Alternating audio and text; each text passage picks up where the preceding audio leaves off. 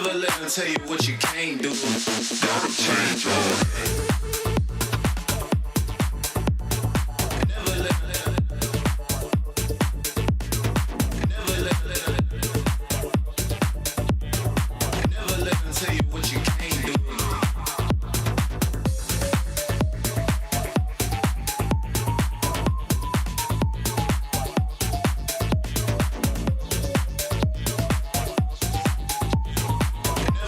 Tell you what you can't do, can't do, can't do.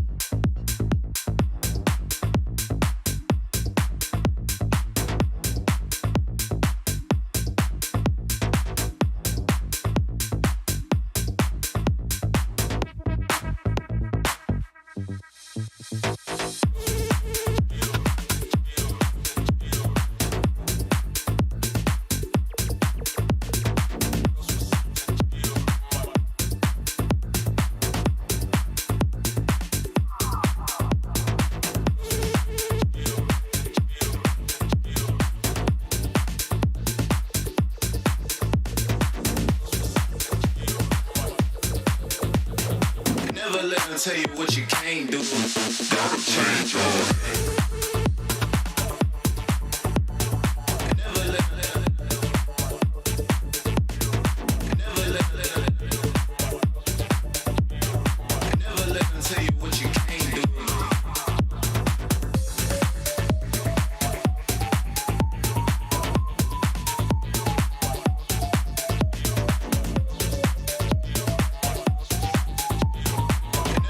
Tell you what you can't do, can't do, can't do.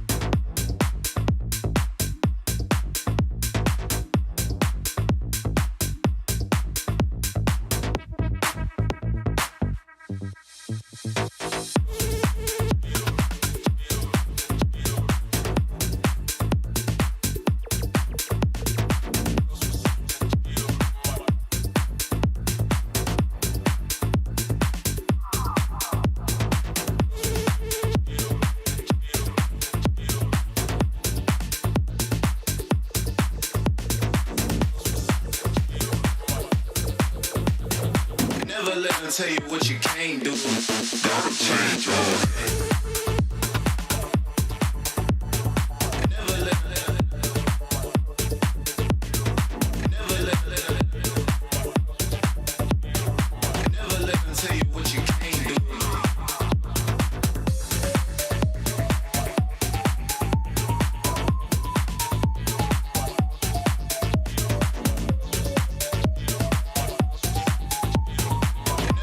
Tell you what you can't do, can't do, can't do.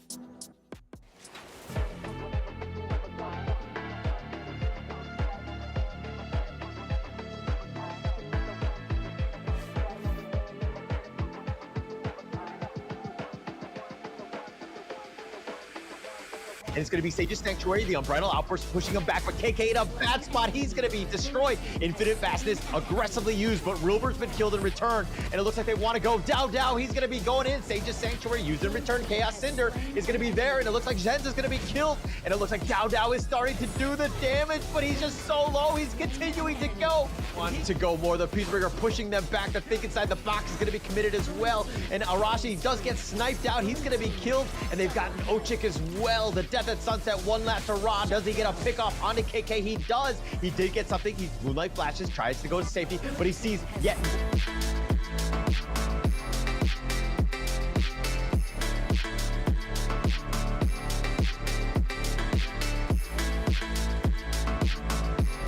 Wind Slash is going to be a little off the mark. I don't think he actually goes for this Unruly Blade. Zhenz has already been killed, and they've got the nice little knockup. He throws out the Truth. Rilbert is doing some damage. The Dream Roam all the way around. The Dream Bubble as well. Kyung is limping away. He's going to be fine. ASD not as lucky. He's going to be killed here. Rilbert continuing to fight. They did get... Tyrant is still up in there, and it looks like Rilbert's going in for this one. He tries to get in, but Rilbert's going to be the first to fall, and it looks like the Infinite Fastness on the sideline. He wants to go aggressive. He's going to go in. Nice two-man knockoff. Illusion. He dashes away to safety. Everybody's so low. Arashi, we're using that path of passing to get away. Cayenne is going to be killed. Ochik, that is. Zhenz is going to be killed as well, and Kyung is chasing after him.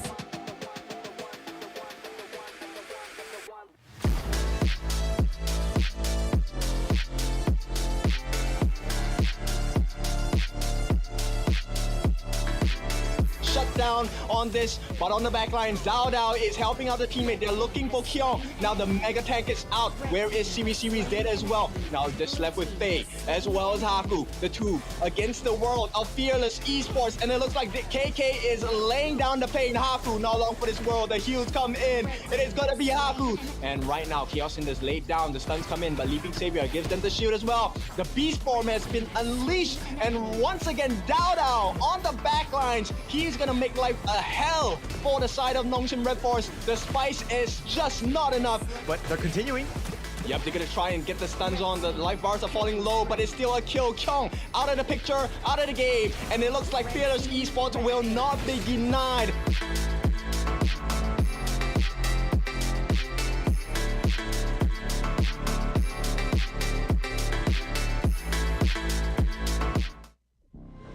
That fell from Zephyr was a mysterious substance temporarily named Amber. In fields such as biomedicine, it may bring hope for post-disaster reconstruction. The possibility that they're still alive is practically zero. This is our only chance to save them.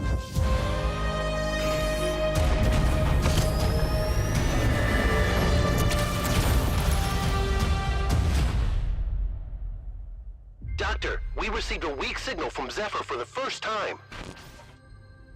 Zephyr! Rescue!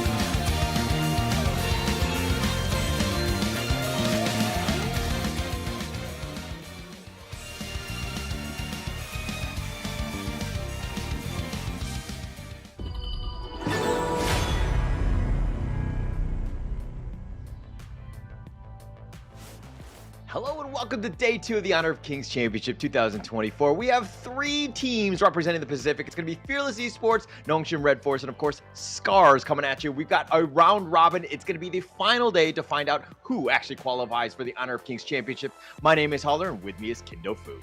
That's right, your favorite kind of tofu, and today is the conclusion of the Pacific play-ins. This is going to be a very important day. Now, of course, we have the results from yesterday, which means that Fearless Esports Hong Kong going to sit atop everyone in the table at this point. So the rest of today, it's really for Nongshim RedForce as well as SCARZ to kind of change and control their fate and maybe pull up their standards against Fearless Esports Hong Kong.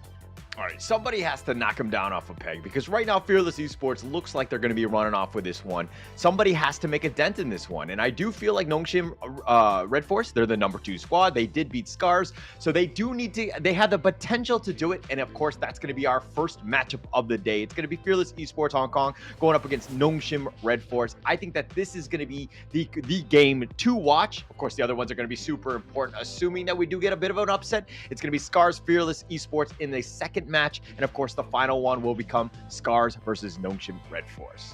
That's right. So, you know, for the fans of SCARZ and Nongshim RedForce, they'll be looking for some tiebreakers to happen, but for that situation to appear, we need teams to beat Fearless Esports Hong Kong. And at this point, the question is, can anyone do it? Yeah, and I mean, we saw glimpses of it. There was definitely the potential. There were some, I would say, early game moments where Fearless Esports were kind of not on their best. I mean, they were able to come back and they did sweep almost every single game that they played yesterday. So here's Nongshim RedForce to start. It's going to be Illusion, Haku, Kyung, Siri, and of course, it's going to be Faye. This is a squad that I have high hopes of just because they're wearing the same colors as the Shin Ramyeon from Nongshim. That's right, red hot and hopefully even more spicy today. Now, the standards they've put up yesterday were decent, right? You could definitely see the quality coming in from the team. Right now, they just need to polish a little bit more of the gameplay, right? Make some better decisions and hopefully some better itemizations as well. We need that aggression coming out from Nongshim RedForce. Oh man, look at you, like totally like a dad. You're like, these gamers are making bad decisions. Come on. Well, you can't blame us, right? Both of us are dads, so you know where I'm coming from. Yeah, understood. And of course, I mean, I would expect to see them really step up. I think there was a lot of learnings, a lot of lessons that they learned yesterday, and getting into this one. I mean, Fearless Esports did look like a bit of a titan, and here is Fearless Esports. It's going to be Xingling, Dao Dao, Fable, KK, and of course, Woodwind. But after the games that we saw, and there were only 4 of them by Fearless Esports, Kindofu, who do you think really stuck out to you? I think at this point, right, the main person that sticks out to me is Xingling. Xingling has been making so many super plays across the board for Fearless Esports, right? The way he handled that Mayin, the way he was handling his Byron, it was just a difference of class, right, between the clash lanes, and that really trickled down into the performance of the entire team because he helped them establish the lead. Now, this is not to discount the efforts of the other members as well. Dao Dao, a monster in his own right, taking the Yuhuan to just greater heights, and with the elegance of his plays, really pulling the team through to a different standard that really sets them apart from the competition. Yeah, and I mean, not to discredit what the rest of the squad have done in terms of Fable, KK, and Woodwind, but I think that this is a squad that's really kind of on the backs of Xingling and Dao Dao. These two are like the big playmakers. They kind of get in your face. They get pickoffs left and right. You know, they win the one-on-ones, and that's pretty much all you want, especially from your clash laner and your jungle here. Oh, for sure. Now, there's another member that we're going to have to talk about, and that's Fable, right? Fable, I think, kind of disappeared for a little moment. The Angela game wasn't his best, but simply because I think the opponents knew how to kind of kite their abilities. You know, Angela is one of the basic heroes that you get when you first start the game. So it's understandable that they have a great knowledge of how to deal with an Angela. Question is today, will they put Angela back in the hands of Fable? Yeah, and we're going to have to find out. I mean, it's going to be very interesting going into this one. Of course, the first draft is going to be underway very shortly. But, you know, I think that it's just more of the fact that, like, Xingling and Dao Dao are just so good. They get their farm, and they do it somewhat naturally, where they're not just, like, hoarding all of, you know, the lane in the mid lane, for instance. But they're able to get it throughout. So there's a little bit less pressure on Fable and KK to perform. Obviously, they perform when they need to, and they do step up. But let's talk a little bit about Woodwind, because I feel like his setups were just on point yesterday. Oh, for sure. Woodwind is a different class of roam, right? I like him as a roam simply because I play roam as well. So, you know, the way that he rotates around the map has been very enabling for the side of Fearless Esports, right? He always opens up the space for the map. And, you know, when you give a chance to players like Dao Dao, Xingling, or even KK at this point, they never fail to take that opportunity and take it by storm as well. Now, this is a very strong team from Fearless Esports, but with all of the grace and, you know, compliments we're throwing to them, Nongshim RedForce, do not be misguided. They are a very strong team as well, and they definitely will be looking to upset Fearless Esports Hong Kong. I think they have the skill to do so, right? I think Nongshim, I was quite impressed with their play. I think they've really stepped up from the last chance qualifiers, but it looks like the strategy has been mainly about just feeding Haku. Let the Haku carry you to the victory. You know, not to discredit the rest of the team, but I think that they're trying to prioritize that. But Fearless Esports did have an answer for this. Is Nongshim RedForce, is that strategy the right one where you're just, again, funneling a lot of the farm to Haku?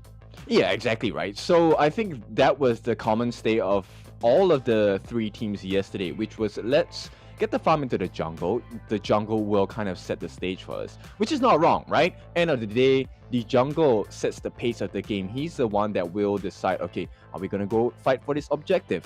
And at this point, I'm looking forward to Nongshim having a different flavor today. Yeah, different flavor, different ways to change it up, because I think Fearless Esports, again, they had an answer for every single question that Nongshim, you know, asked them, right? Nongshim RedForce, again, it's one of those things where you have a strategy in mind, you tried it once, didn't work the second time, right? But now, is it going to be a completely different question? Is it going to be the same question? And of course, all of these questions we're going to find out with this draft alone. Yeah, so right off the bat, we're going to have the Dolia and the Arlie band coming out from Nongshim RedForce, and the Musashi and the Mai. So this speaks volumes. We can expect the Yuhuan, we can expect the Algren as well, and there we go. Illusion going to snap pick the Yuhuan up, and probably going to go into the hands of Haku. Bear in mind, this is still a flex pick. Still flexible, still, you know, you have your options. I think it's strong because of the fact that, I mean, it's a great hero in and of itself, but also you're taking it away from Dao Dao from Fearless. So I think it's like a double win in that sense. But now, okay, if you're going to counterpick, okay, they go into the Lady Jun and the Dune right away. So they had their counterpicks in mind already. Oh yes, for sure. And this is a good synergy to have, right? So Lady Chen and Dun, simply because with the way that Yuhuan operates, you would want the team to kind of clump up together. And the two members that do really well, Lady Chen and Dun as well, right? Dun can jump in with the Unruly Blade. Lady Chen can use the Destructive Deluge with the Ocean of Tears, Flowing Sigh. A lot of CC. Yeah, definitely a lot of CC, but okay, Nongshim are kind of like, hey, we're going to use Sunbin, get ourselves out of there if we need to. It really helps Yuan, who has that Unending Sorrow, plus you have the Time Flux on top of that to further boost you out. Definitely good options, especially since, you know, you're talking about how Dune wants to be up front and in the heart of the enemy team. But if Nongshim are just kind of able to keep everybody afar and kite them out, they might have a better chance. But again, Nongshim is looking a little on the squishier side. You know what? I agree with that as well, but there are some merits to the double picks here from the side of Nongshim RedForce, right? Sunbin, the boy of redemption. With the Time Flux, he gives you a little bit of recovery based on the health that you have lost. And of course, with Lung, very mobile character. Now, playing into a Ho E that has been picked up by Fearless Esports, if they can kite around and find the entry point, I think it could really work well for Nongshim RedForce. Yeah, and it looks like they're going to be, Nongshim are looking to kind of block out some of the heroes that Xinglin has just excelled on with the Mai in there. I would not be surprised if they also banned out the Elaine, just really target Xinglin. But it looks like Fearless Esports, okay, they're like, hey, we're going to ban it ourselves because we are kind of squishy too. Yeah, exactly. The Hoi actually poses a lot of weaknesses, right? Simply in the sense of mobility. And it's really hard to play up against Lung. So they also need a support that kind of saves or gives KK a better chance of survival in the farm lane as well. Okay, yeah. And I think it, you know, they have a nice little play in terms of KK is very comfortable with it. But the Zhang... okay, so what do you think about that, man? Zhang Fei, I mean, that would have been my prio pick as a roam for the side of Fearless Esports, because it definitely, with the Leaping Savior, it gives so much more room for error, right? On the side of KK. But smart ban, I mean, that's what Nongshim needs to do. Now, the question is, who do you want to pair up in the Clash lane? They could potentially explore Charlotte, right? She's able to dive into the backlines. She's quite the menace against players like Hoi. Yeah, and it's a good option, right? Fearless Esports going with the more tankier, meatier lineup, and we've seen this with the 1-2 combo of Byron Dune. Nice little combination again from Xinglin and Dao Dao. I think that this is very strong, right? It's going to be tough to get to that back line, especially without that lane. The Charlotte is an option, but boom, there you go. Sun Tzu with the set sail. Yeah, I like this, right? So Sun Tzu with the set sail, one of the things that really speaks out about the skill is the fact that it's anti-CC, right? You don't get to be crowd control. And that's going to be very vital in the fights against Fearless Esports. Because if you take a look at it, you have Lady Chen, you have Dun, you have Byron, you have Hoi as well. All four of these members, they have some sort of control skills. And Sun Tzu could use the set sail to either be aggressive or get out of trouble. Yeah, and I think there's going to be a lot of pressure on him because he's going to be that frontliner, and pretty much all of them from Nongshim are just super squishy, right? And so having that boat available is going to be a good option. I think the positioning is going to be super key for Nongshim RedForce. Their draft right now is looking a little bit more on the difficult side because of the fact that they are squishier, and I feel like Fearless Esports is just kind of have a little bit more well-rounded draft. Yeah, there's a lot more room for error, right? Which means that there's a couple of things that they need to have right from the get-go, which is the goal lead. They need the EXP lead as well. They cannot afford to give away waves. And in this case, it will also speak volumes. I would expect the Fearless Esports will be very aggressive in the first few minutes.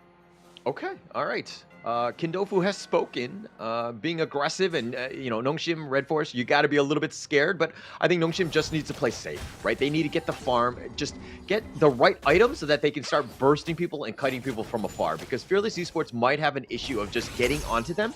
I mean, yeah, you have the tankier lineups, you have the Unruly Blade from the Dune and just ways to engage, but getting in on that might not be the easiest thing. Oh, it looks like Faye getting chased out. It looks like he probably will fall in this one. I don't know if Faye can get away from this. He's taking a lot of damage. He will give up first blood to Xinglin. Yep, that's unfortunate, but that's exactly what they need to be doing, right? Which is to be aggressive, get the jungle camps away from Dao Dao. They want to slow down his farm. Unfortunate that, Faye has to give his life for that, but it's not the end of the world. Not the end of the world, but, I really don't want to be funneling any farm to Xinglin. I think that he's one of those scary types that can do quite a bit with somewhat limited gold. And, yeah, I thought he was going to have a hard time just because of the fact that he was going to leave the top lane. But, all in all, getting first blood, Xinglin is right back into the lane. Yep, so they definitely traded out positively, right, for that. And at this point, he's going to just try and poke down Kyong. They have similar move sets in a sense where they're swinging back and forth. Now, I don't think Kyong is going to make the mistake of over-committing at this point. Yeah, he can at this point. He's got to play a little bit safer. But okay, Fearless Esports right now, Dao Dao kind of rotating around. Haku's going to spot him out as well. Not really too much going on. Whoa, taking a lot of damage for that Chaos Cinder combination. Oof. Yep, so that's one of the benefits of Angela, right? And Illusion, now we don't really talk about him enough, but he is a very good player as well. So I'm expecting pretty good and accurate Chaos Cinders, which would then lead into the Blazing Brilliance as well. Yeah, and I mean, okay, Fearless Esports have done well against enemy Angelas throughout this tournament, but I feel like Illusion can bring it a different element, right? He needs to be a little bit more like hiding in the bushes, kind of ambushing type. He needs to be super careful about his positioning because he doesn't want to get caught out. Yep.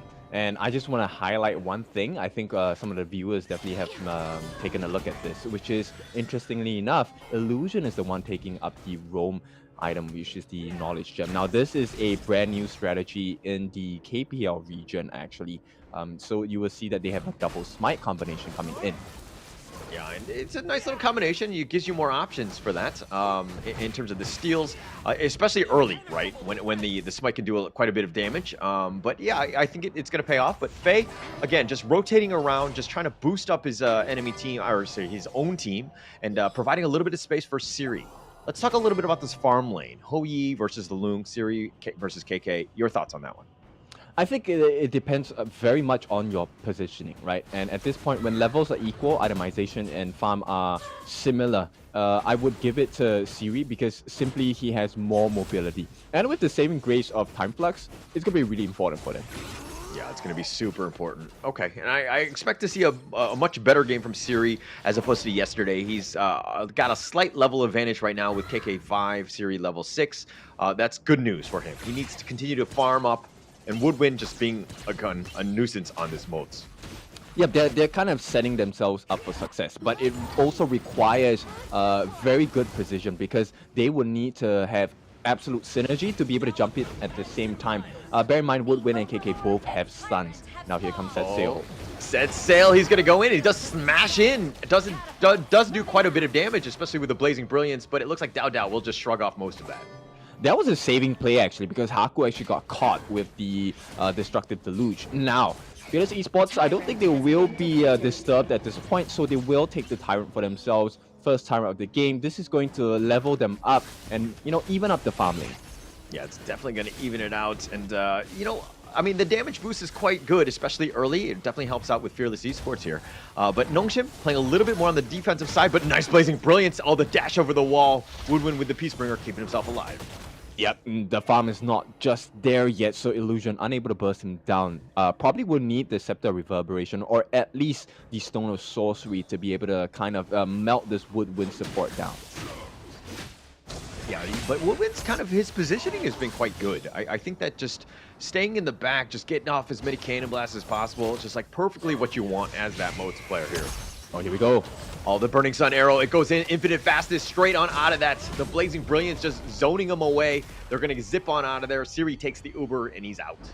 All right, so they committed 2 ultimates for that, and likewise, it is just going to be, yeah, 2 ultimates given from the side from Nongshim as well. So good trades across the board. Both teams, think just dancing on knife's edge, right? Nobody has really made the big blunder that has really swung the momentum in their favor yet. Yeah, but it seems like a little bit of the momentum is in favor of Fearless Esports. I mean, it's a slight edge. Oh, teleport coming. It's going to be in the bottom lane. It looks like they really want to push this bottom T1, and they're going to go in for that. There's nobody defending. They're going to steal the healing dew as well. I almost said honeydew. But it looks like they've taken the tower, the bottom T1. Yep, now this will be a swing for them, right? So this additional gold in their pocket. And Kyung now forced to try and cut the wave, but the rotations have started coming in from Fearless Esports. So you'll see the pressure mounting against Nongshim. Yeah, it's going to be a much tougher game. This is kind of the Fearless Esports special in terms of how they take over the games. Now, look at this. They're invading the enemy jungle, making it very difficult for Nongshim to find any sort of farm, and they're pushing the T2 bottom. It looks like they're just one shot away. They do get it, but they'll give it to the minion. Yep, so at this point, beautiful trades for the side of Fearless Esports Hong Kong, taking up the Crimson Golem as well. I don't think Nongshim wants to take this fight at this point. Doesn't really want to take too much. Kyung, of course, he's going to set sail. He might be crashing into the mid lane. No, he's just going to get back to safety, if anything. But Nongshim really need to take the fight to them, especially since they're behind. Here's one of the set sails. It's going to be a little off the mark. This and he's going to go in for this. KK actually dodges this one. He's going to flash away. He's going to stay alive, though, but he does keep himself alive. Yep, KK almost got caught out at this point. Now, this small mistake allows Nongshim RedForce to kind of take 2 turrets for themselves as well. So we're tied at 2 apiece. It really is about map control. Who's going to get the next objective? Yeah, it's much closer here. Haku looking to go in to start things off. They're going to be waiting in the bushes for him, though. The Unending Sorrow is going to be used a little on the early side. This is going to be phase 2 of that fight. Blazing Brilliance, burning up Dao. And then, oh, the thing inside the box is a little off the mark. Woodwind walks back into shame, but if they do get Illusion, that's going to be a big kill. Nice wind slash connecting onto 2. Dao is just running him up, but Singling is cleaning him up. Nice cannon blast. It looks like Siri will back off. He's going to throw out by the wind, wants to take it out with the Unruly Blade. Dao is not scared. He's living up to his name as being fearless, but now Dao is going to eventually run away. They looks like they're going to go for Kyung as well. Kyung turned it around, does get KK. Woodwind is down for the count as well. The infinite fastness, trying to stay alive. And it looks like they've gotten 3 members, of Nongshim, 2 down from Fearless Esports. Yep, they took a very long fight, but Fearless Esports, they still take a step ahead. Now, you see the merits of the draft on the side of Fearless Esports, right? That's where all of the CC comes in. All of the CC makes so much of a difference in the team fight, simply because Nongshim are just knocked down. They can't do much during the stun durations.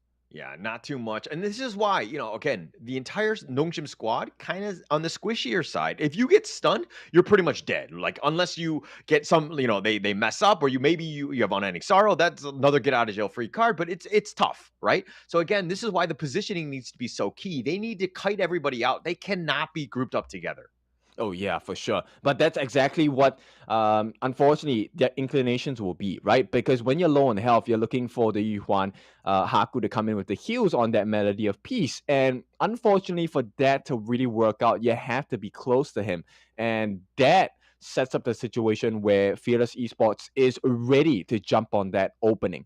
Yeah, and I mean, they've done a good job of capitalizing on these openings and taking advantage of what they can. I mean, they have a slight net worth lead. I believe it's about 1.2 at this point, but forcing that mid T1, a huge strategic objective, that's a big win for Fearless Esports. Yeah, for sure. Now the map is going to be much darker for the side of Nongshim RedForce, and entry points are plenty for the side of Fearless Esports. Yeah, and this is, again, they're going to be aggressive. Dao's going to stay up in the enemy jungle, moves his way to the Tyrant now. They're going to look to burn this one down as quickly as possible. KK's farming in the top lane, but Nongshim need to burst this down a little bit on the quicker side. Haku's taking his time, does take the Overlord. Yep, now, interestingly enough, if you take a look at KK's itemization, he goes for the Spark Forge Dagger. He needs a little bit more magic damage, and I think it's also because they have itemized physical defense mostly, right? So for Scar Embrace, you have the Cape of Radiance at least coming out from the side of Faye. So all of these hits do make a difference. Oh, the Burning Sun Arrow into the Unruly Blade. He's going to set sail out of there, and he's just like, bye-bye. Yep, traded out, right? So one LT for another decent trade. Nongshim RedForce now just need to find a good position to be able to take a good fight against Fearless Esports. Yeah, that was a good attempt, though, at a gank here. I mean, the fact that Kyung was able to get out, it's just more on the fact that he was able to just set sail on out. But nice wind slash, the Unending Sorrow, keeping him alive. They're going to back off, and Haku gets bursted down. KK is going to take credit for this one. They want to get more as they get the Burning Sun Arrow. And it looks like the thing gets on the box. Not enough time. Infinite Vastness. Siri stays alive. He has yet to have been killed yet. So Siri, got to keep an eye on him. Yep, and this means his infinite vastness is really important, right? Anytime he does not have it, it's not a good time to fight for the side of Nongshim RedForce because there is a chance he will be taken out. So far, oh, hang on. Oh, Blazing Brilliance, the Unruly Blade, Dao in front. Yeah, but go on. Yeah, at this point, his farm is pretty significant. 7,000 highest in his team. He could be the comeback factor for the side of Nongshim RedForce. Can we talk about Shinlin? Look at this guy. 8.1k, highest in the game right now, completely dominating, and this is from the Clash laner. Of course, getting 5 kills definitely helps and makes it easier. Kyung going in for this one. He's going to actually just kind of set sail on back. The Unending Sorrow gets the nice steal. The Blazing Brilliance, and Dao is actually down for the count. Nice Cannon Blast to cover the retreat. They're going to back off here, and Kyung riding that boat left and right, and he's going to take the top lane. I like this. A smart move coming in from Nongshim RedForce, right? Let's not take any unnecessary fights. We've already gotten a kill on Dao. That's a perfect consolation prize at this point, right? Because they were trailing before. But right now, lane management, wave management, all in favor of Nongshim RedForce. Yeah, and getting that opportunity, getting the steal, getting Dao where they've been pushed back, they need to get some sort of objective out of this, other than just that the Tyrant steal. They didn't really take any of the towers, which is a little unfortunate, but now they're doing a little bit of damage onto Xingling, but they didn't get that mid T1. If Fearless Esports hold, that's not the worst thing in the world, but they do, in fact, lose that mid T1. All right, now at 11 minutes in, I think it's a good standing for the side of Nongshim RedForce. But if you take a look at what KK has in his inventory right now, it is going to be a little bit tougher to take a fight against Fearless Esports. He does have the Sun Chaser, which means he's going to be at a very far distance at particular points of the fight. Yeah, and I love the fact that the fighting spirit, the Korean squad, the Nongshim RedForce back into it. They've got a small little bit of an edge, but seeing as they were behind it, they have struck back, and they've struck back pretty hard. Now, Fearless Esports need to figure out a way to stem the bleeding, to kind of, to prevent the onslaught that Nongshim have, because they've been pushed out. They've lost a lot of towers. They don't have a top or bottom T2 at this point, and now their jungle is being invaded. But it goes in, Storm Strike, the set sail connecting, and does actually save Illusion. The Blazing Brilliance is nice, but he doesn't want to stay there. Oh, Siri's going in for this one, but he might have gone too far. He invented fastness on out of this. He gets into the chopper, and he's on out. Oh, beautiful gameplay by the side of Nongshim RedForce. Now you can see they're just teetering on the edge, right? They will allow for the securing of the Azure Golem back into the hands of Dao, but hey, it's a big win. Now they're picking their fights really smartly, and I like this. This is confidence coming out from Nongshim RedForce. confidence, and I love it. And just taking the fight to them. Don't play scared. You know, this is it. Everything is at stake. Only one team survives in this play-in, so you have to be strong. This happens to be the top team thus far, and taking the fight to them. Fearless Esports right now, there are some chinks in that armor. Yeah, for sure. We were talking about the alpha learning, right? And Nongshim RedForce have demonstrated that they do have the ability to learn. And here we go. Oh, the Blazing Brilliance. It almost tickled Dao. He's just so tanky at this moment, but that just provides a lot of space for them, for Nongshim to take that Overlord. Yeah, at this point, curious whether Illusion is taking up the utility mantle for the side of the team rather than Faye, because at this point, Illusion feels like he doesn't have enough damage. Doesn't have it enough yet, but he's starting to get... I mean, look at this. Net worth on the lower end, 7.5. That probably explains why there's a lack of damage.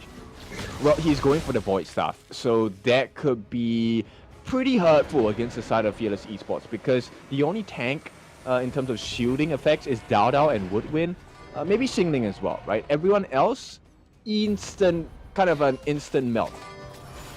Yeah, it would definitely blow him up, right? But okay, Illusion did get caught out that one time, but Kyung was able to save him, had a nice set sail to kind of just crash the boat and to keep him alive. But nice Cannon Blast connecting on a 3, but they didn't really able to capitalize on that. Now they lose the mid T2. Yep, and this is one of the strengths, right, on the side of Nongshim RedForce. They are able to poke and prod pretty well as well. Yeah, and it's going to be tougher, right? Illusion just standing up in front behind that wall, just throwing out Chaos Centers every so often. If you're able to get that connection, you're going to do a lot of damage. The Blazing Brilliance just zoning him away more than anything else. Kyung gets Ocean of Tears in the face. He's going to back off, but these Vanguards are starting to push, putting a little chip damage on those T3s.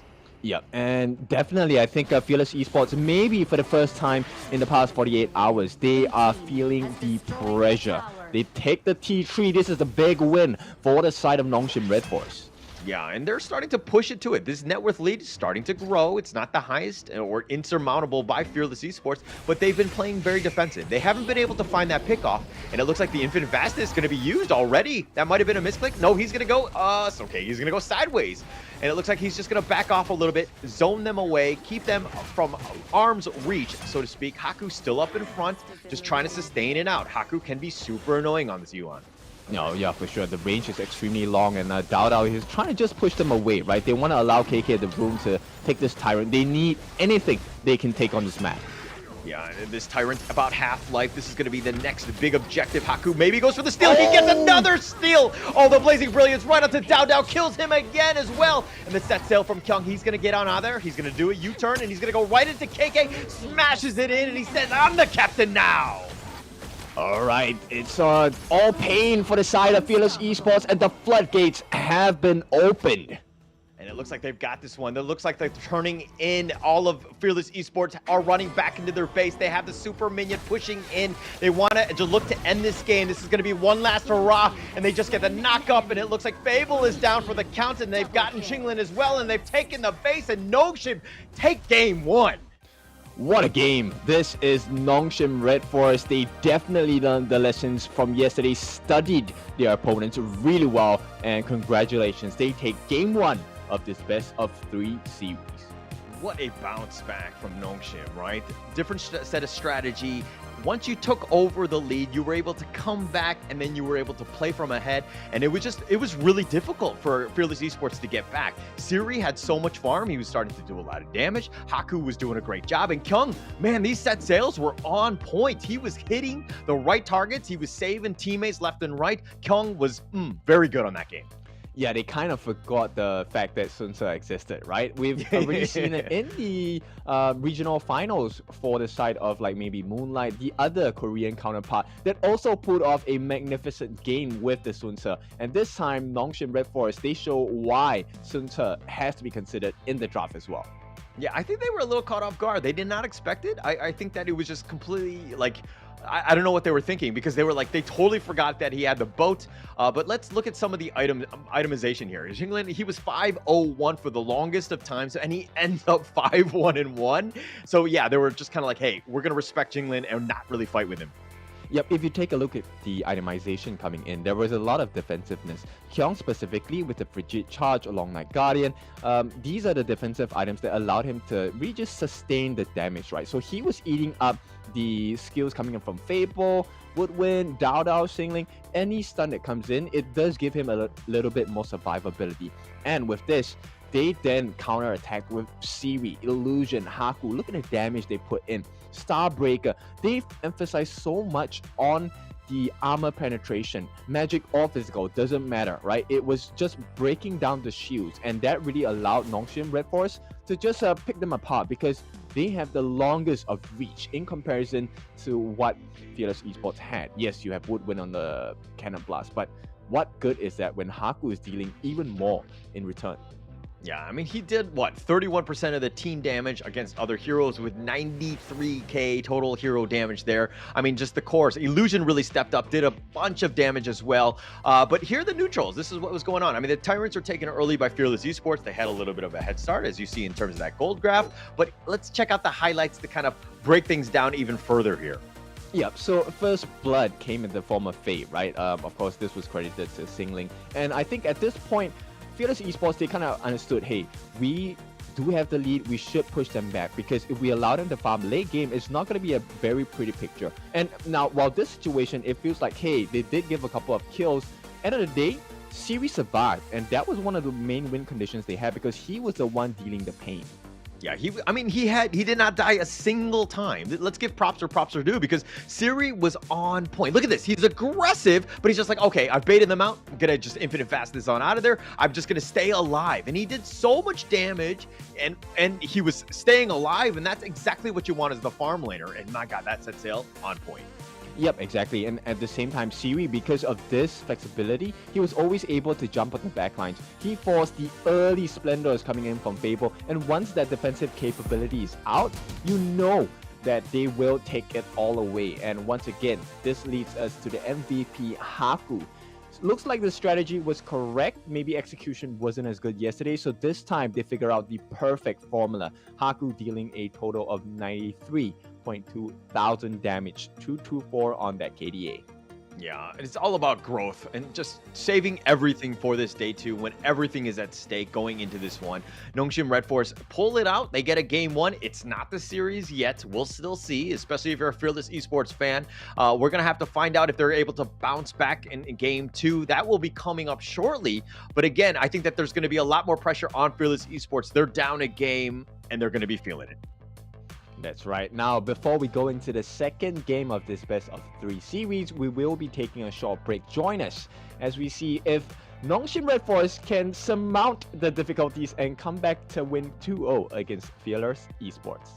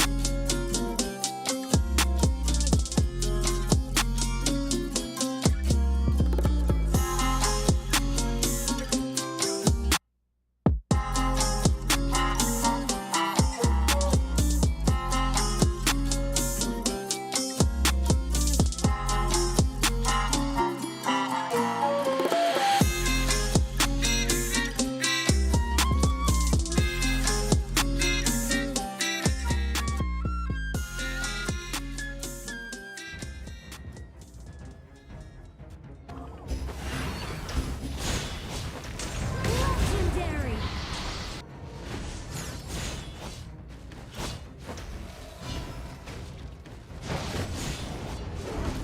You have slain an enemy!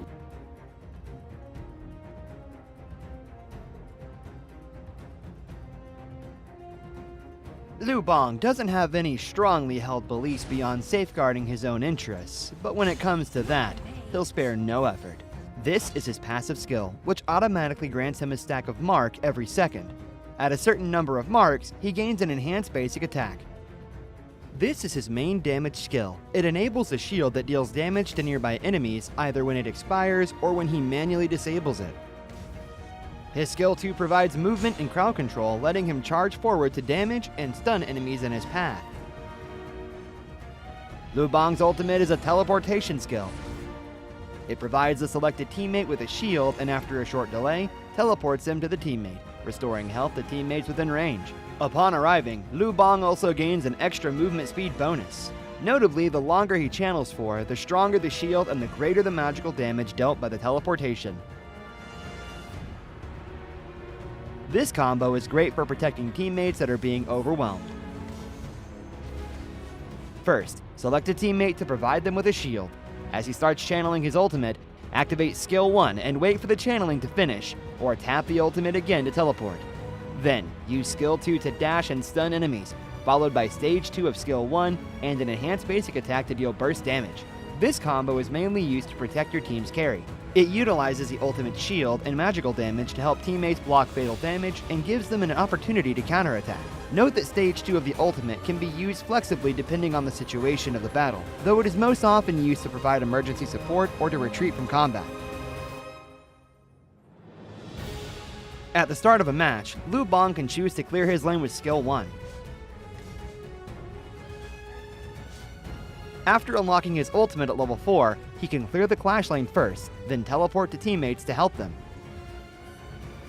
Since his ultimate lets him travel fast, he can take the time to clear minion waves before teleporting to a teammate. This puts pressure on the enemy in the lane, while at the same time building a numerical advantage in teamfights. He can also let teammates initiate fights and use his ultimate to provide them a shield, then jump in to absorb damage and take out enemies with help from the carry.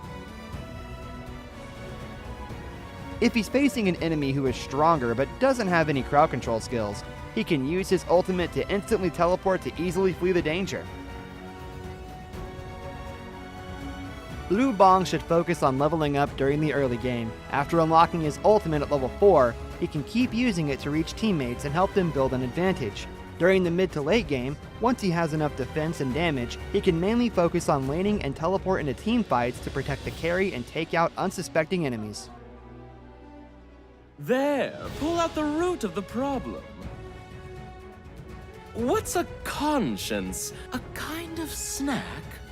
Why duel someone when you can gang up on them in a valley?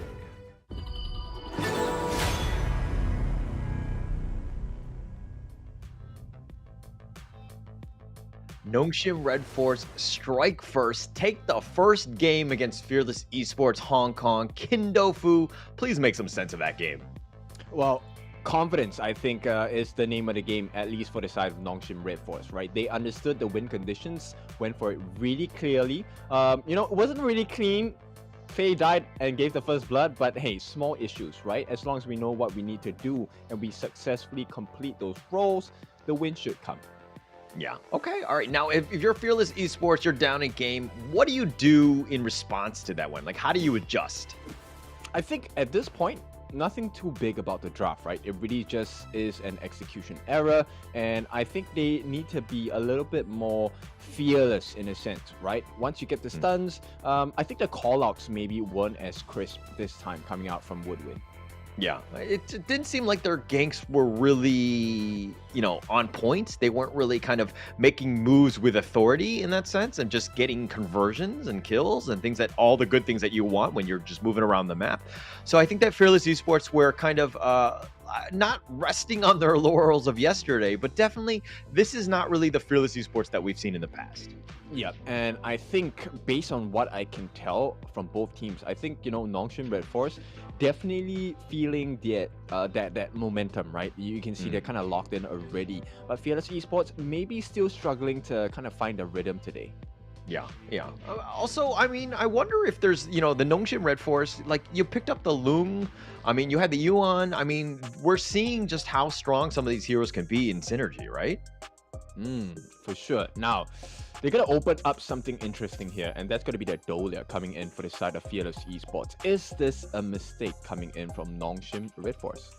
Yeah, I don't know. I mean, the Dahlia being picked up with the Musashi and the Princess Frost instantly picked right there in response to the Lung Lady June. Fearless Esports, your thoughts on this, this three-man lineup thus far? I think it's really scary, right? Celestial Melody, of course, it gives you that refresh, right? And putting it into either Winter is Here or even the Duel to the Death could be the killing blow that takes out Nongshim RedForce for game number 2. Yeah, there's a lot of potential, right? And there's a lot of good options. And this is why the Dolia generally has been banned throughout.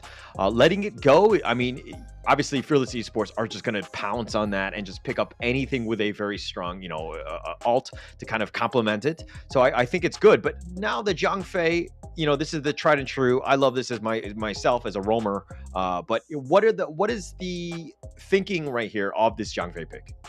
I think end of the day, it's really about the Leaping Savior, right? You want to use as many instances of that skill to give as much shield as possible for your team. At the same time, once you exhaust that option, it's time to go into the beast mode, right? Unbridled Outburst will definitely be able to change the fights. Now, for the other side, Fearless Esports, I think there's a lot of pressure on Fable to be on point with the Frigid Prisons, at least for this Princess Frost.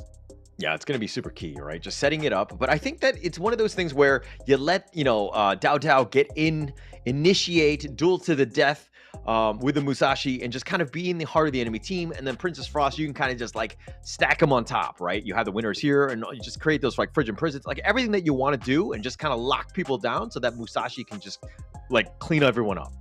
Yeah, and now they leave open the Sun Tzu once again. Is that something that will bite them back? That's a big question I have for the side of Fearless Esports, right?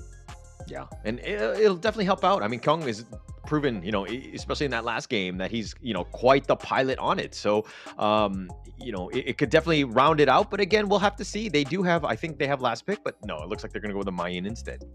Okay, so very extended reach here. Mayin with the whatever, and to get serious, this moveset might be something that could really kick them in the gut. Now, Fearless Esports, this is not to say that, it's a very tough situation to be in. There's a lot of merits and synergy coming in from the Dolia. Even just with the Musashi and Princess Frost, you could definitely see how the refresh is going to work with the Celestial Melody. And plus, it's, the Mayin will just kind of get in the way. But okay, the Consort U deals with the shields from the Zhangfei as well, and just picking people off. But your thoughts on this pick here by Fearless? I like it quite a lot because she's able to go into physical immunity and to pair it up with the Charlotte as well. So there's a lot of iframes that Fearless Esports are playing around at this point. Now, Nongshim, they need to be really careful about this, right? Who's going into the jungle? Someone that needs to be able to tank through the potential duel to the death. Someone that needs to be able to tank through the burst potential on the side of Fearless Esports. Okay, but sorry, who do you think they should pick then? I would like a Dun. I think a Dun makes sense here, right? You want someone that can relocate, reposition. Kaiser is great, he can tank, but once you get frozen, not really the best case scenario, Yeah, and I feel like the Kaiser, like he has had play. Okay, but the Luna, all right, I'm digging it. I like it. But walk me through this Luna pick. Very, very big pick here. I love the Luna to bits. With the New Moon Crescent Slice as well. Entry points is a galore, right? Galore of entry points. You can jump in at any time. You can get out as well. And it makes life really difficult for Fable because how do you aim, man, as a Princess Frost? Yeah, it's going to be tough. I mean, they have so many different ways of getting in and out. It's going to be a little on that tougher side. But I think maybe you just look to just hope that, Musashi, the Dao Dao is able to just set it up, right? Put it all in one area and let them just kind of go ham and then Princess Frost on top. So I look at Princess Frost as more of like the secondary engagement. You know what? I'm just very happy and very proud of the players. The fact that they're willing to put up such mechanically difficult heroes on the Gorge here. Because let's be honest, it's not simple to play Charlotte. It's not simple to play Luna. Definitely not simple to play Princess Frost as well, going up against a Luna. So I like the confidence. Let's see if they can really pull their weight and go into this second game. Because both teams, they're looking to swing, man. Yeah, and I look. At this point, if you want to make the Honor of Kings Championship, no hero should be too mechanically difficult for you. I think playstyle and I think getting to the level of this top tier, I mean, you're going up against some really heavy hitters in the Pacific right now. And you need to be able to play all of the difficult heroes at this point.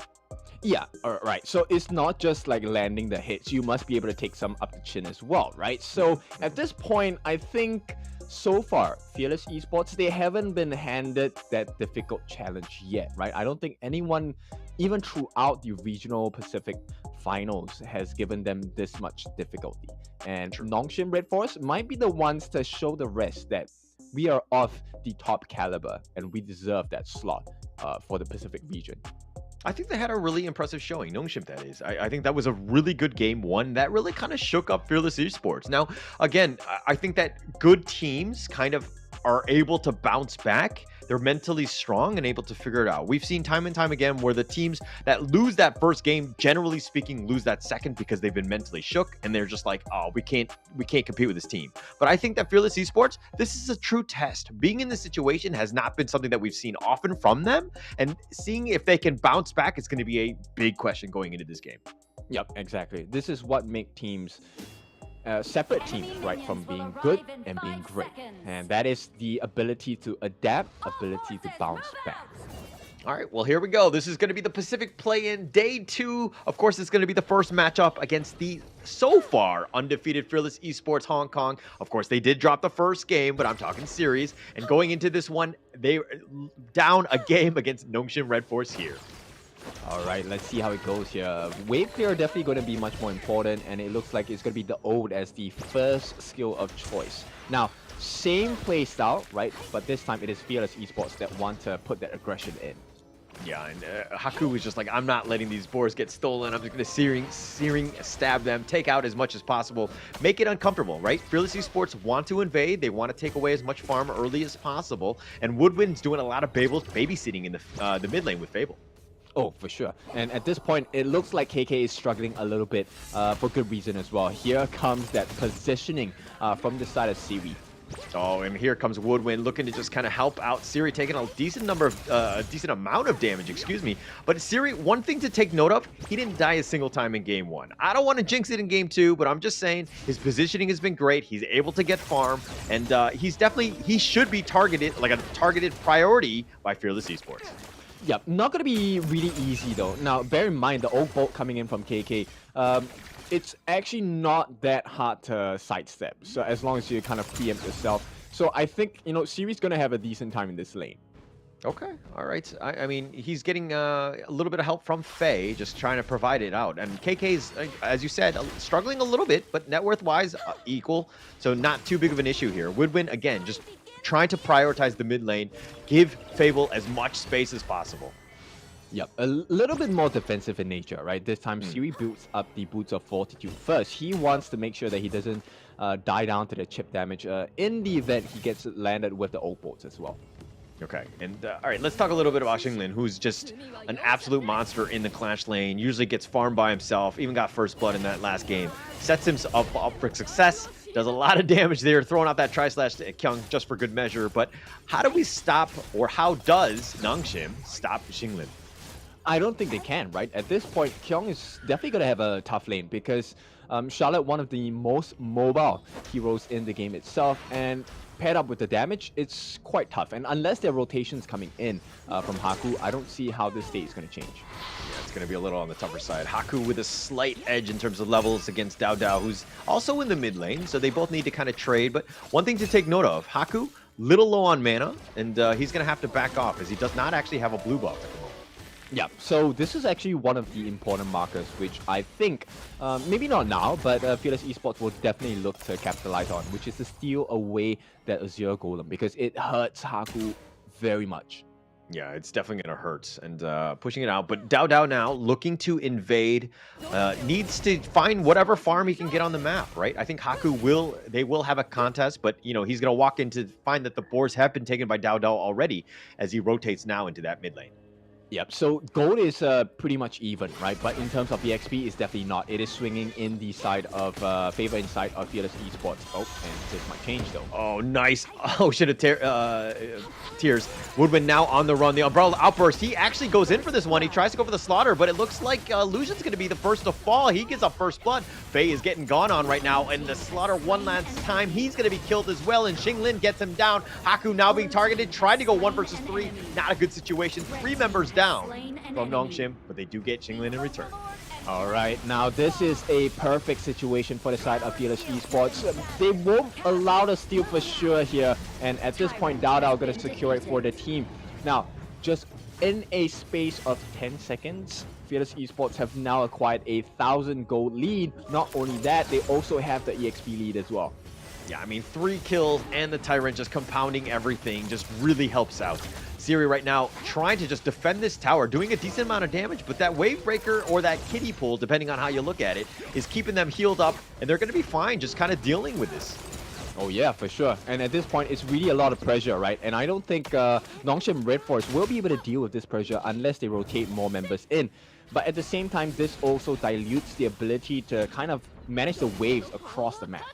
Yeah, and they're going to need help at this point, right? I think that they've been, you know, Fearless have done a great job of pushing things out, forcing things when they need to. Woodwind doing a good job of just babysitting KK. In terms of net worth, though, neck and neck with Siri. I would have expected a little bit more, but Siri getting that 1 kill has helped him out. Yeah, definitely. It does give him a little bit of insurance, right? So yes, the game may not have gone too well in their favor for the first, 5 minutes of the game. But Nongshim RedForce, we'll see. They can probably recover if they play the cards right. Oh, Dao trying to dash away. He dashes yet again. And Haku was looking to fight, but the winner is here, and he says, let it go! Let it go! And he gets the pick off. KK is going to take that one. And Faye now going in. He dies even in the Ferali form. Not enough to keep him alive. Yep, and you can see the benefits of this drop here, protecting wins, that physical immunity, doing so much work for KK, allowing the team to soak up that much more damage. And once you have that advantage in the health bars, and now also with the damage based on itemization, Fearless Esports, they're looking to take this game back.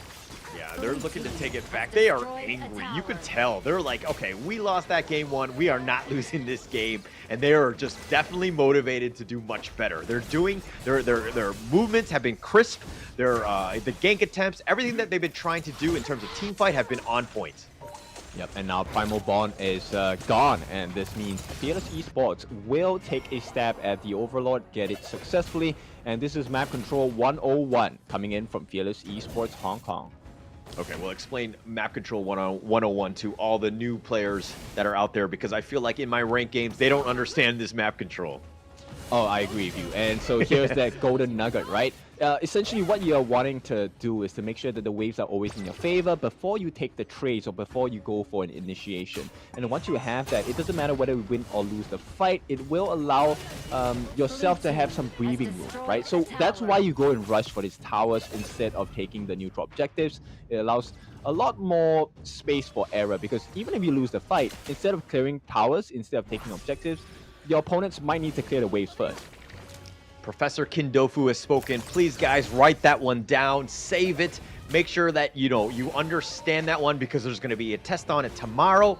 But, man, please help you. Especially if you're on my team in my ranked games, you got to understand map control. Yep, help me, help you. And at this point, it's exactly what Nongshim needs to do, right? Because similar to what I just said, it is really about the wave management. Look at that. All 3 lanes kind of pushing in, and with the Shadow, no, it's not even Shadow, with the Vanguards coming in, right? It's a tough one because they can clear up majority of the waves itself.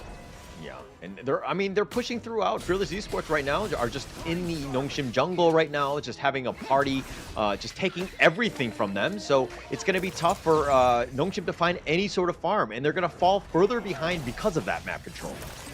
Yep, they actually burned out the Radiance at this point just to have eyes on how many people are actually in the jungle on the side of Nongshim RedForce. Yeah. Oh, it looks like they're going to go Infinite Vastness. He's going to get on out of this. The Unbridled Outburst just used defensively. He thought about going in, but he's going to just backpedal on out of there. He's going to be back. Haku is not in the fight. He's still in his own enemy jungle, but ults have been committed. And then now they've lost, I believe they lost the blue buff, but now they're going to go in for this one. They want to go for the slaughter, and they do, but now no Ferali form. Faye gets sliced and diced. Kung is going to be targeted as well. And now it looks like Fearless Esports are like, hey, we'll take this free Tyrant. But that flowing size is starting to do a little bit of work. Does need to be a little bit careful. Haku looking to go in for this one. He gets the pick off and he gets Fable. He's looking to go 1 versus 4. He's not scared. Yep, he did that all without the 0 golden buff as well. Now, that was a big one, but Dao is undisturbed at the Tyrant's pit once again, and looks like this will be a freebie for the side of Fearless Esports. Yeah, KK is going to get credit for this one. That was a huge win, but Haku did strike back, and it's only the second kill, though. So, you know, Nongshim still far behind. Now it's about 4K. Still tough situation. Nongshim, though, getting that one pick off definitely does help, but it was only against Fable. Okay, so we do see some signs of life, right, coming out from Nongshim RedForce. Let's focus a little bit onto Haku. If I'm Haku, I'm feeling a bit stressed. Insatiable Tomb, August Word, not enough just yet. He doesn't have the final form of the jungle item just yet, and they need a little bit more time. Oh, they're going to go on Faye. Faye has the Leaping Savior just to get under tower to keep himself alive, but now this Crimson Golem looks to be going Dao Dao's way. He's taking everything, and he's starting to get pretty fat. This is a little scary if you're a Nongshim RedForce fan. Yeah, you know what? Dao Dao is the leader of the group. He is taking them for shopping, right? Hey, what kind of buff do we want? Let's go take a look at the shop. Yeah, but okay, he's maybe, you know, helping in the leader of shopping, but he's got all the gold, so he's the only one spending. But it looks like he takes the blue yet again, realizing that Haku, he needs that blue buff, but they want to get more. They have the steering pull onto Jinglin, but he somehow survived. He dashes away with the splash font. He's going to stay alive, but now Faye still up in front, spots him out. The Tyrant is back up if they want to go. Kyung is waiting around the corner. Dao Dao thought about going in. They do have to get serious on this one, or sorry, the whatever onto Dao Dao. Dao Dao turns it around. He wants to go. He tries to go for this with nice illuminating slash, but Dao Dao on the low side. The Oak Bolt just covering fire. The Tyrant is going to continue to be gone on by Dao Dao, who zoned them away. Faye just walks around, says, if I don't move quickly, they can't see me, but it looks like Haku has the steal, gets it with the smite, and that was an amazing steal. And Fearless Esports wants something. They do get Kyung in return. Infinite Vastness from Siri stays alive. Yep, that is a consolation prize if I've ever seen one. Nongshim RedForce, they're still struggling, right? And now this looks like this bait play worked out for the side of Fearless Esports, or at least it is a possible option select. We don't get the Tyrant, it's fine. Let me get the Shadow Overlord instead. And now pressure once again all over the map for the side of Nongshim. Yeah, and it's tough, right? If we're the mid, the bottom are about neutral right now, but that top lane is pushing, but they can't get any buffs. And this is the biggest thing. If you're playing up against the Luna, if you take away all of her red and the blue buffs, she's really gonna struggle. She's really dependent on those buffs, and Fearless Esports have done a great job of stealing those away. Yep, right now it is a map that is fully blue. And Nongshim RedForce, you can definitely tell they are feeling the pressure. Once again, Azure Golem not going to be available for the side of Haku.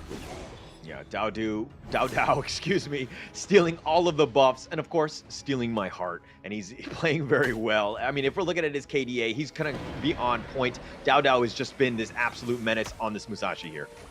Yep, and the pressure is going to start mounting even more at this point, right?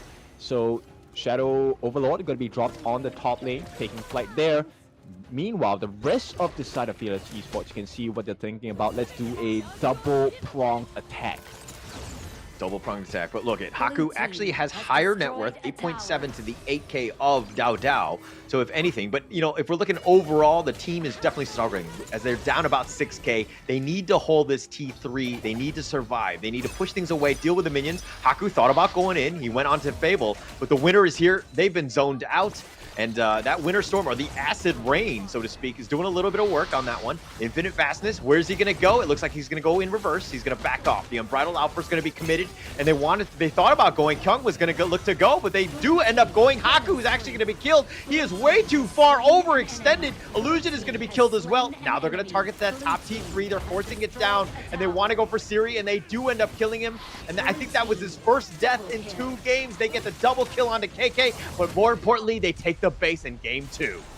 All right, it's just a fluke, man. You know, Nongshim RedForce, that was a good performance in game 1, but Fearless Esports, an even better performance in game number 2. What a bounce back game by Fearless Esports. That's exactly how you want to play things, right? You got punched in the face in game 1, you come back in game 2 even stronger, and Nongshim were like, whoa, what just happened? You know, where am I? Yep, and that's the benefit, right? That's the benefit of map control. Simply because they can take the fights as and when they want, right? With the Overlord, Shadow Overlord marching down or flying down on that top lane, even if they lost that fight, they still had to deal with that Shadow Overlord. And it's really tough because they don't have the maximum items just yet. I mean, take it. Siri, he was pretty farm, but he can't do much alone against, you know, all the different members on the side of Fearless Esports. Yeah, a much more different game, right? Like difficult, different, everything, more D adjectives, throw them in, because that was a tough one for Nongshim RedForce. Just trying to just stay alive, like just to come back and to have a chance. They were really struggling because Fearless Esports, they took that map control and they did not let Nongshim breathe. Yep, I want to focus on two different members here. The first one, of course, is Xingling. Second one is actually Woodwind, right? So first one, Xingling with the Axe of Torment, Scar Embrace, Pure Sky, Long Night Guardian, probably going into the Starbreaker as the last item. One of the reason for this build is Xingling is meant to tank, but he's also meant to deal a little bit more damage. If you notice how the fight starts a lot of the times for Fearless Esports, Xingling goes in, scoops up all the damage, deals quite a bit, and then Fearless Esports goes in to cover the rest of the fight. Meanwhile, Woodwind with the heals, with his Ominous Premonition as well, and the Radiance, he gets a slow. He slows them not just in attack speed, but movement speed as well. And take a look at what that means for damage dealt on this side of Fearless Esports. Yeah, it's completely in their favor right now, right? I mean, Xingling against Kyung had almost more than double the damage that was dealt to the hero. Just completely on point, just dominating. Xingling is just such a stable Clash laner, and that's what you want on that team. But if we're looking at this, okay, the team stats here, almost all of the big neutral objectives, yes, one Shadow Tyrant went the way of Nongshim, but they pretty much controlled the entire game. But let's check out the highlights here. Yeah, exactly. Started the game wasn't the prettiest, right? Most of all, Illusion was the one that gets taken down and giving a lot of farm over. And Dada, you can see the benefit of this draft, right? The moment you have so much heal coming in, especially from the Wave Breaker and the disruptions coming in from the old, it makes a lot of sense for the side of Fearless Esports. And bear in mind, because there's so much focus onto them, KK was relatively left untouched. And when he gets damaged, he does have the protecting winds. And it was just Fearless Esports game all the way. Couple of nice steals, but it's not enough. Yeah. I mean, you can get a couple steals, but at the end of the day, when you only get 2 kills on your side, you're gonna have a rough time, right? And Nongshim, RedForce really didn't have much of a chance in that regard. But the MVP of this one, Xingling, of course, he's the MVP for me as well. I just thought he was on point. He was amazing on this Charlotte. Oh yeah, for sure, man. The way he dashed in, soaked up damage, dealt damage, and just baited Nongshim RedForce throughout the entire game. That's what is so potent about Xingling, because you can't say no to him, right? When he says, "Come over here, let's take a fight," you have to agree. Okay, well, first things first, if Xingling is asking any sort of questions, I'm gonna avoid him because he is super scary. I don't want any of that smoke. Oh, for sure. Right, but nonetheless, this means we are going to be tied up for the first time in 2 days. Now, with that being said, it is time to take a short break. As we come back, we will see the conclusion of game number 1 in this series for best of 3. Catch us then.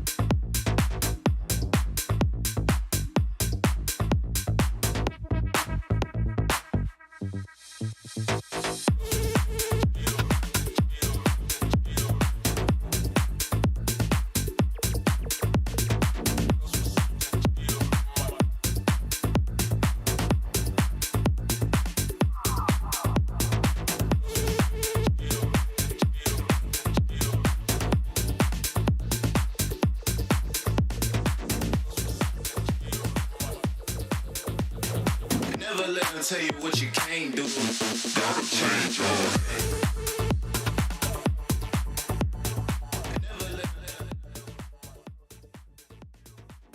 Fearless Esports Hong Kong strike back, take it to them in the sense of Nongshim RedForce, and they win out game 2. Now we're going to go to the third and final game between these teams. It's going to be, of course, Fearless Esports Nongshim RedForce 1-1. Who do you like, Kindofu, going into game 3? I like both, right? You're not going to catch me off guard here. I like them both, right? I tried. End of the day, I think both teams, they have come in swinging hard as well. So I think it's really balanced in this sense, right? It really is just the battle of the minds first, and then we'll see who has the better execution. Yeah, and I think that we saw Fearless Esports definitely with that execution, definitely on point, really stepped up from a somewhat lackluster or some, a game that we haven't really seen too much Fearless Esports play, in the sense that they had a bit of a losing game, and it wasn't really, they weren't really on point. Yeah, so maybe it's stage fright, I don't know. Maybe it's just a stress, because end of the day, the stakes are pretty high here, right? It is a one chance. If you miss, you do not get to go into the King's Championship.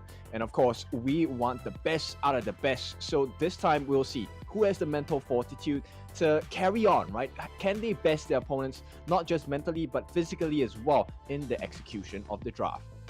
Whenever you see a best of 3, I always feel like the last team that won has the momentum. They're going into this one. And game 3, really, we need to see this mental resolve from Nongshim, right? In the same way that Fearless Esports have been able to come back, Nongshim right now really need to settle down, figure things out, because again, I feel like this is a do or die situation for Nongshim here. It is, right? Because if they don't, essentially Fearless Esports will be left untouched. A slight blemish on the record nonetheless, but points-wise, they are pretty much far ahead. Yeah, I didn't want to spoil it, man. I wanted to put a little bit more drama into it, you know? Well, there's going to be more drama for sure later, right? But nonetheless, we'll take a look at the picks and bans here. It's going to be the Yu Huan, Zhang Fei, and Lady Zhen going into the hands of Nongshim. Okay. All right.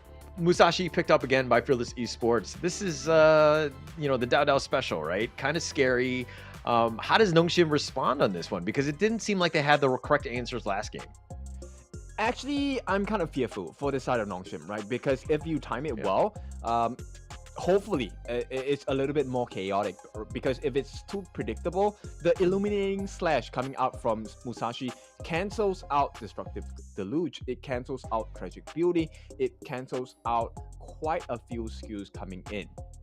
Yeah, and just being that frontliner, just doing that damage, kind of, from the Musashi, that is, it's way too much. I felt like the Zhang Fei wasn't able to contribute as much. His Unbridled Outbursts were mainly used in defense just to kind of stay alive. But, it's a sad day when your Zhang Fei is using his ult defensively. Like, he wants to be aggressive, he wants to be controlling for the rest of your team to just light them all up. So I'm hoping that there's going to be a different outcome, but thus far, the Yuan might be a better pick for them. Yeah, okay. So defensive, I don't think that's a big problem, right? But if it's defensive with no follow-up, meaning you don't turn back into the fight, then yes, that is kind of unfortunate. And at this point, I like the bans coming out, right? Mozi and Lianpo coming out for the bans on the side of Nongshim. They don't want to deal with that backline access. They don't want to deal with the constant nuisance of getting cannon blasted down and in their faces as well. One thing to take note of, though, in the draft is that the Yuan pick up by Nongshim, the Musashi from Fearless Esports, but Ogren, not even banned, not even picked. What is going on, guys? Okay, I think Ogren, personally, is counterable, right? Yeah. If he doesn't have a good start to the game, it's kind of hard for him to recover, because especially when you have a lot of crowd control and burst potential, Ogren actually suffers quite a lot if he doesn't have the lead. Okay. And I think both of these teams understand how to play against it more than anything else. So not the biggest of surprise, but I just think overall it's funny because all the other teams and all the other drafts have been like, oh, Ogren's there, must take it no matter what. Oh, speaking of which, they do pick it. All right, so Nongshim gonna prove you right there. It looks like they want the Ogren, but I like this pick. It's the Marco Polo, one of my personal favorites when I get picked up in the farm lane as well. Now, good damage coming in. But once again, you're dealing with someone like a Musashi. You're dealing with someone like a Princess Frost. And if your setup is not right, you get destroyed instantly. Yeah, there's going to be a lot of pressure on Siri to make some plays with him. I mean, but it's going to be all throughout the rest of the team, setting him up for success. To Azure point, he's very vulnerable, right? I think that, Fearless Esports have a lot of, ways to get out of the Fever Barrage. You have the options of, if he's just going to roll on in, you have the Princess Frost, so the winner is here. So again, you have to be almost immaculate with your skill selection. Yep, and this Star Shell pick is not going to help out any further as well. With the Severing Surge, with the Leaping Koi Tide, it's actually very detrimental to a Marco Polo player because sure, you can land your Fever Barrage, but any stun takes you out of that state. Yeah, and Dachau has a bunch. So, plus it can be super annoying. I mean, we can see some potential split pushing. The coaches are going to shake hands. This is, of course, going to be the game 3. This is pretty much all she wrote. Who wants this one? Who wants to take the lead? Fearless Esports thus far have been 2-0'd the other teams. And going into this one, they thought, hey, we're going to have an easy time against Nongshim. Nongshim struck back and hit them hard in that first game. But Fearless Esports are back, and now we are into game 3. All right, welcome to game 3. This is the clinic because we're going to have a clinical performance by one of these teams as they look to dismantle the other. Now, Fearless Esports against Fearless Esports Hong Kong and Nongshim RedForce. This is the game decider. Yeah, this is going to be the most important one. Nongshim, there's going to be a lot more pressure to do more in that early phase, in the early game. Faye right now using his smite, taking out some boards, but I think he's going to get gone on. He's going to use Forbidden Domain, and he's going to ask for help. He does get it, but now he's a little bit low. The Sea of Fate used more than defensively. He zips on back. He's just going to recall, and he's going to be right. And this is going to be a foreshadowing of what's going to happen predominantly throughout this match, right? We're going to see maybe some very sick saves with the Sea of Fate, and Woodwind will be looking to just have the play of his life because he is the most disruptive character in this game.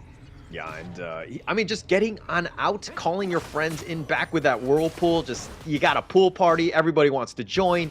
That's definitely going to be, super annoying to deal with if you're a Nongshim fan. But nonetheless, if we're going to look at the top lane, Siri going up against Jinglin, he's like, hey, I think I can handle this matchup. But what about this Marco Polo lane matchup?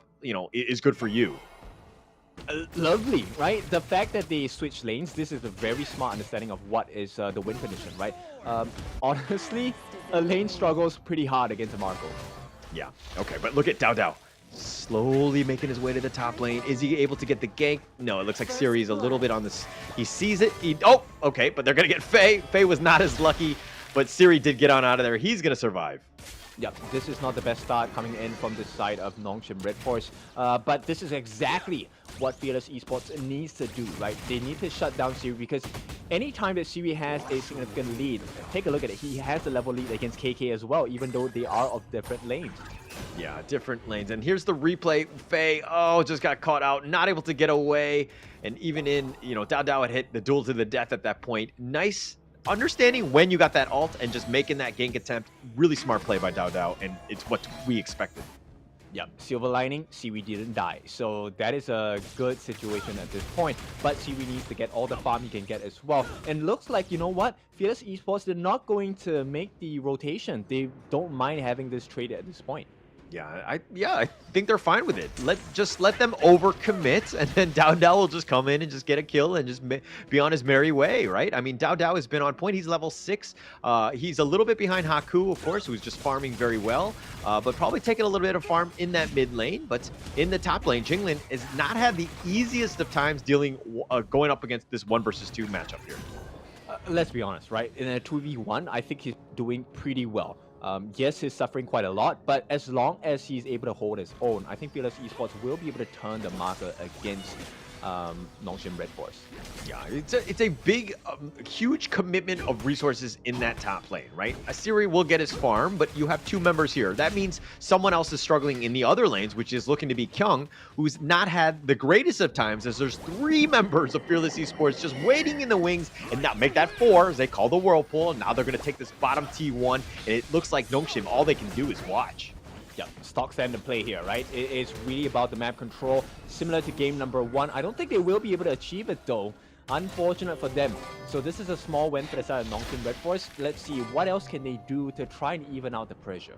Yeah, but that bottom T1 is really low. They did a lot of structural damage, and that's what you want as Fearless Esports.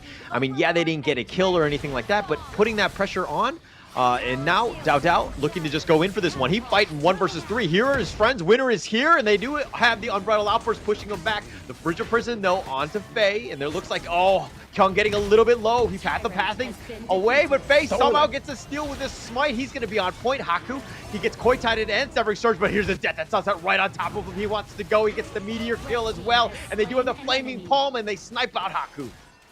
Too hard to handle at this point. The spice level is too much even for the likes of Nongshim here, and that's simply because nobody was able to lay hands on the KK. Yeah, and Fearless Esports take out the blue buff, and they go on their merry way with that kill as well. So all in all, not the a pretty good play by Fearless Esports. Yeah, but Nongshim RedForce, I mean, impressive, right? Faye, Haku, both of them obviously showing off their jungling skills and timings with these smite steals as well. I mean, that's all you need. Just quick fingers. Jungle, right? Oh, but the Fever Barrage, the Infinite Mass is not out of there. Oh, he chops him out, but he does go down, and he got that kill in return. Fable's gonna be there with that Whirlpool. He did get the bat signal, and he came in, but Kyung and Siri both down. Yep, not an ideal situation at all. A very nice Frigid Prison to kind of stop Haku from approaching, and at this point it buys him a little bit more room, but you can see Nongshim, they understand what's at risk here. They want to go a little bit more aggressive. Yeah, you got to be aggressive at this point. Nongshim changing it up, right? They do not want to play defensive. Haku will secure the blue buff here. He's got both of them, Dao as well. So something to take note of. He wasn't able to get any of his buffs in game 2 with that Luna, but here's the Sea of Fate if they want to go. Dao will zip back to safety. Yep, and at this point, I don't think there's anyone that's going to be able to kind of disrupt that TP from the Sea of Fate, right? They need a knockup, and maybe Kyung would be able to do it, but I don't think it's worth it to use a Conductor of Souls to kind of knock them up just to stop them from the TP, unless it's worth a kill. Yeah, unless you're going to secure that one. Okay, but here's the Umbrella Outburst, the Fever Barrage right on top of him, and it looks like he's going to be killed. And Dao is down for the count. Trying to fight 1 versus 2, but Faye and Siri, nice 1-2 combination. Yep, perfect actually. And that was a big win for the side of Nongshim RedForce. So they're fighting back. There is some life in them. I like this. But right now, there's a lot more things to achieve. They need to maintain the wave management as well. If they can break out this T2 on the bot, that would be a perfect situation for Nongshim to start working on the T1s across the other sides of the map. Yeah, and Nongshim right now getting that kill onto Dao, absolutely huge, right? I think that in game 2, Dao was just free to farm, free to do anything. He could do whatever he wanted. He could have tea time, he could do whatever. But this one going down, pretty big. Haku is able to then use that time to get hopefully further ahead, get more XP, get all the gold that he needs to kind of eventually fight and to do all that damage, because at some point Dao is going to turn it up and he's just going to blow up everybody. Yeah, for sure. So he is definitely on the cusp of being a much bigger challenge for the side of Nongshim RedForce, right? So it's kind of nice to see that Nongshim RedForce have identified a suitable formula to kind of get him down at this point of the game, because that's not going to happen over and over again for sure. Yeah, for sure. Okay, it looks like Nongshim now have been backed up. They were not able to get that bottom T2. It looks like Xinglin has joined that part. Oh, and sorry, he's in the top lane with Kyung dueling. Now, look, Ogren, Kyung, 3.7k, hasn't had the most amount of farm. Like, at what point are you kind of comfortable with a Clash laner Ogren? I think he needs to go for a little bit more defensive measures, right? So maybe at the point where he gets the Eye of the Phoenix, maybe that will be the turning point for him, because right now he's not exactly very tanky. Yeah, the path of passing, he's going to be chased at by the Death at Sunset. Siri's going to be there. Nice Resplendent Revolver doing a lot of damage. He's going to take most of this with the Fever Barrage, and he actually bypasses most of it. Dao continuing to fight. He wants to go for this one. The duel to the death, but the Conductor of Souls keeps him alive, and Kyung will take that kill. Very nice coming in from the side of Nongshim RedForce. They are biting back for sure. Right now, the gold is pretty much even at this point. Yeah, they're striking back, they're figuring things out, and they're, doing it well, but I think Dao is being a little over-aggressive. If he had the farm that he had in game 2, which carried over into this one, makes sense. This one, he's a little bit on the weaker side. He needs to play a little bit more cautiously, in my opinion. Okay, interestingly, I like this movement from Kyung, right? In terms of itemization, he's actually going for the Frost Guard's Embrace, so it speaks volumes. They want to be a bit more aggressive and not really just tanking it up. Okay. All right. That makes sense. Faye here, spotting most of his stuff out. He's going to spot out 3 members of Fearless Esports right now who are kind of, you know, prioritizing the bottom lane a little bit. The Vanguards are going to be pushing. That top is going to be there. Kyung is making a beeline for it to provide a little bit more pressure. But with 3 members of Fearless Sports in the mid lane, Haku looking to invade. Fearless Esports right now, again, not all over the map and playing a little bit more on the defensive side. Yep, and you can start to see, right, the benefits of taking that T1 on the bot, right? The map is a little bit more open, and sure, they'll pressure. It would be great if Faye gets a steal here, let's see. Not gonna happen, but yeah, at this point, Nongshim, they're fine with that, because look at the top lane. Yeah, and Kyung pushing it out. I mean, Haku was spotted in the top lane, or he making a move up there. So Dao was like, okay, the call, let's take the Tyrant. We know Haku's not even here. There's no chance for a Smite steal, so we'll take this one quickly, and they do so. And now, look at this gold graph. It is up and down like my heart. I cannot take it. Yep, and we might see a potential fight coming in the next few minutes, right? Because at this point, Nongshim, I think they have hit certain strides. Not sure if Kyung has completed the Frostguard Embrace, but I'm pretty sure once he has it, they're looking for an opening. Yeah, Kyung right now, I mean, he's level 11. He's on point with Xinglin, who's generally speaking, he levels quite quickly, gets a lot of farm. So he needs to keep this one up. But the gold graph, skewing. Yep, EXP as well, right? Now it is all in the lead of Nongshim. Yeah, it's all in favor of them right now. I mean, they're up higher than 1.2. Looks like Fearless Esports are going to push and then just, of course, use the Sea of Fate to get on out of there. And this is like the cheeky play that the Woodwind Dachao can kind of bring to the table. Yeah, for sure. And at this point, Kyung might get caught out. Oh, everyone is here. Oh, it looks like they want to go. They've called the Whirlpool, but they're looking to fight the Resplendent Revolver. The Unbridled Outburst is going to be used as well. Dao, the Whirlpool, excuse me, has been committed, but Xinglin is just completely not in the fight. They have the Sea Fate. Any way to stop it? No, they have no answers for that. Yep, and that was a big play. Let's be honest, that was a big play from Fearless because they got them to overcommit so many times. Look at the ultimates. Nobody has ultimates except for Kyung and Haku. Yeah, everything was committed. They tried to burst it down, but again, Fearless Esports, they're like, hey, zip on out of there. We've got the teleporter. Beam me out, Scotty, because I'm going to go back to the base, and then I'm going to take this Tyrant here. And again, Fearless Esports are doing a great job of, yeah, we can't really push towers, and we can't, you know, we're dealing with the lanes, but we're going to take all the big neutrals. Oh, yeah, so at this point, two very different camps of thought, right? Nongshim, of course, with the Overlord Vanguard, right? They want to go for the objectives in terms of towers. But Fearless Esports, because they went for the Tyrant, they're looking for something different. They want to go for team fights instead. Yeah, I mean, it makes sense. You know, Nongshim wanted to take the fight to them, but again, Fearless Esports is like, actually, we don't want to fight, but in the mid lane, the Sea of Fate, that's going to be used on the backside. The Unending Sorrow backing things up. They don't use the Sea of Fate, and then it looks like they're just going to disengage at this point as Kyung makes a beeline for that bottom line to kind of push with that Vanguard. Yep, they couldn't find an opening, right? That's why Fearless Esports didn't commit to that fight. And Nongshim, they're perfectly fine because at this point, the map is in their favor. They just have to play safe, that's all. Play safe, but it's one of those things where, you know, again, Fearless Esports don't want to fight 5v5. They're just going to continually split push. Faye getting caught out a little bit, the Leaping Savior, but here comes his friends, Kyung, but they have the Whirlpool. In return, they have all 5 members, the Conductor of Souls, and the Death at Sunset over the wall. He flashes over the wall as well. Kyung is looking to turn this around. Resplendent Revolver just zoning them away. Haku still up in front, shooting those Mournful Temples out, but that T1 mid is taking a little bit of damage. Faye's about half-life. They're continuing to do damage, and they're chasing. They've got the mid T1, and it looks like Siri's pushing the bottom T2, so there's a little bit more pressure in. Sea of Fate going to be used. They want to go onto Haku, who's taking a lot of damage. He actually backs off. He uses the Unending Sorrow to keep himself alive. The minions are still there.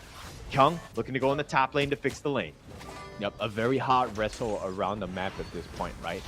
Simply because now they have taken a loss on a T2 on the top. But likewise, they have managed to break down that T1 in the mid on the side of Fearless Esports. So both teams, they have had valid wins across the map so far. All right, do you think the top T2 is more valuable than the T1 mid? I think T1 mid kind of sets the tone, right? Yeah, because now they have an unfair advantage in terms of vision, right? They still have the T1 and mid on the side of Nongshim, so they do have a little bit more vision there. That's a bit more safety offered. At This least is in so theory. weird. This is so weird. I actually agree with you. What is going on, Ren? The winds of change, man. And it looks like the winds of change have influenced that Nongshim are currently in the lead. This is, I mean, it's still very close. 1.4 is really nothing. Like one big team fight, and Fearless Esports can get back in this game. But again, it's really Nongshim's game to lose at this point, not to put more pressure on them. But again, being in the lead and not really having full map control is a little bit more difficult. It's still a bit of a coin flip for me. Well, I'll tell you who are big fans of Nongshim at this point. SCARZ is.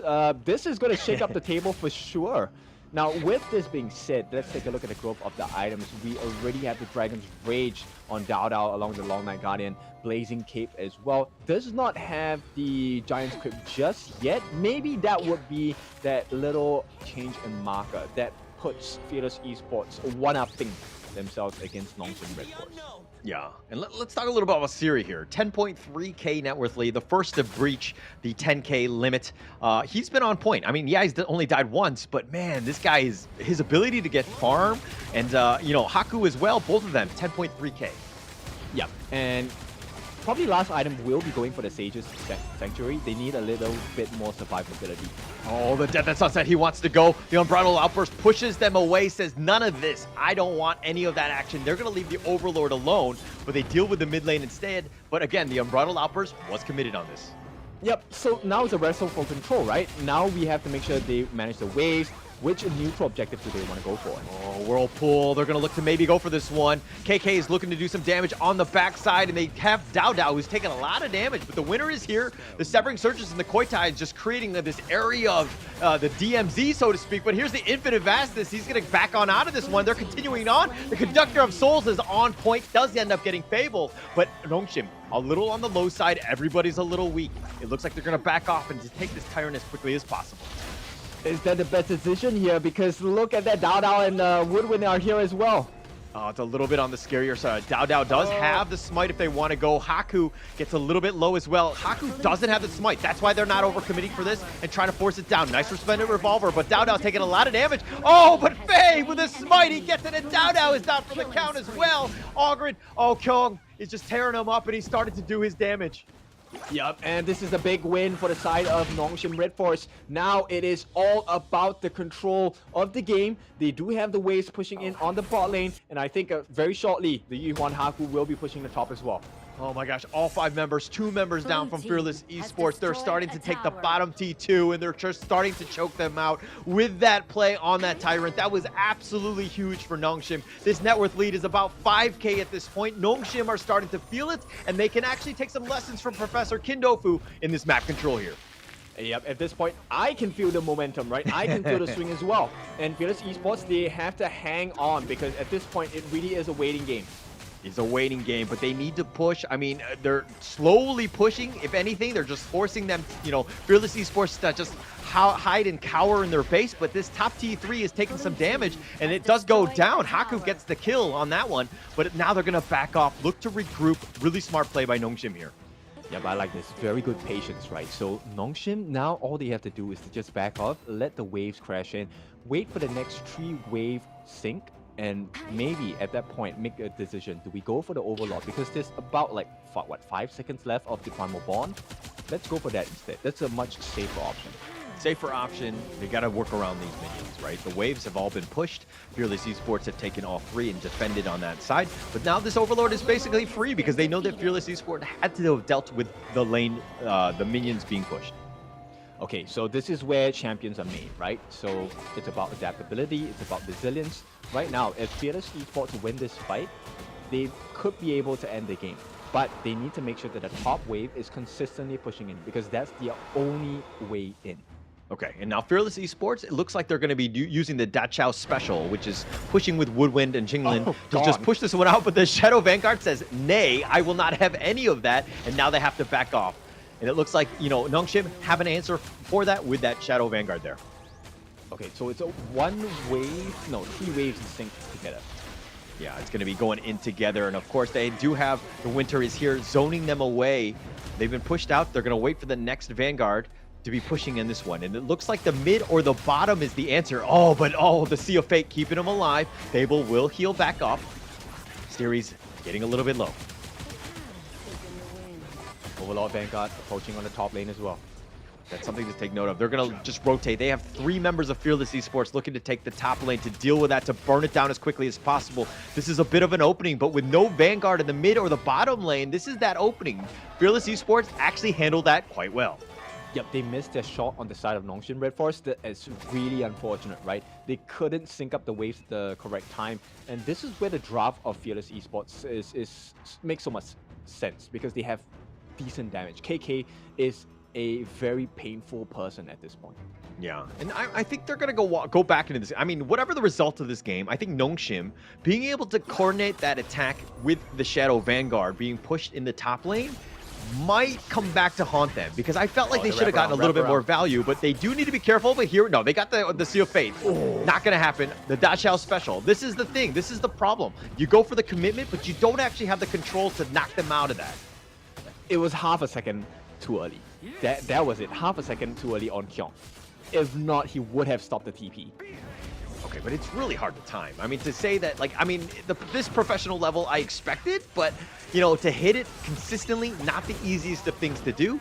Speaking of getting hit, it looks like they're going to look to turn this around. They want to go for this one. Jinlin actually going a little ham, a little too aggressive, but some ults were committed. The Unbridled Outburst, the Conductor's Souls, but that might have been the wrong time to use it. Kyung, he's going to go down. Sage's Sanctuary, but he's so low. He's immune for a second, but he does get picked off. Fable sitting in that when the winner is here was on point, and Kyung is down for the count. Now Fearless Esports have a bit of a gap here.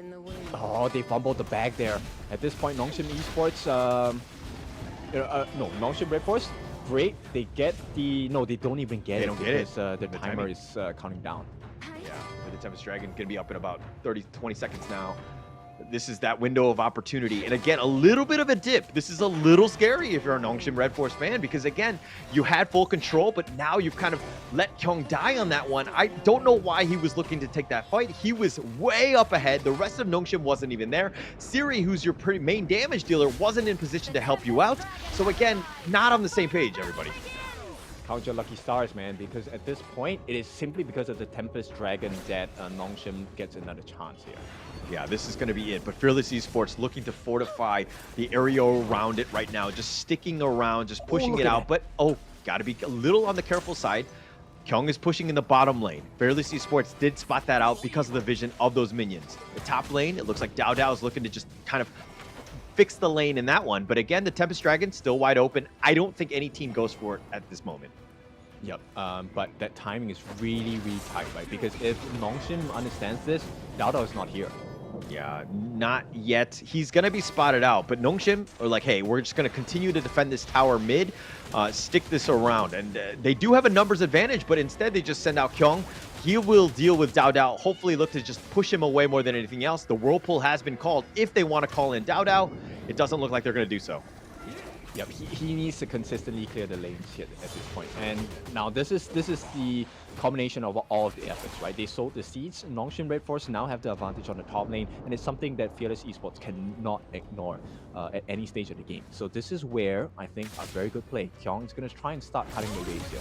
Oh, Dao Dao finds Siri, he's going to be on this one, but he did have it. Nice Fever Barrage. He's doing some damage, but Siri taking a lot of damage. The Conductor of Souls, and it looks like Siri's down, but they did get Dao Dao in return. What can they get in after this one? It's 4-on-4.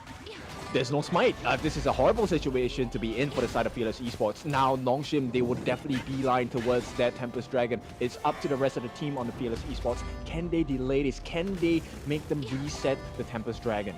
Yeah, Haku's looking to just go for this one. He's starting to slowly whittle it down with Faye. Mind you, Kyung and Jinglin fighting in the top lane, providing it. But KK, he Infinite Vastness. That's an alt down. Sea of Fate was expended as well. Something to take note of, especially when it comes down to cooldowns.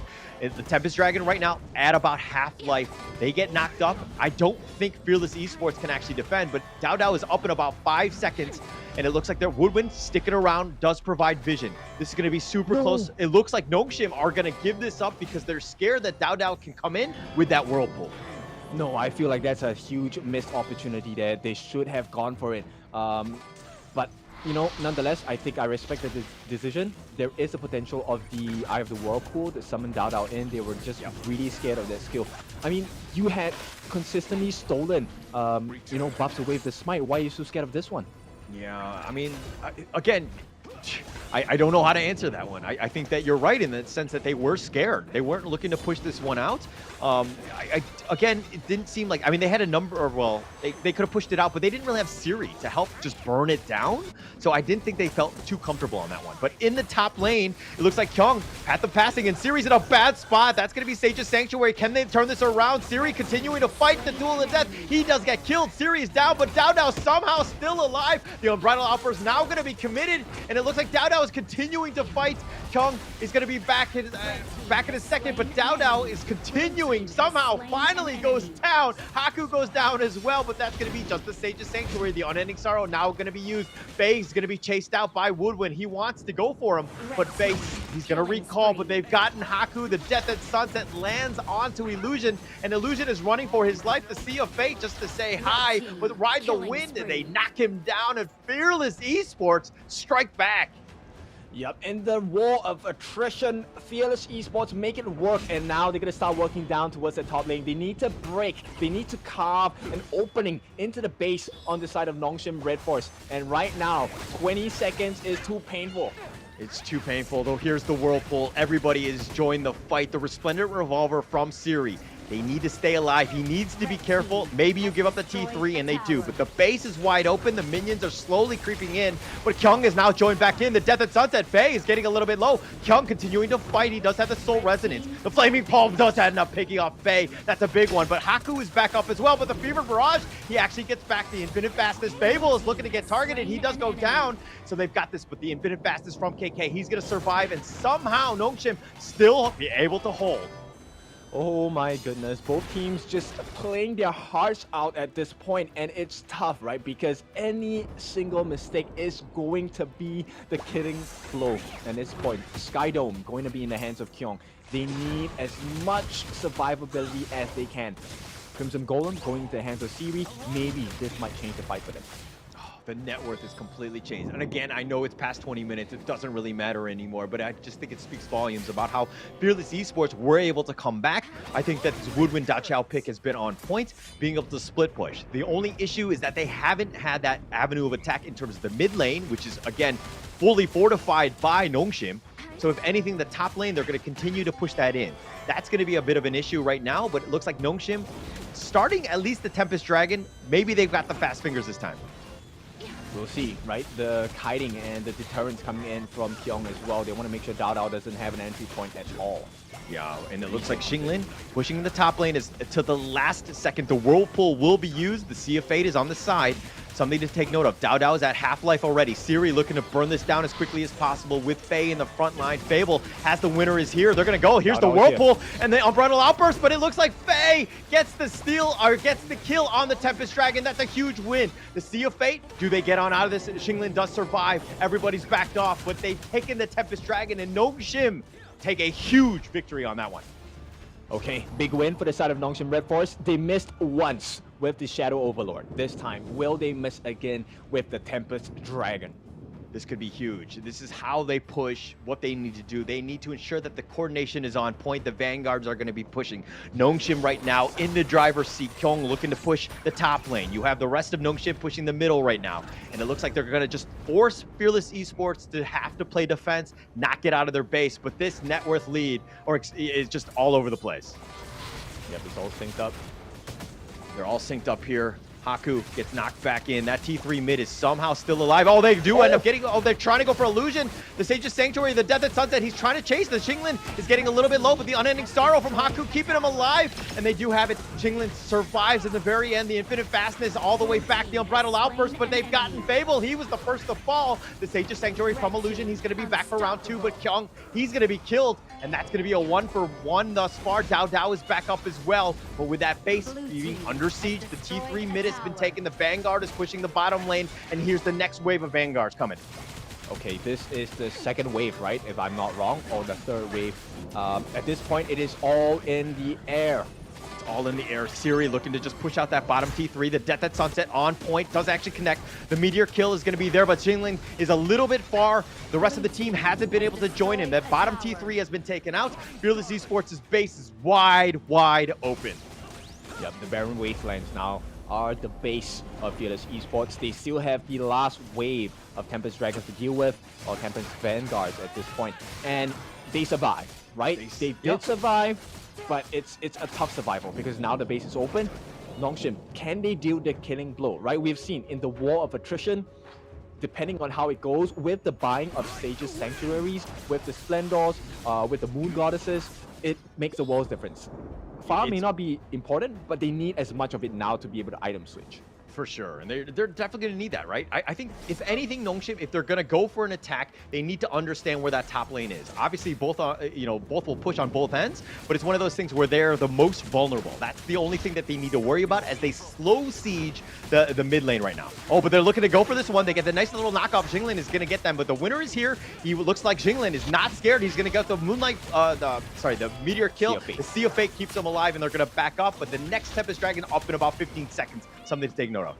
Yep, so Nongshim is fighting essentially 5v10, right? Every single time the Eye of the Whirlpool and the Sea of Fate combination drops down, it's really hard for them to win the fight because it's a new player altogether. New play, but it looks like they're just kind of pushing across. They could go for this one if they want. Fearless Esports make a beeline for it. They want to see what's happening in this Tempest Dragon home, but they're going to find it empty. Nongshim have made their rotation. They're going to look to go bottom lane. Yep, you know what? At this point, Nongshim, they don't even have to contest for the Tempest Dragon, right? Just get the split push in. Naturally, they will have the back off on the side of Fearless Esports. We will have access towards that Tempest Dragon. So that's exactly what Faye is doing. And bear in mind, they have double smites. This is really important. It's hard. Yeah, it's really hard. And I mean, Nongshim right now, if Fearless Esports were to commit resources into taking out the Tempest Dragon, you have the mid and the bottom lane that's wide open, and they could just end the game, right? So they have to play this very precariously, or very cautiously, excuse me. Faye is still up in front. It looks like they're going to start the Tempest Dragon. Kyung will make a beeline for this. The Whirlpool has been committed. The winner is here. Is just going to zone them away. They have the Meteor kill that's connecting. He's going to go immune for now. Illusion looking to turn this around. Fable goes immune as well. He's looking to go, but the Umbrella Outburst, the Slaughter, he's looking to go. The Man Stampede, the Infinite Vastness, he looks to go for this one, but the Sage's Sanctuary, that's going to be life number one. The Sea of Fate, perfectly timed. Keeps him alive. He's going to heal back up. That was actually very nicely played by Fearless Esports. Yep, and the only win condition here is on the top lane, right? And it's going to be instantly cancelled out by Kyung right now. Dao Dao's still around the area. I'm not sure whether they know this or not. Yeah, fixing the lane. NS right now just looking to push Dao Dao, taking a ton of damage. Oh, he gets Dao out!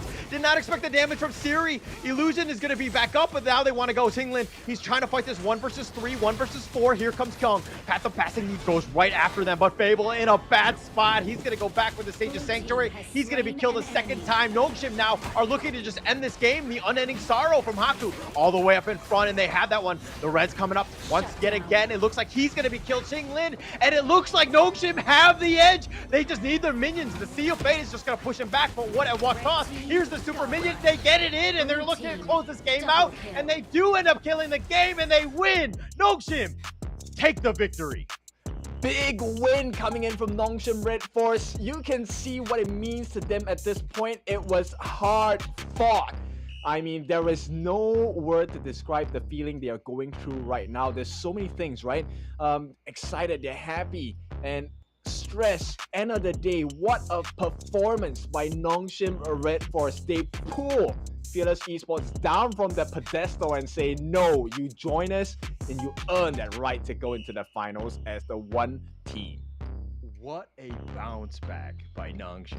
Just being able to play that one out. That was so back and forth. They had the lead, understood just strategically what you needed to have done. I mean, that end game was almost textbook in terms of how to close the game out, forcing the team into a pretty bad decision, right? It's either do or die in that situation. Like, you try to go for that Tempest Dragon, you're in a bad spot. And I just felt like Nongshim just played that one to the T. Yep, they have perfect understanding of what needs to happen, right? And guys, this is what I mean by map control.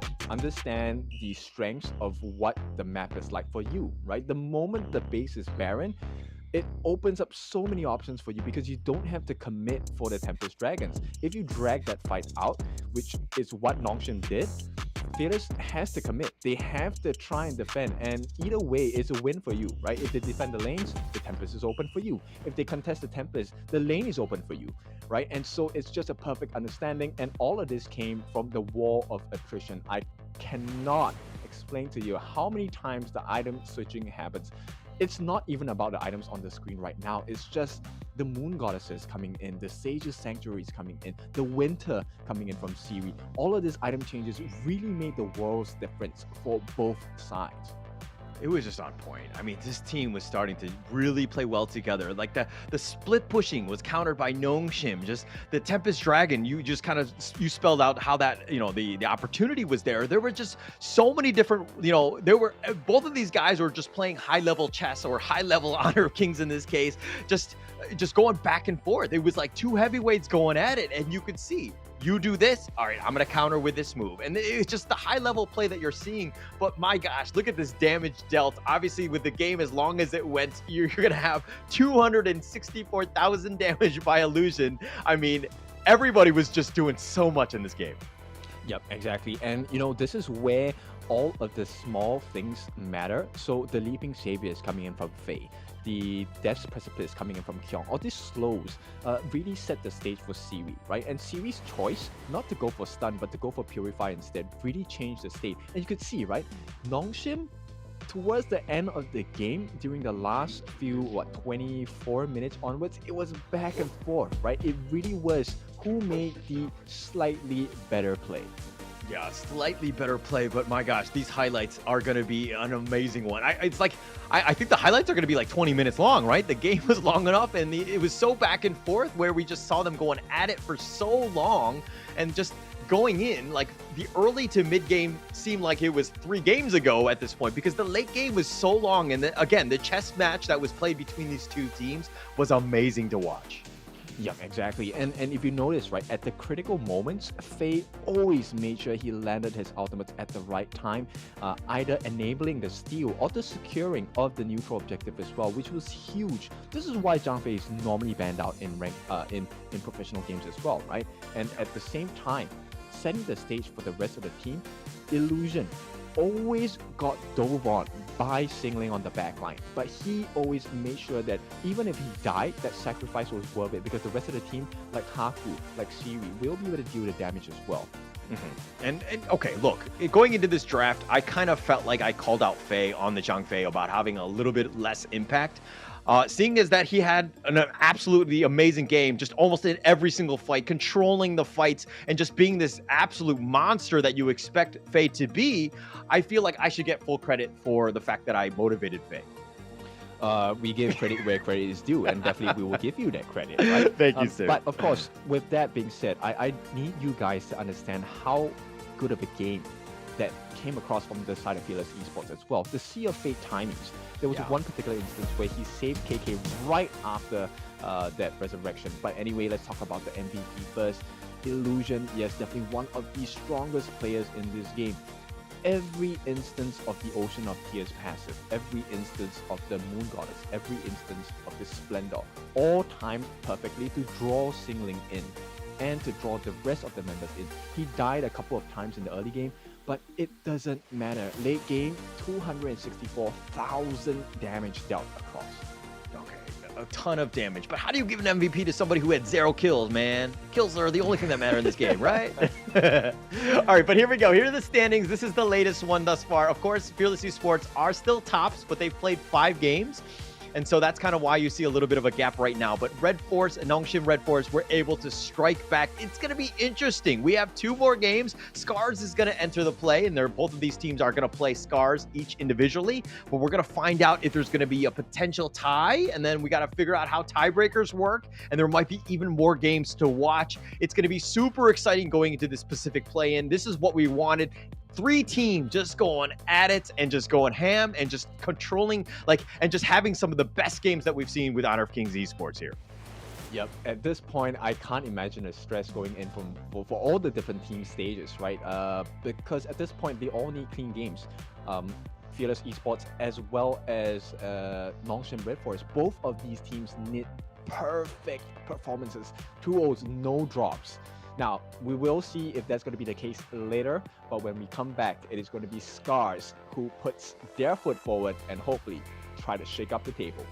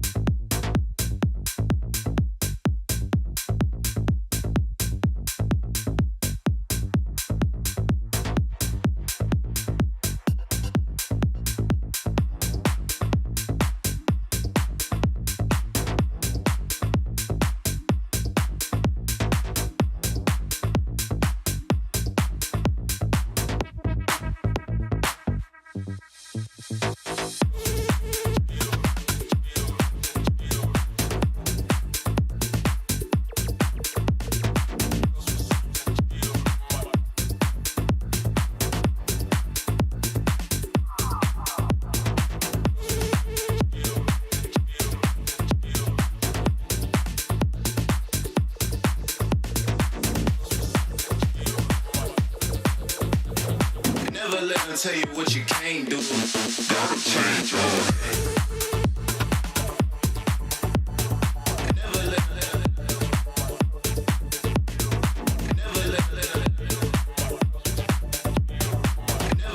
Tell you what you can't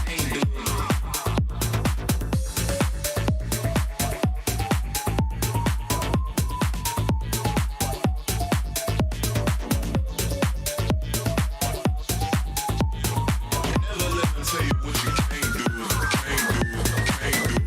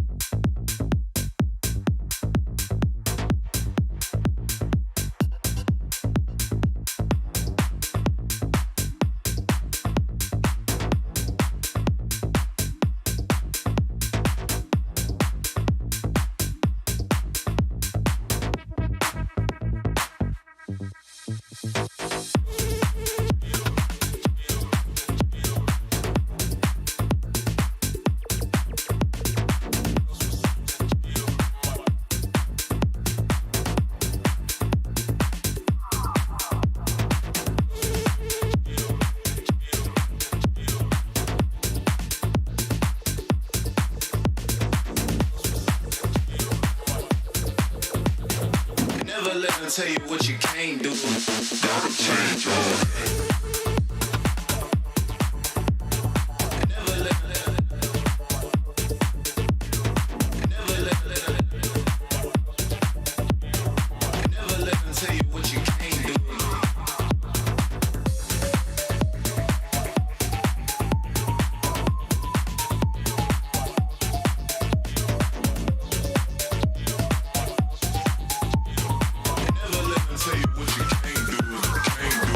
Can't do.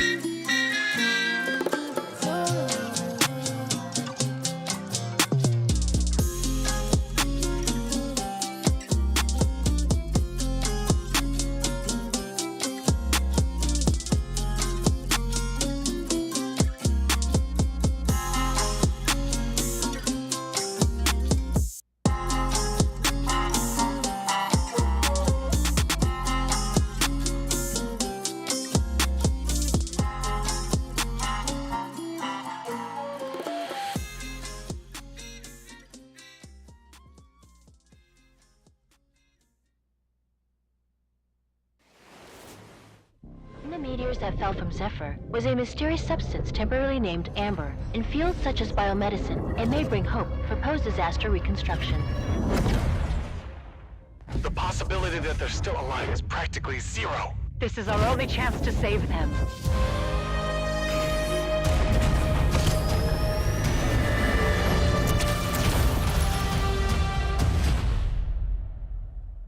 Doctor, we received a weak signal from Zephyr for the first time.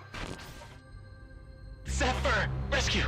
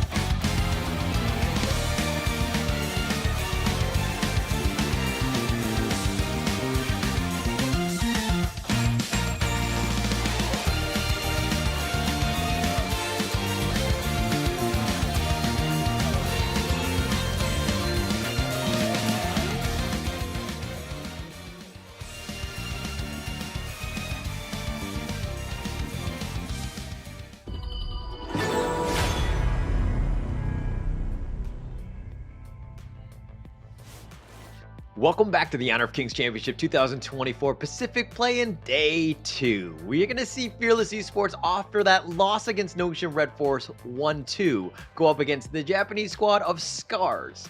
Kindofu, how you doing today? We are doing great, and I think, we were doing some mathematical calculations just now. So as long as Fearless Esports, I think if they don't lose a game at all in the next series, I think they should secure their position. But of course, SCARZ will be looking to make that difference, right? So right now, it is going to be Fearless Esports with 2 points on the board, Nongshim RedForce with 2 points on the board as well, and SCARZ with no points on the board. So SCARZ looking to change their position for a little bit. Yeah, and it really matters. I mean, the fact that Fearless Esports 2-0 Nongshim yesterday, they're going to get more points on that, but Nongshim struck back. They got the 2-1 point-wise. They should be behind. And again, you were talking about how SCARZ need to take that one game off at least for, Nongshim to have a chance. I think if you're a Nongshim RedForce fan, you definitely want SCARZ. You're rooting for them. You want them to win out on this one. But let's talk a little bit about SCARZ. It's going to be, of course, Rover, Arashi, ASD, Jens, and of course, Ochik here. Yep, the 5 members on SCARZ. They have shown that they have what it takes to potentially pull a game off of Fearless Esports, right? They kind of took them for a ride in game number 1 yesterday. Even though it ended in a 2-0, it wasn't as clean as Fearless Esports Hong Kong would have liked it to be. Yeah, and I mean, SCARZ had a good game yesterday against Fearless Esports. The potential is definitely there, but again, Kindofu, walk me through the Fearless Esports lineup. We've already seen these boys play just now. It's going to be Singling in the Clash, Dao Dao in the jungle, Fable in the mid, KK in the farm, and Woodwind in the support/roam role. All right, okay, after the loss in that last one, Professor Kindofu, who needs to step up in this game from Fearless Esports? Who messed up in your eyes? I think KK did, right? There was a moment where KK kind of dove back in even after he used that infinite vastness. I'm not sure why he did it. I think he saw an opportunity that I didn't see. So you know what? It kind of costed them the fight there. Yeah, I actually do agree. But Kindofu, where can they find you online? You can find me at Holler TV. No, but KK, you can go out and find Kindofu. It's just Kindofu on social media. Please do go at him. He's calling you out right now. So I think that's, if anything, you know who to go to, right? Koi, come. It's fine. I'm able to defend myself. All right, but it looks like the draft is going to be underway. Some of the picks have been made. Dahlia, Ogren, of course, the Lady Jean on both ends. But okay, if you see Fearless Esports, your SCARZ now. The Dahlia is the first pick. You see that those other two. Who do you pick here?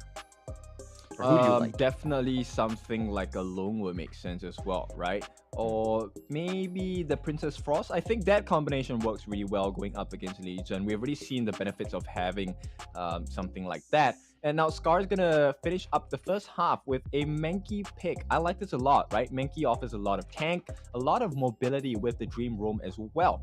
So it's not the easiest one to fight with on the side of Fearless Esports. All right, but okay, we talked about how Oghren is counterable. In that last game, it looked like Kyung was just kind of playing Oghren to the hero's strength. He was doing quite well with it. I thought Fearless Esports would have had the proper counter and be able to deal with it. But I mean, yeah, they went to a late game, but I still felt like the Oghren kind of did its job. It was very strong. Yeah, it did. The sustain was actually buying a lot of time, right, for the team to really lay down the damage. And that's where Siwi as the Marco really just went in. And with the Leaping Saviors coming in from the Zhangfei, played by Fei, it was great. So this time, I think, you know, for Woodwind to come in with the Zhangfei, he has already displayed that he is able to play that same Smite Zhangfei as well.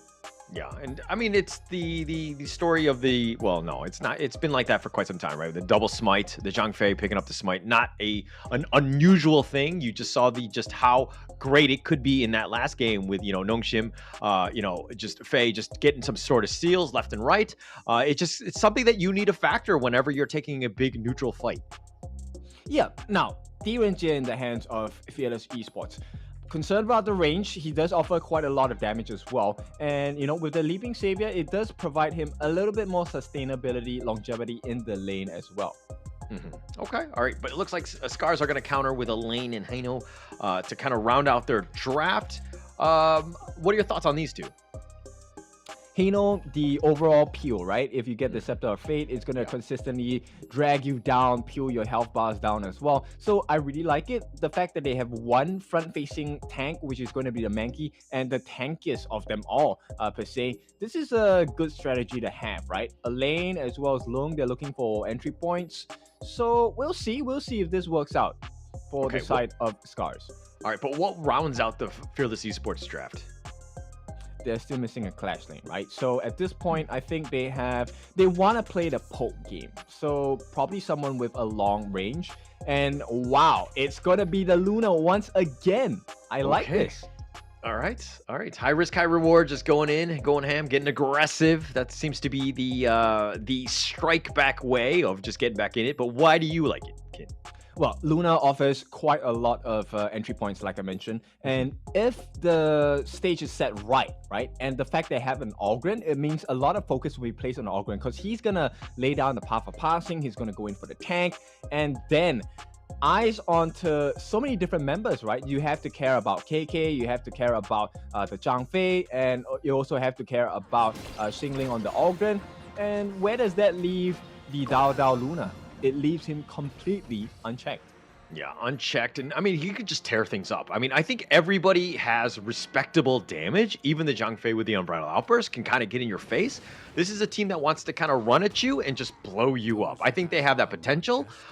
It's going to be very interesting to see how ASD does on the Haino, because he can kind of maybe potentially bait things out and then Fate rewind most of it back. So we're going to see how this one plays out. It's, of course, the second match of the day, SCARZ versus Fearless Esports. Can SCARZ strike into Fearless Esports here? Looking for the steal already. Woodwind already struggling to lay down a little bit of pain. I'm not sure whether he got the smite. I think he did, right? So he stole that camp away. Yeah, I think he stole that camp. And that's the power of it, right? Just being a nuisance on this Zhangfei. That's what you want to do. And plus, like, you know, heroes have to rotate against you. They have to factor you in. And now it looks like he's going to go into the bottom lane, provide a little bit of support for KK here. Woodwind has just been doing a great job of just, you know, being a good roamer. Yeah, but Ochik doing really equally well as well, right? Now, this is one of the benefits of Bedolia, the ability to stay in the river, get the heals, and get the shields as well for your farm lane. Yeah, and that's what you want to do. And okay, Rilver, all right, Jinglin, this is an Elaine Oghren matchup. You don't always see Oghren in the Clash lane. But what are your thoughts on this one? I mean, it helps having a Dream Roam coming in like this one, but it looks like Rilver has to run away. it's more beneficial for the Ogre for sure. And put that onto the hands of Xingling, I think you have a winning matchup. At this point, that's why the junglers are rotating in, right? They want to see, is there any way we can tip the scales in our favor? Yeah, they're going to need some sort of help. And Arashi here just trying to make some, movement around the map. And Dao Dao doing it in kind. So both junglers just trying to help support the team, right? This is a big one from them. They're both level 4. And Arashi's still up in front. He needs to be careful. Ooh, Dao Dao in and out, but he's a little low. Yeah, at this point, I think it's pretty even, right, for both teams. And no steal coming out from Woodwind. He might be the first blood here if he gets caught out. He's a little tanky. He forfeited domains. He throws them all back. But the blue, I think it was picked up by Dao Dao in the end. But Arashi now in a bad spot. He's taking a lot of damage. The Lingering Dream, but the Fate Rewind back. But it looks like Arashi's going to be the first to fall. Yeah, first blood goes in the hands of Fearless Esports. And of all of the people to go into, it is a funnel into KK. Yeah, and that's not a good situation to be in. You don't want to let the DRNJ get that first blood gold. He's going to be even stronger and more difficult to deal with by Jens, who is a little bit behind in terms of net worth because of that.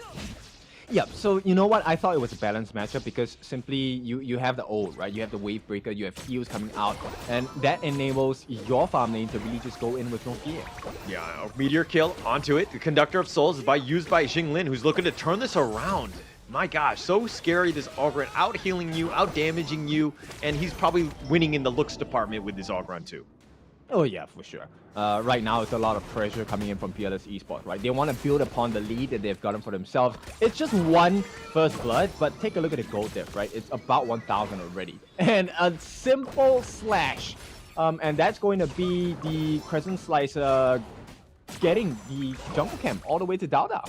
Yeah, it helps out. I mean, just stealing as much as possible. Less for Arashi, less to be tanky.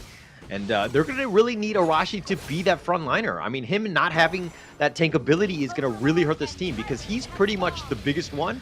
Not only in terms of size, but also in terms of just the armor ability. And he's looking to go in. The Tempest is about to start. It looks like the Ochik is going to throw out that Ode to kind of just potentially zone them away. But Woodwind, not scared. And it looks like, they do end up getting it. Fable does take the Tyrant. And it looks like SCARZ are just going to have to limp away. Yep, big confidence there as they get a secondary kill as well. 12,000 gold in the pocket, 13 as we talk about it. And this is not looking good at all for SCARZ. Oh, not looking good at all. And Dao Dao coming on. Fate Rewind. Oh, barely any heal at all. That's an awkward one. ASD is going to use the healing dew. He will be back.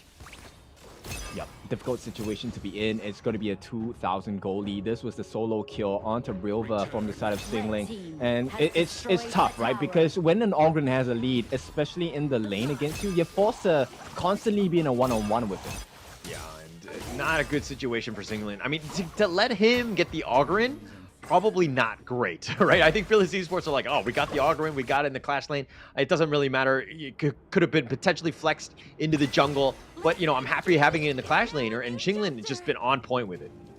Yeah, and Dao Dao now having double buffs with the stolen Azure Golem from the camp on the side of SCARZ. This is going to be a huge influence onto the next few seconds here because he will be able to control the game. Take a look at it. He's handling 2 people in the mid. That allows the rotations for the farm lane as well. Yeah, just doing so much. Xingling is just zoned out Rilver, just taking it out. He had a level differential as well, but they've got the gank in the bottom lane, and they found Jens. They take the tower as well, and they're just putting salt on those wounds. Yep, Crimson at risk as well. Looks like Dao Dao once again secures the Crimson Golem for himself, and this leaves Arashi kind of starving for a little bit. Yeah, starving, struggling, the Ocean of Tears being thrown out. Arashi hasn't really been able to find the farm. Look at him just moving around. I mean, if anything, he's super cute, if anything, but he hasn't been able to get farm, and that's what he needs. Yep, he needs a little more than charm, right, at this point, as they are going to mount the pressure here. Another knockup, and it's just not looking good at all for SCARZ. All right, when you said needs a little bit more than charm, you sound like my partner. Feel the same way. Like, you guys are saying the same things. Well, I'm not going to step into your personal relationships. All right, nonetheless, Xingling is pushing it out. I mean, this is all about the map control, taking things out, just forcing them back. Like, right now, SCARZ is just struggling to find any sort of farm they're grouping up, you know, and trying to defend, but, you know, they're coming from all angles. Unbridled Outburst just used, but again, just to zone them away, and they take the T1 mid for free. Yeah, they feel so exposed, right? Every single member is on all fronts of the map, right? Top left, right, bottom as well. They had multiple entries, and when you're dealing with someone like Dao Dao on the Luna, that's not a situation you want to be in. Yeah, for sure. Dao and, I mean, level 12 already. Arashi level 9. This is a huge differential. Arashi cannot even fight. I think that it's super scary at this point. But they've just imposed their will. Fearless Esports bounce back, and they bounce back angry against the SCARZ lineup. Yep, they take it personally at this point, and for good reason, because this is going to be the match that sets the stage for them, right? If they win this cleanly, it is a confirmed qualification into the King's Championship. Yeah, Fearless Esports right now, they're kind of like, oh, nobody makes me bleed my own blood after that last series. And they're kind of angry. I mean, they're taking it out onto SCARZ. SCARZ have been pushed back. They're down about 6K in terms of net worth, but they've nowhere to go, nowhere to breathe. The top T2 has been taken out as well. The Dream Roam just being used by Arashi, just running away, just trying to stay alive. He walks into the kiddie pool of anything, but that's going to be the end of it. Yeah, and this is really important, right? So SCARZ, they need ASD to land this Scepters of Fate. Unless he lands it, there is no comeback factor at all. Yeah, he's got to be constantly just like, you know, constantly doing damage. Whenever it's off cooldown, just getting the snipes, the pickoffs, do a little bit of damage. So Fearless Esports has to respect you. Right now, they don't respect you, and they're pushing ASD all the way back into his base, and they're forcing it down in that mid T2. They're looking to take the top as well, as they're looking to go in the fight in the top lane. If we're going to go, KK doing a little bit of damage, the Unbridled Outburst, and no, the Ocean of Tears pushing them away. Arashi's going to zone them, and nobody wants this. Yep, now ASD at this point, he needs to land a Scepter of Fate onto Dao Dao, right? Because that will allow him to kind of peel Dao Dao down. Dao Dao is very strong right now, right? He has the August Word, he has the Insatiable Tomb. A lot of lifesteal, a lot of defensive capabilities as well.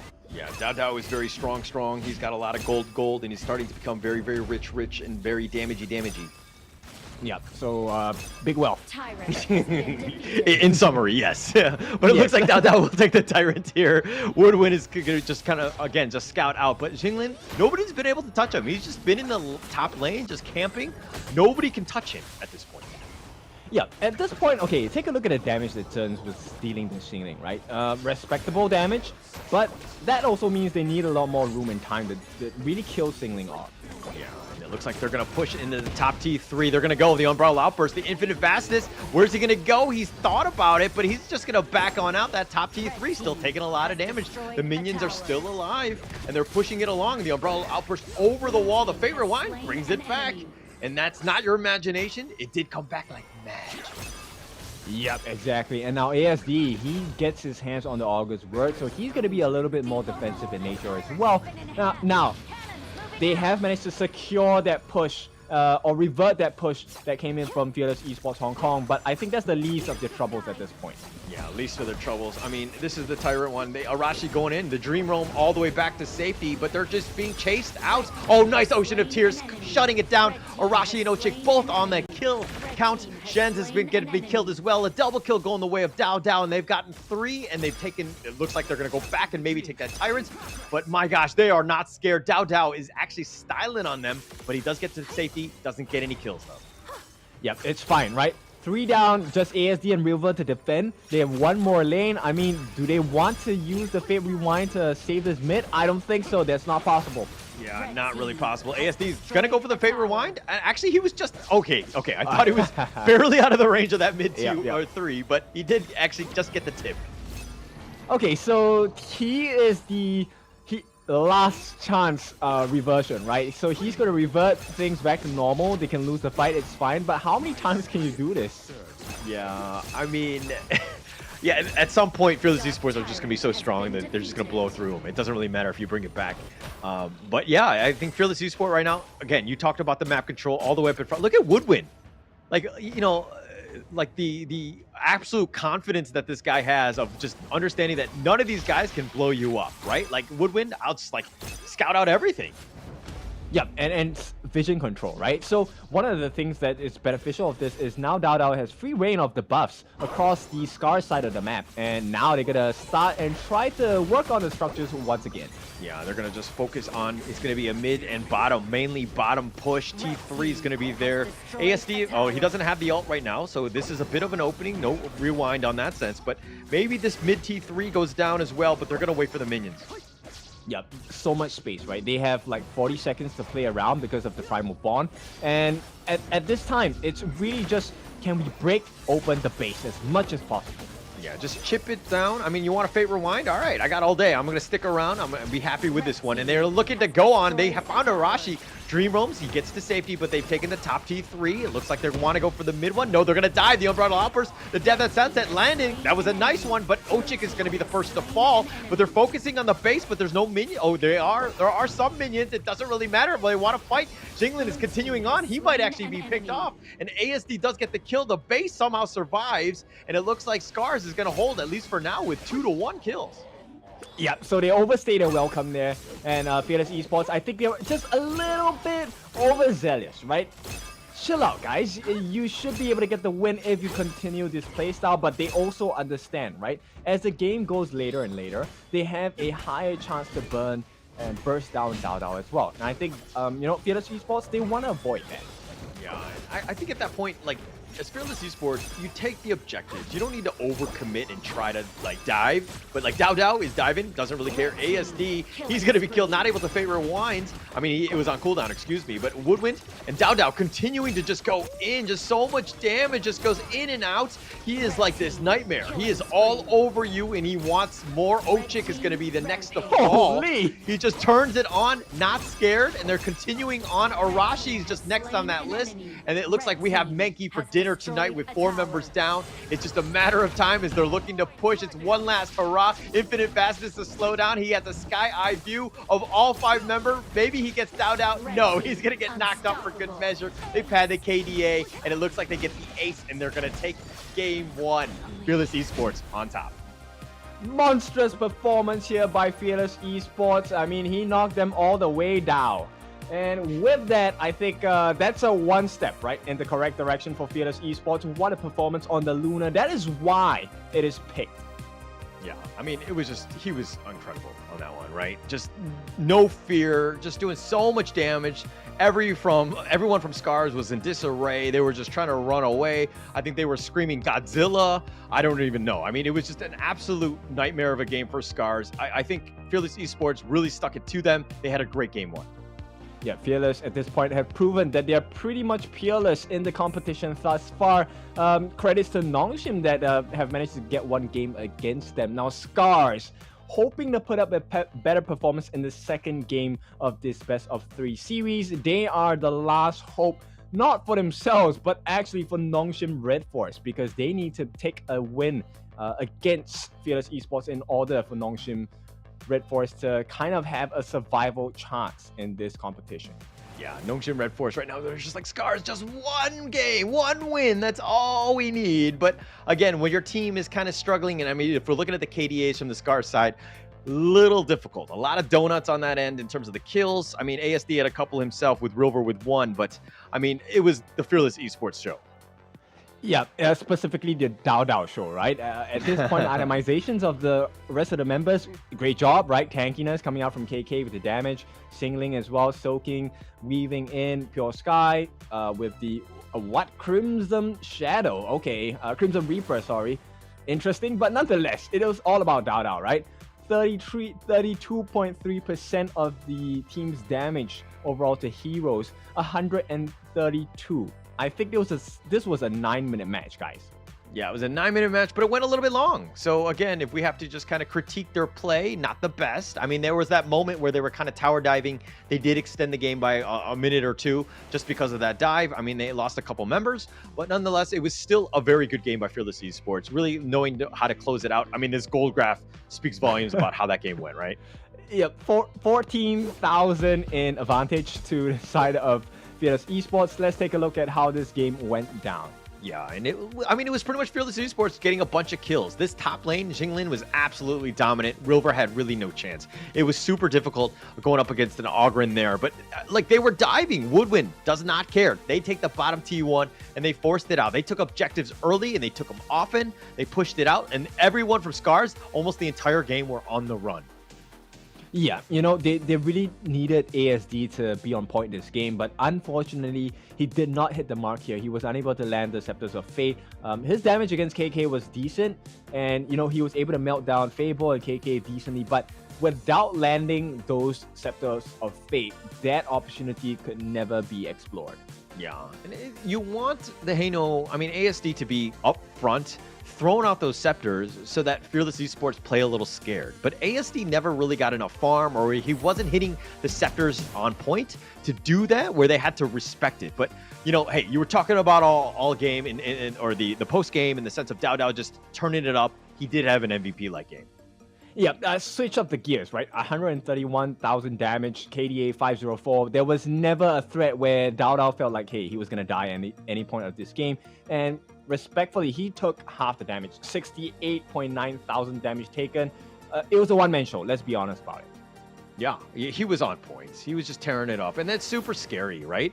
I know you talk about the fact that he's a one-man show, but I'm going to give a little bit more respect to the rest of the team. I think Jinglin had an amazing game as well. That Ogren is just on point.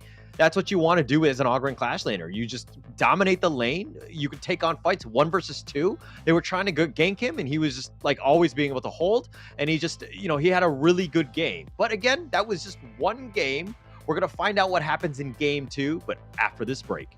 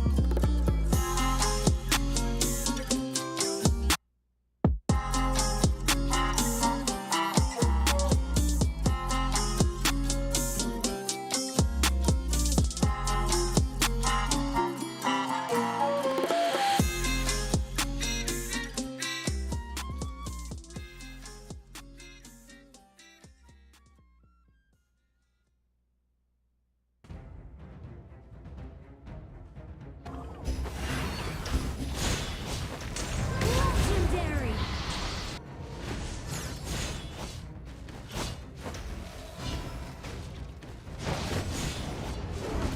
You have slain an enemy.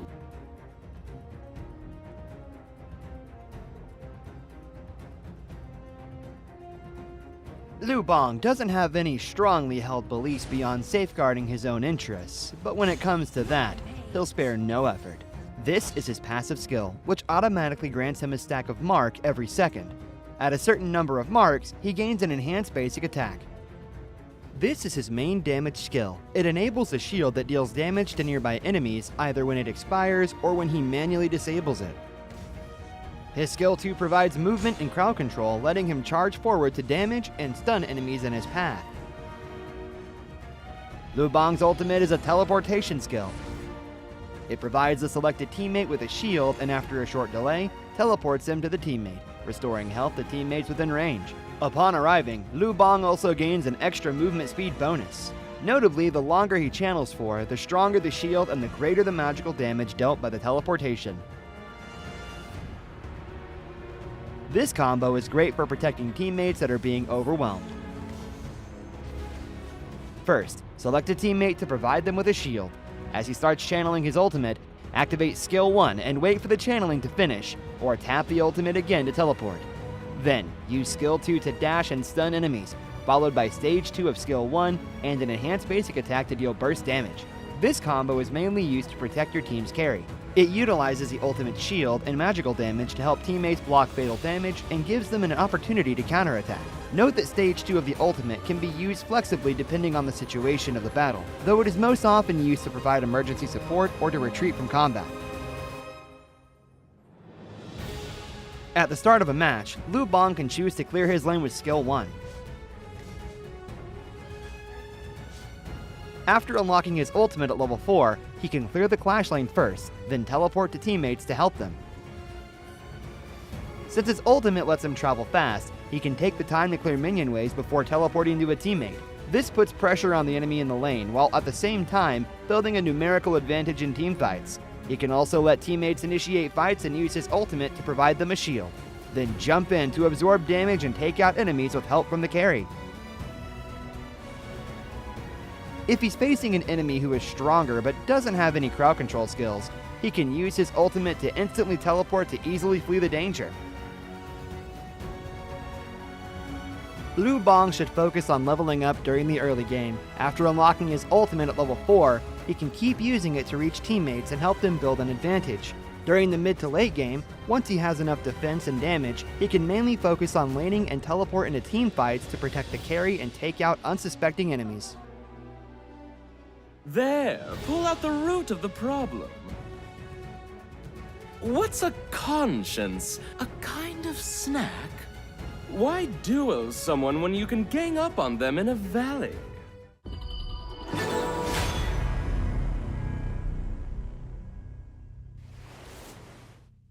Fearless Esports take the first game against SCARZ. Kindofu, how does SCARZ respond to that game? They need to regroup, right? I think at this point, they need a clear understanding of what the strengths are on the side of Fearless Esports, and Dao Dao definitely is one of the core members of Fearless Esports. So they need to kind of stifle his growth, control him, right? They need to put a leash on this guy. Yeah, but it's hard to do. You know, have you ever tried to leash a wild dog? It's kind of hard to do, right? Especially when he doesn't want to be contained like that. So I think it's a situation where, yeah, it's a good idea, but very difficult to do against a big dog like Dao Dao. Well, that's why they are the professionals. Touche, but it looks like the teams are kind of getting one last coaching advice going into this one. Of course, it's going to be the second game, most important one. SCARZ is going to be, you know, they need to make a dent into Fearless Esports, right? Not only for themselves and to get themselves in the win column, but also for the Nongshim RedForce fans who need a win. If not, Fearless Esports, if they were to 2-0 SCARZ on this one, they would move on. Yeah, it's a tough one, right? Because at this point, there's a couple of things that have happened since that victory against SCARZ, which is number one, now you have to put into consideration, do we have to ban the Luna, right? Is that one of the options available? Secondly is, Xingling has been absolutely disastrous to the side of SCARZ with the Ogren. And looks like they say, yeah, you know what? That was a huge problem. Let's take Ogren for ourselves. Yeah, and we saw it in yesterday's games with SCARZ, that is. They had Arashi on the Ogren, and they were just trying to funnel as much farm to him as possible, but it was kind of at the extent of the expense of the rest of the players. Like, he was going into the other lanes and almost, not, dare I say, stealing farm from their own team, but it was kind of like, you want to be in the enemy jungle. You want to be taking the enemy farm as much as possible. Yeah, you know, and now SCARZ are going to try, right? Lady Sun, Lady Chen, very big burst damage, big control coming in. This is good synergy with the Ogren as well. So I like this, but there's merits, there's benefits also from the side of Fearless Esports, right? Angela, Zhang Fei, Arlie. Angela with the big burst, Chaos Cinders with the big stuns, Zhang Fei with the Leaping Savior for the skills, and Arlie, one of the best zipping in and out heroes in the game. Yeah, and it's, you know, again, a glass cannon though, if you're able to just pop off and just be super on the edge of every team fight, just doing as much damage as possible, great. You're going to have an awesome time. I think that, you know, KK is definitely up to that task. He definitely has that skill level. So somebody to take note of. Now, SCARZ, on the other hand, need to figure out a way to get onto him. Angela a little bit more on the e-mobile side, Arlie on the opposite spectrum of just being super mobile. Yeah, they need a little bit more tankiness as well. So someone that can either enable their movement or to really just give them a little bit of a shield in front, right? So they will ban out the Byron and the Dharma in the second phase. This will conclude the banning phase for the side of SCARZ. They don't want to deal with the stuns and the backline excess. Yeah, and Fearless Esports, it looks like they're going to go with the Xingling special of the Mai Yin. That one is going to get on the back line. That's going to be tough to deal with. And as per what you were saying with SCARZ, they need some tank and they need some meat to kind of shield these squishier ladies in the back. Yeah, you know, you always want to protect your lady, and at this point, it is difficult because the one attacking will be another lady. It's gonna be Mayin, right? This Mayin is gonna try and enter the backlines with the whatever, and when you know Xingling gets the chance, that catch is going to be insanely enabling for the side of Fearless Esports. It opens up things like the Chaos Cinder. It opens up things like the Forbidden Domain. It also opens up the space for KK to come in with the early on the lift step and maybe even the Maple Dancer. You know, force them to throw skills at the wrong time. Yeah, and I mean, it's all about baiting it out, right? Just being able to potentially do that. You go in and out and just kind of work around those cooldowns. But now SCARZ going with the Elaine and Lian Po. The Elaine, it was more of a matchup thing more than anything else onto the Mayin. Plus, you can kind of Death at Sunset on the E-Mobile Angela, but catching the other two might not be as easy. So we're going to have to see it, but Fearless Esports go back to the Dao special of the Luna. I mean, based on what happened in Game 1, isn't this game just over? Yeah, I mean, it's looking that way. It's tough. Again, I think that they need to adjust, right? SCARZ cannot let, you know, Dao do his thing of just farming up and then just blowing up everybody, right? It's a thing where they need to adjust and just kind of invade the enemy jungle, make Dao uncomfortable in whatever way you can. You know what? There's a couple of things they can explore, right? Number one, the biggest one that stares at you in the face is let's not give Dao that Azure Golden buff. That's one. Secondly is, can we get the lockdown? And the only acceptable lockdown I can see here would probably be ASD if he manages to get the passive off, but that's really hard to do against Dao. What about the Trevor Smash? Are you not a believer? Not enough time.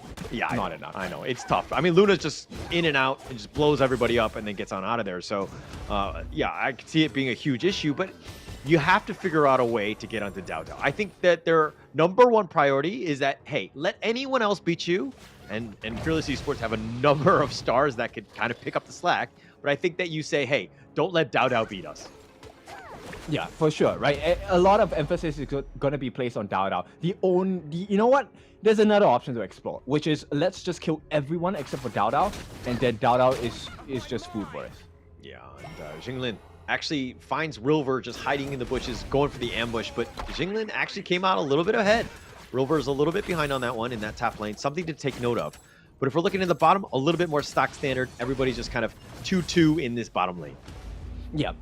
In fact, actually, I think it's maybe in favor of SCARZ, right? If they play the cards right, essentially you could knock up and keep KK airborne for a little bit, which will allow Jens to really get the damage in. But Arashi. Yeah, the Searing Stab just doing a lot of damage. Arashi on the wrong side. He got sniped. Dao. Oh, we're saying you need to limit it, not feed him.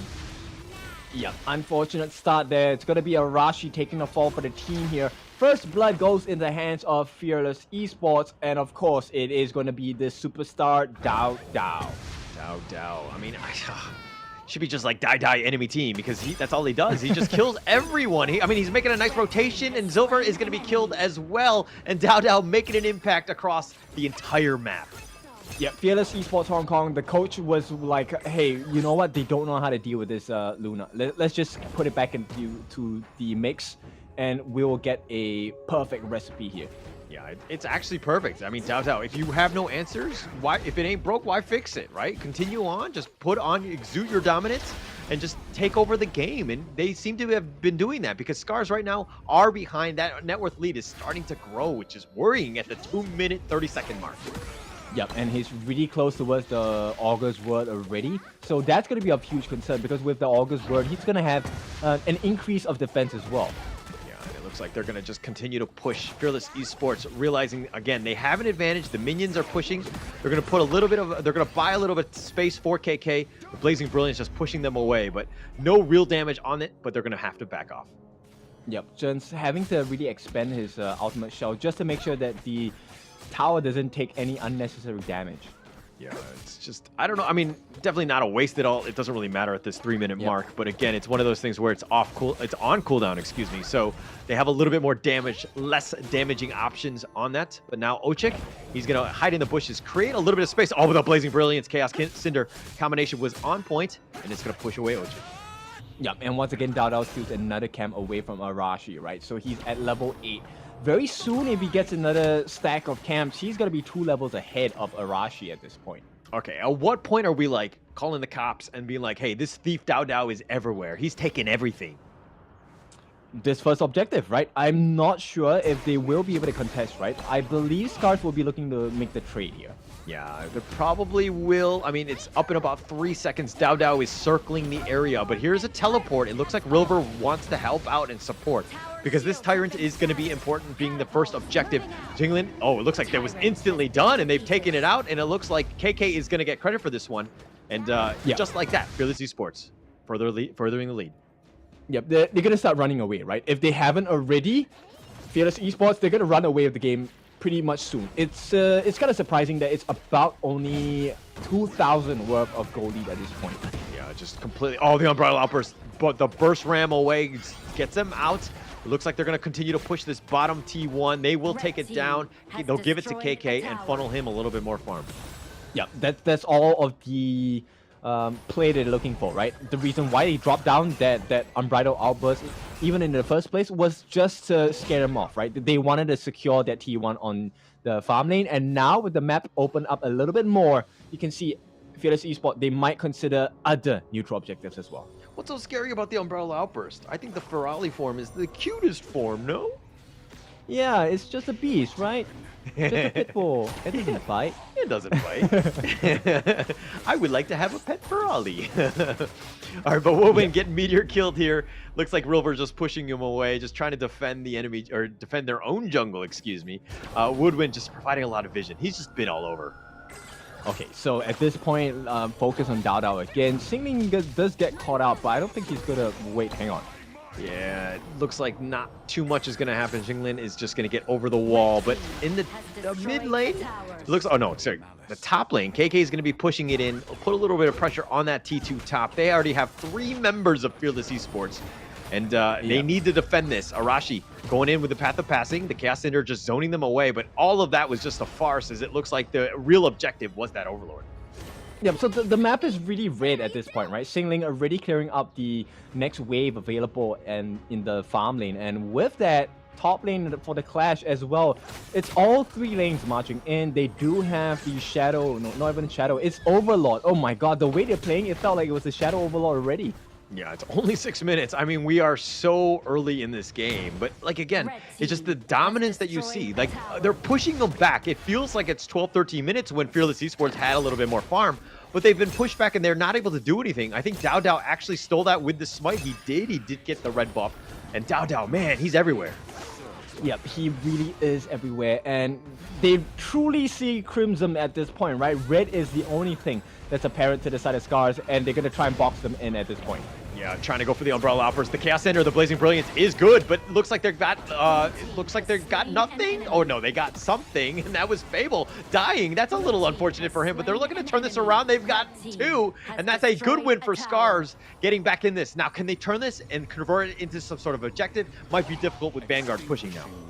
Yep, it's extremely difficult. In fact, it's not the best situation for SCARZ, right? Because they have to burn out all 3 flashes available on the team just to be able to get 1 kill onto Fable and maybe Xingling as well.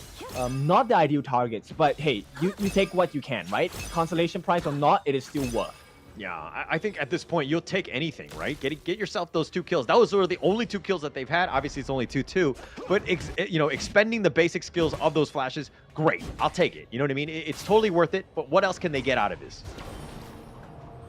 There's nothing on the map, right? There literally is nothing on the map for the side of SCARZ to take. And this is all due to Fearless Esports having just a very strong control. Crimson buff got to be up in the next 8 seconds, but the top lane is being pushed in. Yeah, but I think this is just more smart play by Fearless, right? They've already taken the enemy jungle. They're just diving your top T3. They don't really care. They're chipping it down. They will have enough damage. KK lifts steps back to safety, and they get away scot-free.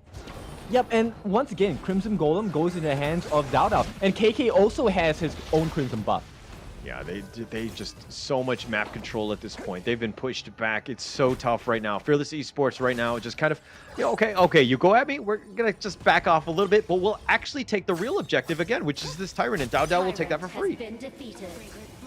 Yep, they have absolutely no clue, where the rest of the members on Fearless Esports are, and rightly so, right? There's too much map control and vision control coming in. They can't even steal the camp of the Tusk Boars away, and this is quite painful for the side of SCARZ. Yeah, not even able to get Boars. That's a tough one, right? Arashi right now, level 12, Dao level 14. Right? They were neck and neck, but Dao just being able to ramp it up. He's like his experience and net worth is like the hockey stick just going straight up. Yep, exactly. And Xingling, once again, he's able to control Ochik, or rather influence Ochik to make a couple of distinct moves, right? You don't want to overcommit your movements, such as the burst ram on Ochik, right? You want to save it for important markers to make the escape possible, or even the initiation. Yeah, but it looks like, they might actually go for the ambush. They're going to go on the side, and they do have him, but it looks like they want to go. Mayan was going in. Xingling, that is. And it looks like they're going to unbridle outburst. They want to get Ochik. He's the last straggler. He gets knocked up, launched. He's been controlled, but instead they get ASD, and that's going to be a huge win for them. It looks like they've taken the mid T1. Now they're looking to continue to push. They want to take this T2. Yep. It's all map control, map open as well. Dao, he's just gonna run, rampant around the map at this point, right? His role now is just to be a confusion, meant to be the bait. Yeah, meant to be, but it looks like they want to go. The Conductor of Souls has already been expended. They have the Meteor kill. They tried the nice little combination. They do get Woodwind. That's a win for them. But what else can they get? It's 4 versus 4. The path of passing over. Arashi, he gets pulled back in. This Dao is just blowing it up, but it sets it up for KK to get the kill. And it looks like Fearless Esports invade the enemy jungle, continuing to push. Yep, it's a 1-for-1 trade, but somehow it feels like SCARZ had the bigger loss there. Yeah, somehow, right? I mean, SCARZ right now struggling.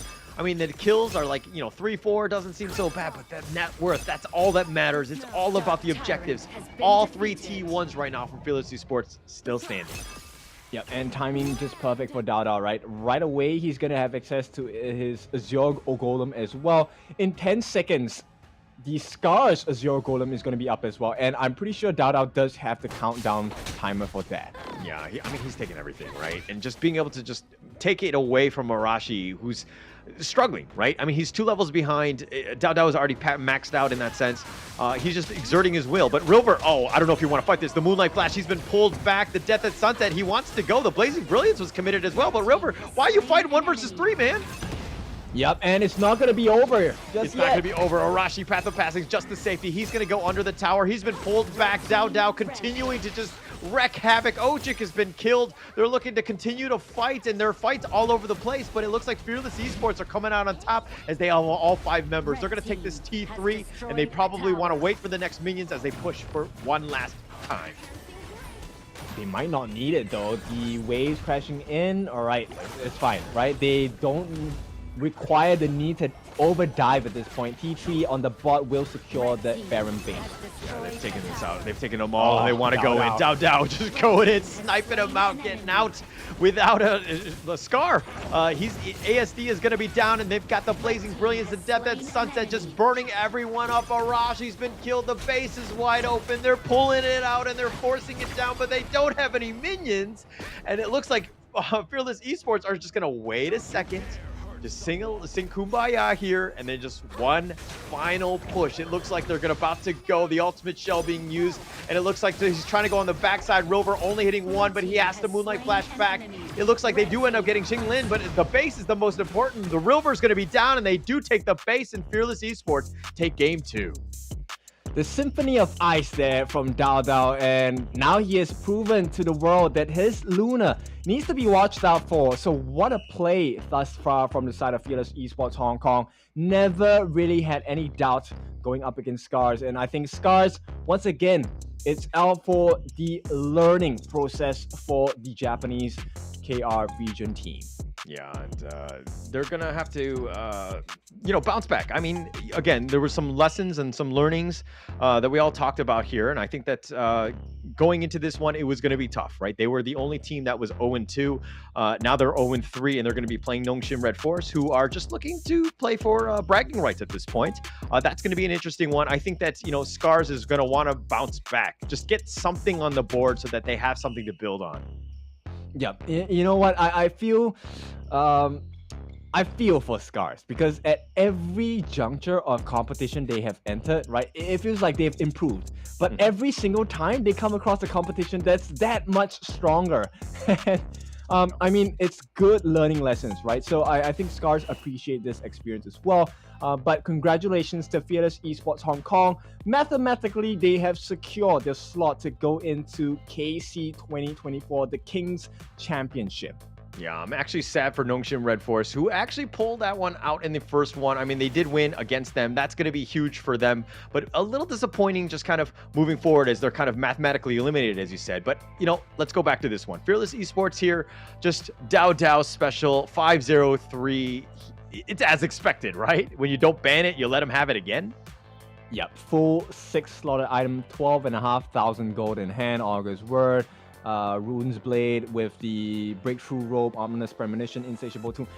So many things, right? Armor Pierce, Lifesteal, Slows, Armor.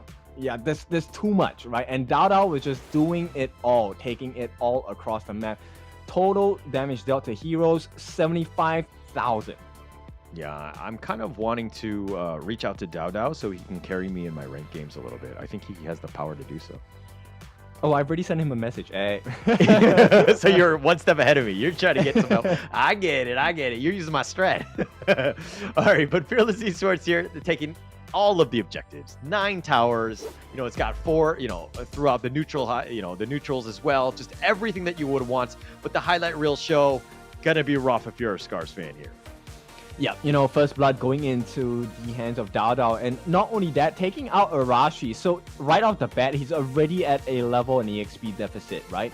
So it's a difficult position, and they did get some couple of nice kills. I think they got like 3 or 4 kills in total, but it just came a little too late, right, for the side of SCARZ. Yeah, I mean, it's tough because we were talking about how Dao needs to be limited, but again, they really didn't change up their strategy. It's one of those things where you have a chance, you gotta limit. If somebody is like killing you, you gotta be like, hey, this guy has got to be stopped. We just gotta limit him, make sure he doesn't kill him, let the rest of the team kind of pick up the slack, right? But they didn't even give themselves a chance. They kind of went in with like almost, dare I say, the same strategy, which is kind of a losing strategy in a way. No, that's the difficulty of playing against great team, right? But before we go into that, MVP, once again, he's going to retain this status. I'll be shocked if it's anyone else.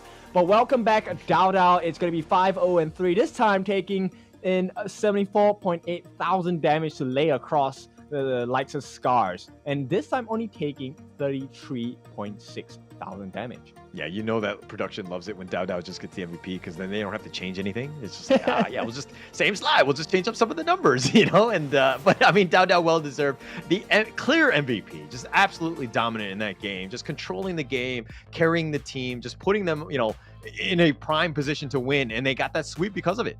Yeah. So I'm expecting a lot of Lunas appearing later on in the games. Just so you know, Luna is counterable as well. You can pick a couple of heroes like Liang, Donghuang. In ranked games, it works much better, right? Professional play, of course, it doesn't make as much sense. Yeah, but with that being said, congratulations once again to Fearless Esports for the win. We will be having our final series of the day. That's going to be SCARZ going up against Nongshim RedForce. When we're back, give it a check. We'll see you soon.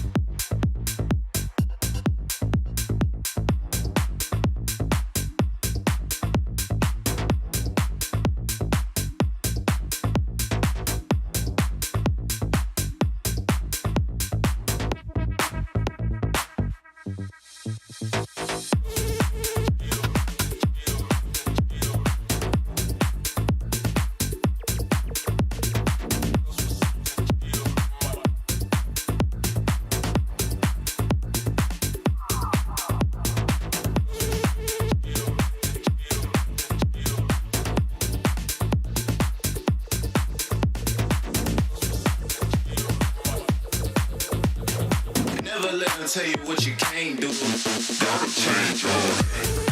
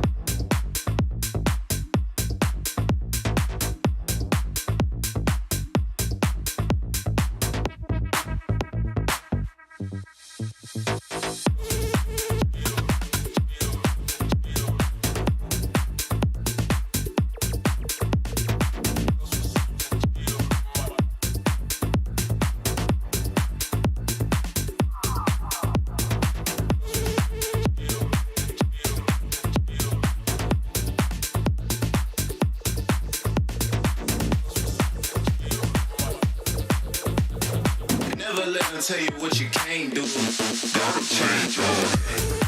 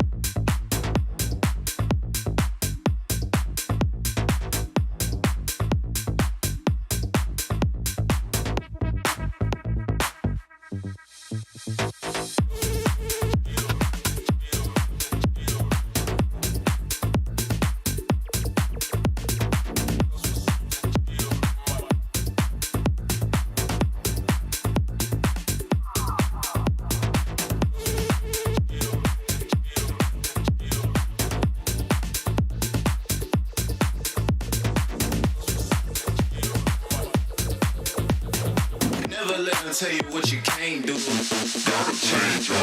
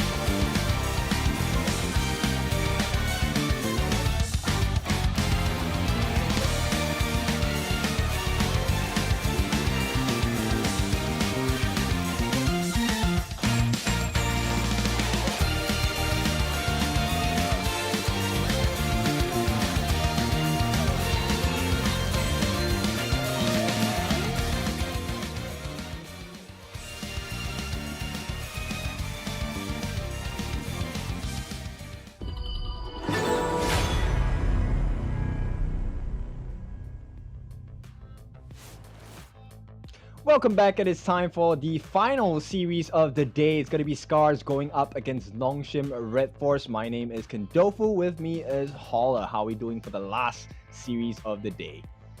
Good, but I'm a little disappointed. Unfortunately, Nongshim RedForce are out. I think at the end of this series, I'm going to have a Shin Ramyun, and I'm just going to pour out the soup in honor of my brothers. Okay, I like that information. Now, Fearless Esports, of course, will be at the top of the table with 3 points. So at this point, Nongshim RedForce and SCARZ, they will be left in the lurch for this, which means it's been a good effort nonetheless, and I hope to still have a magnificent game between these two good teams for sure. Yeah.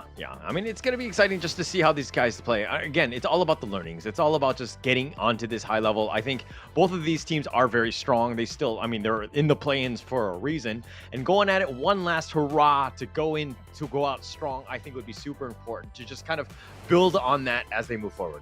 Yep, so let's start off with SCARZ, once again represented by Rilva in the Clash lane, Arashi in the jungle, ASD in the mid, Juns in the farm, and of course Ochik in the support/roam role. SCARZ are looking for an impressive performance this time round. Hopefully they're able to give us a very strong uppercut against the likes of Nongshim. Yeah, just let them bounce back. Let them just, take it to them. Like, I think you have nothing to be scared about at this point. You just go all in. I mean, being as aggressive as possible against Nongshim RedForce. I think it'll be interesting game 1.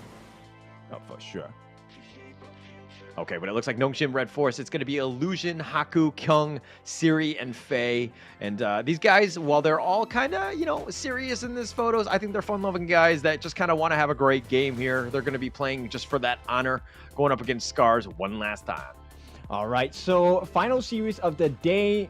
Is it going to be a clean score of 2-0, or is it going to be a hard-fought one with a 2-1 scoreline that is going to be decided as we go into the gorge itself? Now, of course, you can see the players on the side of Nongshim RedForce a little bit more chill, a little bit more happy, I guess, relaxed about the situation at this point. So it really is for SCARZ to prove themselves, right? They haven't had the chance to put points on the board just yet. Hopefully, they can do it in this series.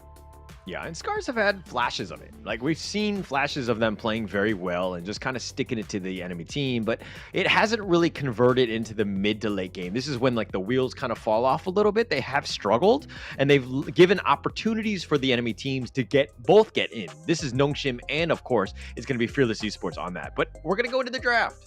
Yep, I love this. Okay, so both teams have a very strong start. It's going to be Long first pick for the side of Nongshim, and SCARZ instantly picks up the mortar along with the Mai Shiranui. Good stuns, good bursts, and good knockups as well. Yeah, a lot of potential for damage and just like setup and things that you want to do. But SCARZ, it's going to be in that. The Mai, I think it's going to be, you know, flying high and doing a lot of damage, and that's kind of what you want. But Nongshim responds. They're going to go the Lady Jean and the Lian Po to counter them.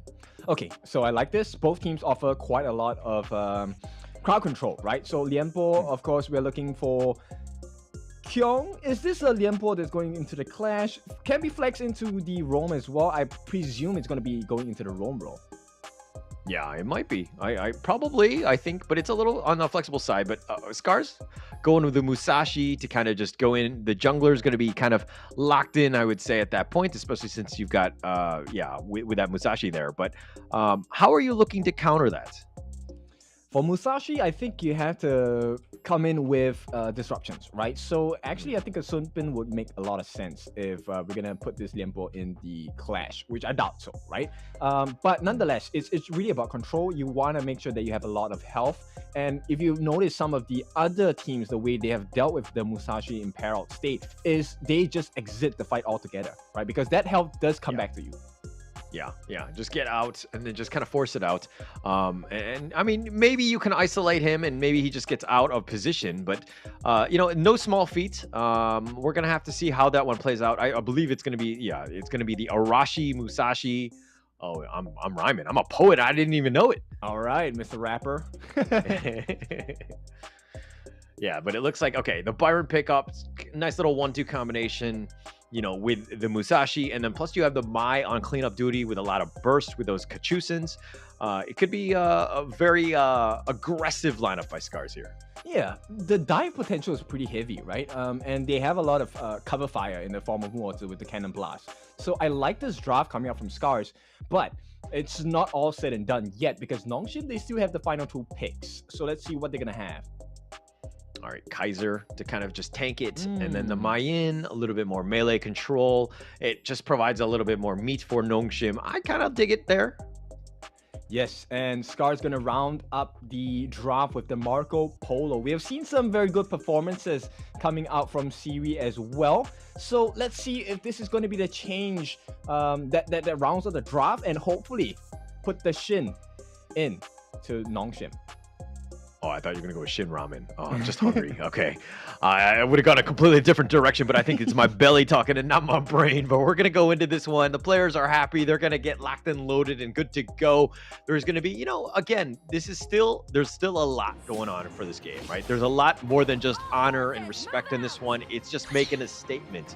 These are two teams that we're going to see time and time again. We're going to see them, you know, they continue their journey. This is not the end, although it might end after today, but they're going to have more tournaments to go. Oh yeah, for sure. And I'm pretty sure both of these teams have scrimmed against each other pretty frequently. Yeah, it looks like, you know, okay, Illusion all by himself in the mid lane. ASD just continuing to just step out there with Ochik, just kind of supporting him here. Yep, successful steal there for ASD. Yeah, ASD, nice little burst for him. ASD. Not going to have much at this point, right? It really is just SCARZ trying to poke out and find some opening to stifle the growth. Yeah, Zenz is all by himself. He's going to be left alone. Siri's just going to have to make the rotation now. But, all right, who do you think has the better draft? I think at this point, it's I pretty much prefer SCARZ. They do have good control, good burst of damage as well. The only thing that kind of limits this is maybe Invincible Warrior and maybe Kyung coming in with the catch with whatever. Yeah, and I know teams like to pick the Kaiser, and they've done it, you know, to potentially counter the Musashi, but I mean, tanking is one thing and having that Invincible Warrior, but you're not really doing any damage. You're just getting punched in the face a lot. I don't know if that's the greatest hero for me. Yeah, they're putting a lot of emphasis onto the series here, right? And Invincible Warrior going to be popped out by Haku. He's going to chase into Arashi. Arashi falling low, 1-on-1.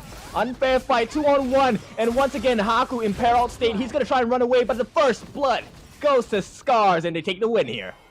Yeah, Invisible Warrior actually wore off, and he became the Destructible Warrior. I was going to say Uninvincible Warrior. No, nonetheless, overstepping their boundaries, instantly equalized here. Siri gets the kill for this, and Nongshim recover 1-1. Yeah, they traded back. ASD, again, it's one of those things where, okay, you got first blood, and then you're like, they're down a player. We can just go steal some boars, but you got to worry about the rest of them. It's still very low, or everybody's very low, and they're easily killable at this point and somewhat vulnerable. And ASD, man, you need to stay alive and you need to keep farming.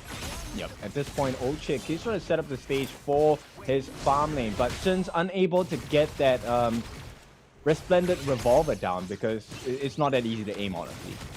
Yeah, it's not the easiest, but I think Shen's is up for the task, so to speak. Ochik taking a lot of damage here, but Arashi waiting in the wings, might actually go for the ambush, but he's been spotted out. Yep. Not gonna drop down that Fever Barrage just yet, right? Not under the turret at least. And looks like both teams pretty close by in terms of farm. Slight lead towards SCARZ. Yeah, slight lead, and it looks like they're going to be a little bit of a rotation here from Rilver. He's going to make his way into the mid lane. He might catch somebody out. Kyung is going to get to the top lane and be like, hey, where's everyone? I'm all by myself. Yep, it is going to be privacy, right? Utmost importance at this point. Rilver, yeah, but forcing comeback. At this point, I feel like, Kyung, he's going to do a good job of maintaining his wave, but once again, Arashi very aggressive with the movement here. Yeah, aggressive, but now, okay, they're looking to invade the enemy jungle. This is going to be uncomfortable if you're Nongshim here. I don't know about you. I feel like SCARZ is playing with a little bit more confidence than usual. Yeah. No, this is it. When you have no fear, you can just play your game, right? And I think that we haven't really seen too much of SCARZ doing that. I think that the pressure has kind of gotten to them where they're not really that comfortable. This is the best we've seen SCARZ play since game 1 of match 1 against Fearless Esports yesterday. Yeah, we'll see. Opening available, but the stop comes in. So many stuns coming down. It will be Haku who secures that Tyrant for themselves. Everyone's falling low, but Arashi, he needs to run away. At this point, it's going to be a good kill coming in. Juns gets more farm for himself, but the backup has come in. Here comes the Infinite Vastness trying to run away. Flash committed by Siri as well. It's 2 kills for 1 on the side of Nongshim. And at this point, SCARZ once again establish a good lead. Yeah, Ochik with the clutch cannon blast, saving Arashi. Haku was then caught out because he couldn't catch up, and then he ended up getting killed for that one. So that's a nice little team fight, a good skirmish for SCARZ, ensuring that they did get that one and kept Arashi alive, which is the biggest thing going into the mid game here. Yep, and best of all, Juns didn't die, and now he's at 3.4 thousand, gets the Spark Force Dagger as well. On his way towards that Doomsday, that is gonna be quite the pain against Faye. Yeah, it's definitely going to help out. I mean, Faye right now is super tanky right now. Just kind of annoying to deal with. ASD in the river, just waiting for the right target, looking for that ambush. Not able to really find anything at this moment. Siri right now, who's been pretty good with this loom throughout the day today. Still 1-0-0, highest on the team in terms of net worth with 3,300. Yep, and now we're going to see Ochik come in to support his farm lane as well. If he can get the stuns onto any one of the members on the side of the farm lane, it's going to be quite big. Yeah, it's definitely going to be big. Faye scouting it out. So SCARZ right now doing a good job of just kind of, look at ASD sticking around. I think he might have been sticking around a little too long because he didn't really get much in terms of, farm. And he's going to make his way back to the mid lane. And Haku and Arashi, that's the matchup to watch. Level 9, level 10. Yep, good lead, right, for Arashi. This is one of the few times he's taking a lead. Now, Haku does see that the Tusk Forests are open, and he's probably going to go for that. Yeah, that will help him out. Look at Rilver making his way into the mid lane again. Haku, he just sticking around in that mid lane. And, Nongshim right now playing up a little bit more passively. Invisible Warrior. Yeah, Haku, he is caught in the middle of 4 though. I don't think this is the best time to really just go in. At this point, ASD looking for an opening. Can he get up the Ryu engine? He's looking for the knockup. Will commit. Will not finish the job though. Right now is overstepping of boundaries. And this could be the punishment. And it is going to be the duel to the death committed. But it's a punishment that is landed by Kyung. Here comes the stun as well. The turnaround. They're all falling low on the side of Nongshim. Can they get the kill? Will not. In fact, Rilva oversteps and gets taken out. No, not enough damage. Haku makes it out with a sliver of health. So does Rilva. Oh, Arashi used the duel to the death. Little did he know it was going to be his own death. He goes in 1 versus 4 into the heart of the enemy team. SCARZ not really able to back him up, not really able to do too much. But through it all, not the worst thing in the world. I mean, this net worth has kind of shifted a bit in favor of Nongshim in that sense of catching back up. And that gold graph shows it as such. Yeah. The experience graph. But, you know, Chun's now does have the Doomsday, and oh, that was a nice Kachosen there. Not really hitting the mark to kill, but it's going to push him back into the fountain. So Illusion might be having some trouble with the waves in the mid. Yeah, and I mean, it was the counter pick that, you know, SCARZ wanted, right? They wanted the Mai against the Lady Jun pickup, and they're playing it. They like the lane matchup, and the Kachusins, as you were saying, rightly so, does a ton of damage if they're able to hit. But Yeah, in the top lane. 2-on-1 under the turret, there is no invincibility that's going to save you from that. It's going to be a quick kill for Arashi. And now, SCARZ may be looking to put more pressure across the map. Yeah, pushing it out, getting that gank. That's a great start for SCARZ right there. That was a good kill. They've rotated into the mid lane, but through it all, Rover continuing to push in the top lane. This is what he likes to do, where he's just like left uncontested, doesn't have to deal with it. As long as SCARZ is playing safe, they're going to get some extra gold as that top T2 goes down. Now, this is the Rilva we've been waiting and expecting for days now. And finally, he's going to show up in the last game in the last series here as Haku starts working on that Tyrant. But here comes the rest of SCARZ. They're going for it. They will get the kill onto the Tyrant, but can they make it out safely? At this point, Rilva, he's looking for an opening. Will force them all back. Infinite Vastness going to be landed down on the backlines towards the back of the T1. Nice stun, but they make it out. So Nongshim RedForce, they squeeze out a little bit of advantage for themselves. A little bit, and that's kind of what you want. Siri, I thought, was a little out of position, but then I totally forgot that he's on the Lung, and he's got that get out of jail free card in that Dragon. He did take that ride up, and that provides a little bit of space, right? You know, SCARZ had been pushing, but they didn't get really much out of it, and through it all, Kyung is going to take that top T1, so Nongshim making moves across the map and surviving, and just trying to extend things to create space elsewhere. Yep, they're trying to wrestle control back into their hands here. It is going to be the Crimson Buff that is of the object of choice. And Siri gets it. And now this is a horrible position. ASD, he's going to run. He's going to leave his class laner to die there. Rilva takes the fall, but can they make a difference here? The trades do come in on the top lane. There is some pressure, but at this point, Haku manages to stifle that, puts a stop and stem the bleeding in the mid lane. Yeah, stemming the bleeding, but, you know, SCARZ, like, kind of putting Rilver in a bad spot. If you're up, you don't want to die unnecessarily. Obviously, he did get caught out, but it's a little unfortunate. You don't want to give Nongshim any chances to get back in this game, and it seems like they're doing that, which is a little unfortunate for SCARZ.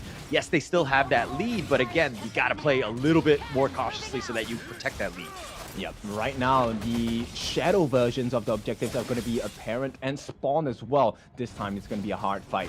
Siri falling to about half his health. Jones is already back to full. He is ready to let down that Fever Barrage as well. On the back lines, they will catch out Rilva. He's very, very low on health. Tyrant is going to be reset, and this looks like the perfect setting for a major team fight. ASD, he's hiding in the bush, waiting for that opportunity to strike right now. Rilva one-on-one as Jones looks to support him, but Rilva gets caught out. It's 3 members on him, but the surprise check-in, that's going to get the kill on the Illusion. At this point, it's going to be a 1-for-1 trade-out. It's going to be a clash lane for the mid. And right now, Haku, he has eyes on a Tyrant, but Arashi's not going to let him near as well as ASD. Falling low. Ooh, he's going to get the steal.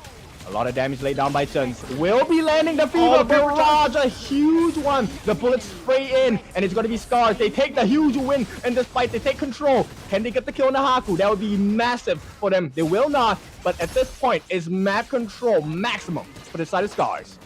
Yeah, not a bad fight. SCARZ, I thought, you know, they were kind of spread out throughout, but it looked like Rilver was actually just the bait. The real fight was going around trying to find Illusion. They did find him out. set it up by ASD, again, being very patient, just hiding in those bushes for quite some time. Did get the pick off. SCARZ ended up kind of winning out on that team fight overall, so a pretty good fight, and it might even set them up for that Tyrant, but it looks like they're going to leave it open. Yep, at this point, it's a 2k goal lead, right? And once again, neutral objectives, they're open up for the take. So Shadow Overlord, Shadow Tyrant, it is up for them to pick. Ochik, though, a bit low on mana, so this is a small concern for the side of SCARZ.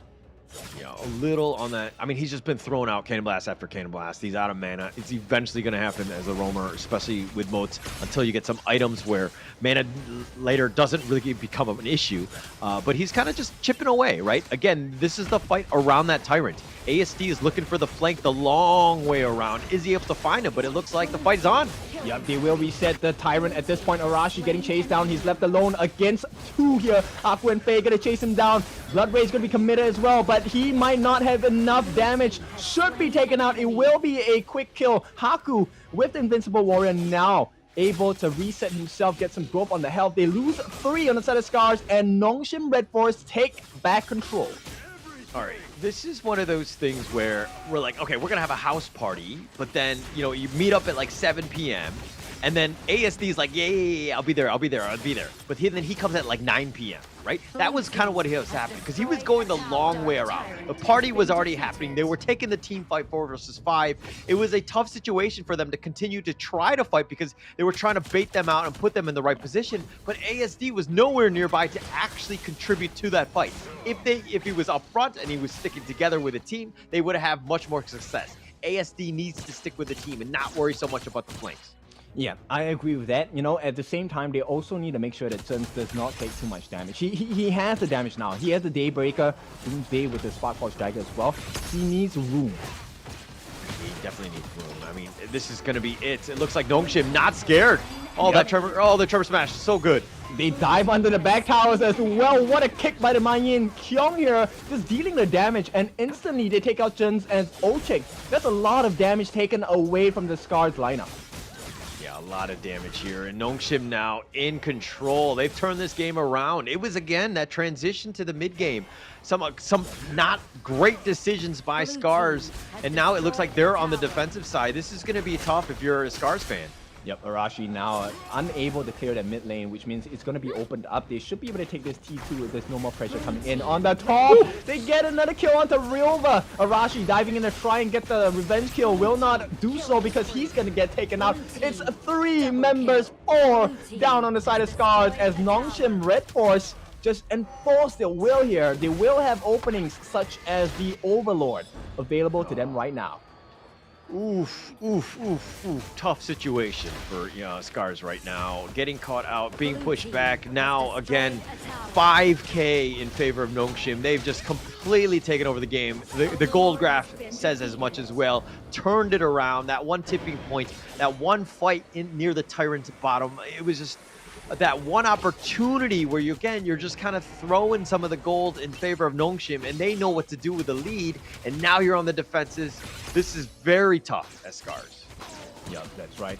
And take a look at what's happening here. All they have to do is to make sure they don't lose sense. Once again, he's going to use his roaming gun to get out, but it's a tower. T2 on the bot, taken for the side of Nongshim.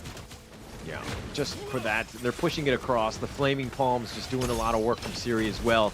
Oh, but Fever Brush? Yep, not going to work too much out of range, unfortunately. And that's going to be one ultimate wasted for the side of SCARZ.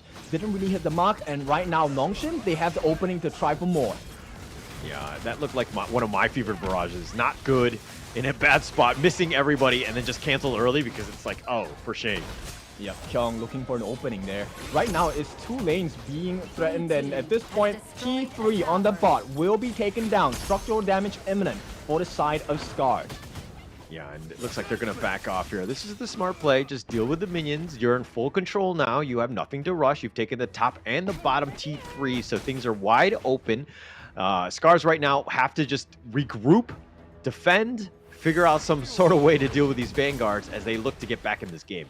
Yeah, at this point, Illusion actually not going for the Venomous Staff, right? He doesn't even care about the heals. He's going more for Twilight Stream. He wants the armor shred. Yeah, that, I mean, definitely will help out, right? I think you'll just burn them, you just blow them up, you give yourself a chance in that sense. But okay, Nongshim. looking to push out. The Tyrant is going to be back in about 2 seconds. They're just probably going to push out the lanes one last time before they do focus on that one. But, you know, Nongshim right now, just map control, right? It just choking them out. Yeah, for sure. At the same time, the positioning has been on point, right? Because they haven't exactly allowed Gens that opening for the Fever Barrage at any point of time. You can see the last attempt there, just slightly out of reach for Gens. Yeah, slightly out, not able to do anything. Cannon Blast just being swung left and right, just trying to force the issue. Maybe you get lucky, if anything, just to push people back. Because again, Nongshim, they're just waiting for the next minion wave, right? Kyung is going to push out the top one, which is again wide open. SCARZ just trying to hold on, just, you know, all 5 of them sticking in their base. Yep, they have to, right? This is the only opening available defensive structure there, and another free hit with the Flaming Palms means the T3 in the mid probably just going to go down in time. Yeah, it's going to be going down, but they don't have minions, so they can't actually force it. If SCARZ, if anything, they've got some pretty decent wave clear. They've been dealing with it. But again, the Flaming Palms just chipping away slowly but surely. It's just it's a patience game, I would say, for Nongshim. They don't need to go overcommit, so to speak. Arashi, on the other hand, went in for a bit.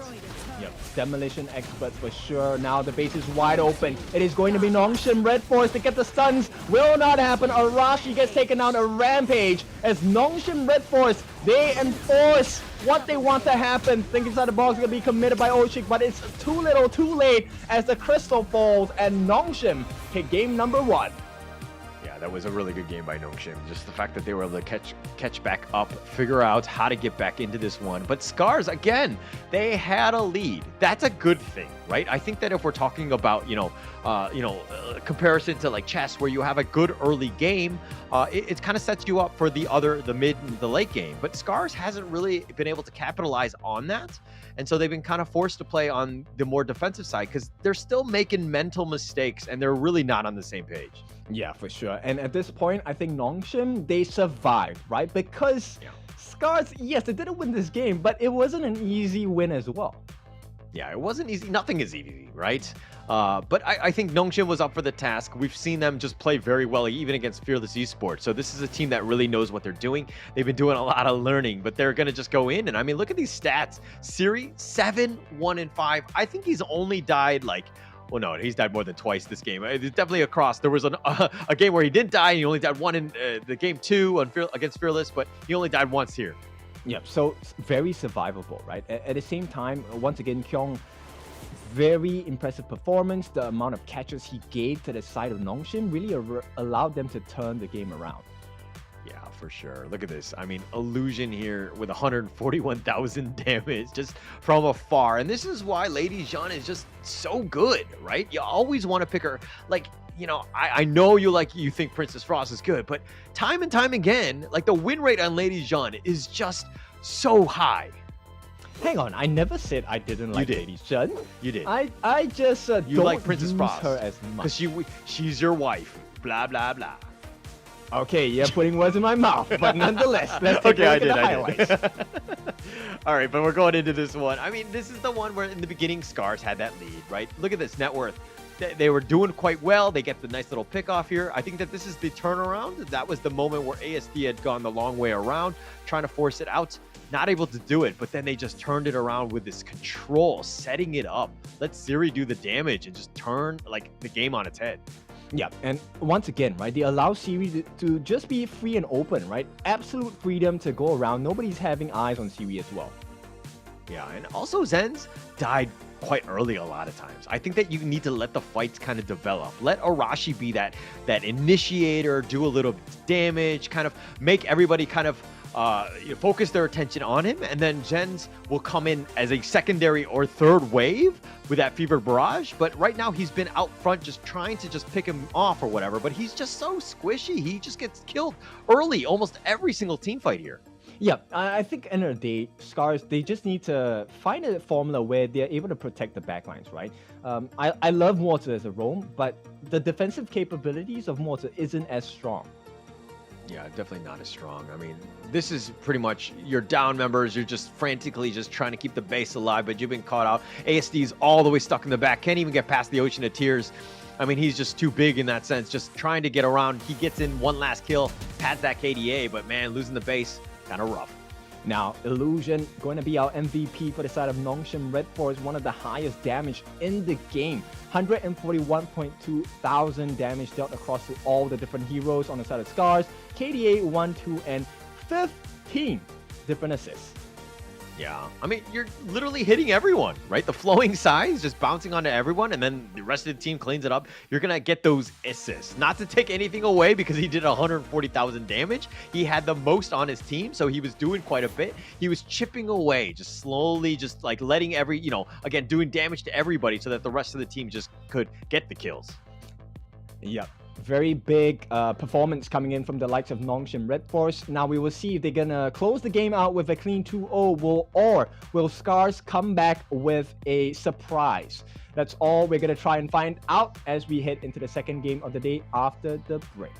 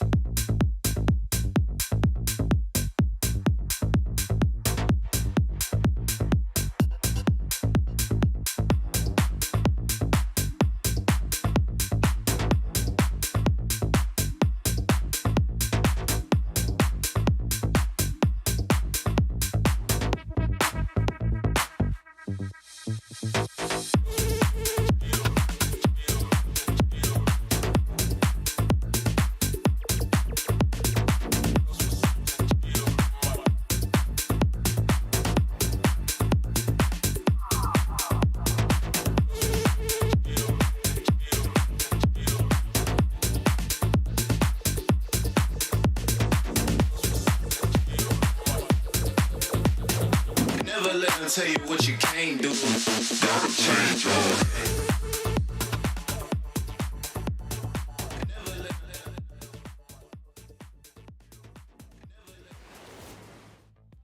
Welcome to the Honor of Kings Championships Pacific Play-In. We are at the last stages of today, a potential last game between SCARZ as well as Nongshim RedForce. My name is Kendofu. With me today is Holler.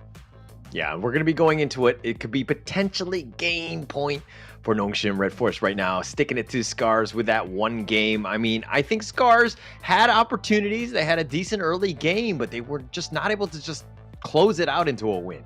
Yeah, so they start great, but they can't finish that job, right? So at this point, we'll see if SCARZ is able to learn. It's been, what, a 5-minute break per se? So it's not a lot of time to kind of recover and, you know, hopefully to formulate a strategy against the likes of Nongshim RedForce. Yeah, do you think it was more of an execution thing, draft issue, like, you know, communication maybe? Because like coordination, like what was the biggest issue to you? I think maybe, to me, it looks a little bit more like communications, right? They weren't really on the same page at certain points of the game, and I think it really has to do with, hey, we're going to take this fight now, can you back us up? Because there were moments where actually, if Zhenz was in a fight, it would have changed the results pretty significantly. Yeah, I mean, he just needed to have survived. I think getting picked off early just means like, okay, we actually can't fight. We have to run away. We have really no chance for this. So again, his positioning needs to be a little bit more solid, I would say, and he needs to be super careful. And I mean, I understand that he's trying to do as much damage as possible, but unfortunately, when you're getting picked off, you're not really helping the team. Yeah, now Nongshim, they're going to start the ball rolling with the Mai Shiranui. We all know what a huge burst potential she offers, and SCARZ is going to respond in kind with the Arlie and Zhang Fei as well. Yeah, it's going to help out there, right? I mean, just they really want to prioritize this Mai, and they want to go in. But Nongshim doing a little respect in terms of the Musashi. They're just going to ban that one out. SCARZ are going with the Yuan and of course the Ogren. We saw the power that Nongshim were able to bring with both of those two heroes. So a little bit of respect on that side as well. Yeah, and now Lung is going to go back to the hands of Siwi once again. No doubt, right? I would definitely give Siwi as many Lungs as he wants.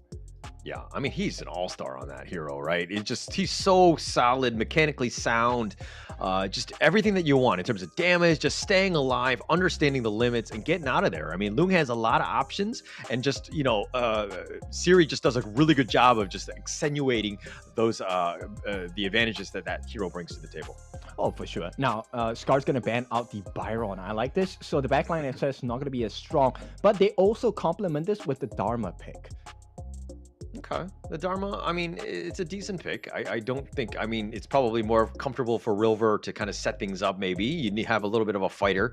It's going to help out in terms of, you know, just being that front line with Zhang Fei backing you up kind of thing. So you do have that potential.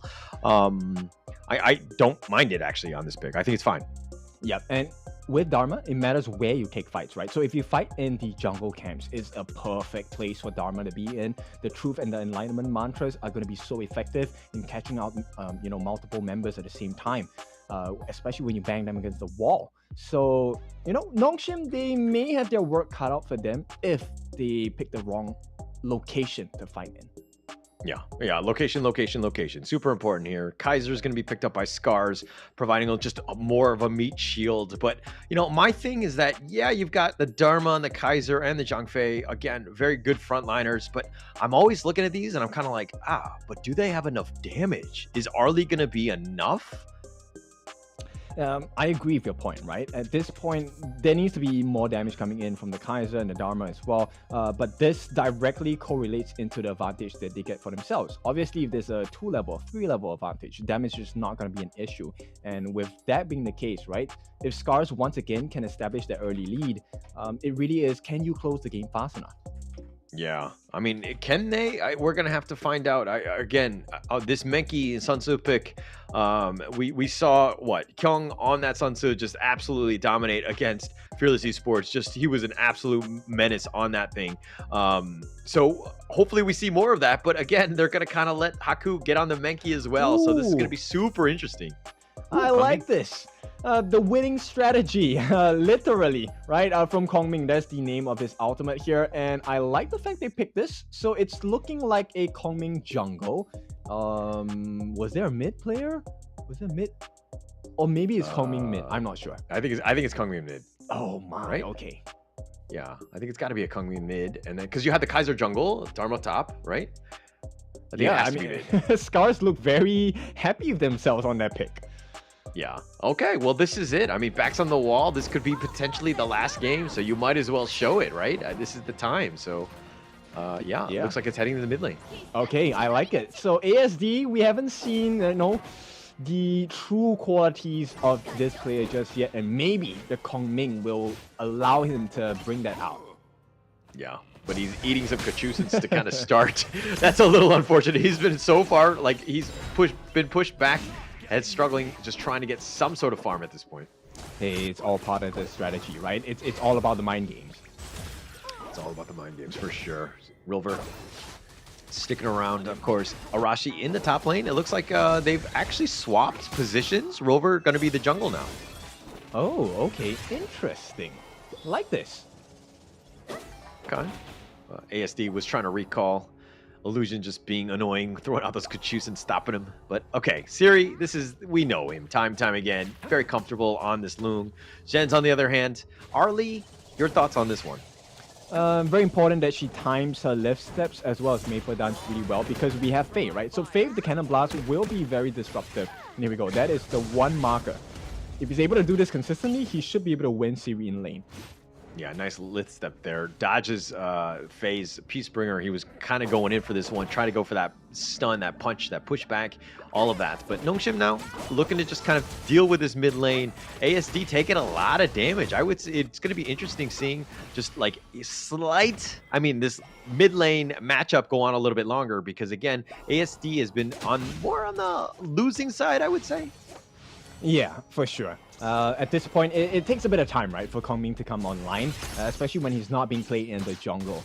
Now, with that being said, it looks like Kyung will be laying eyes onto both Rilver and Arashi. They know that the pressure is coming in for the top lane. Yeah, Kyung, he knows something is astray, right? He's got that spider sense. They don't know where Rilver actually is. He's looking to take the spike tail from him under his nose. But Haku, in return, is going to take the enemy jungle. I don't know if he's... Okay, Invisible Warrior. Yep, looking for an opening here. Rilver, maybe this is not the best time to fight. They need to secure their buffs first. So Rilver will be going back to his Crimson Golem. And at this point, you know what? Siri against Zhen's. How's that working out so far? Yeah, I think Siri had a small advantage, if my memory serves me correctly, in terms of net worth.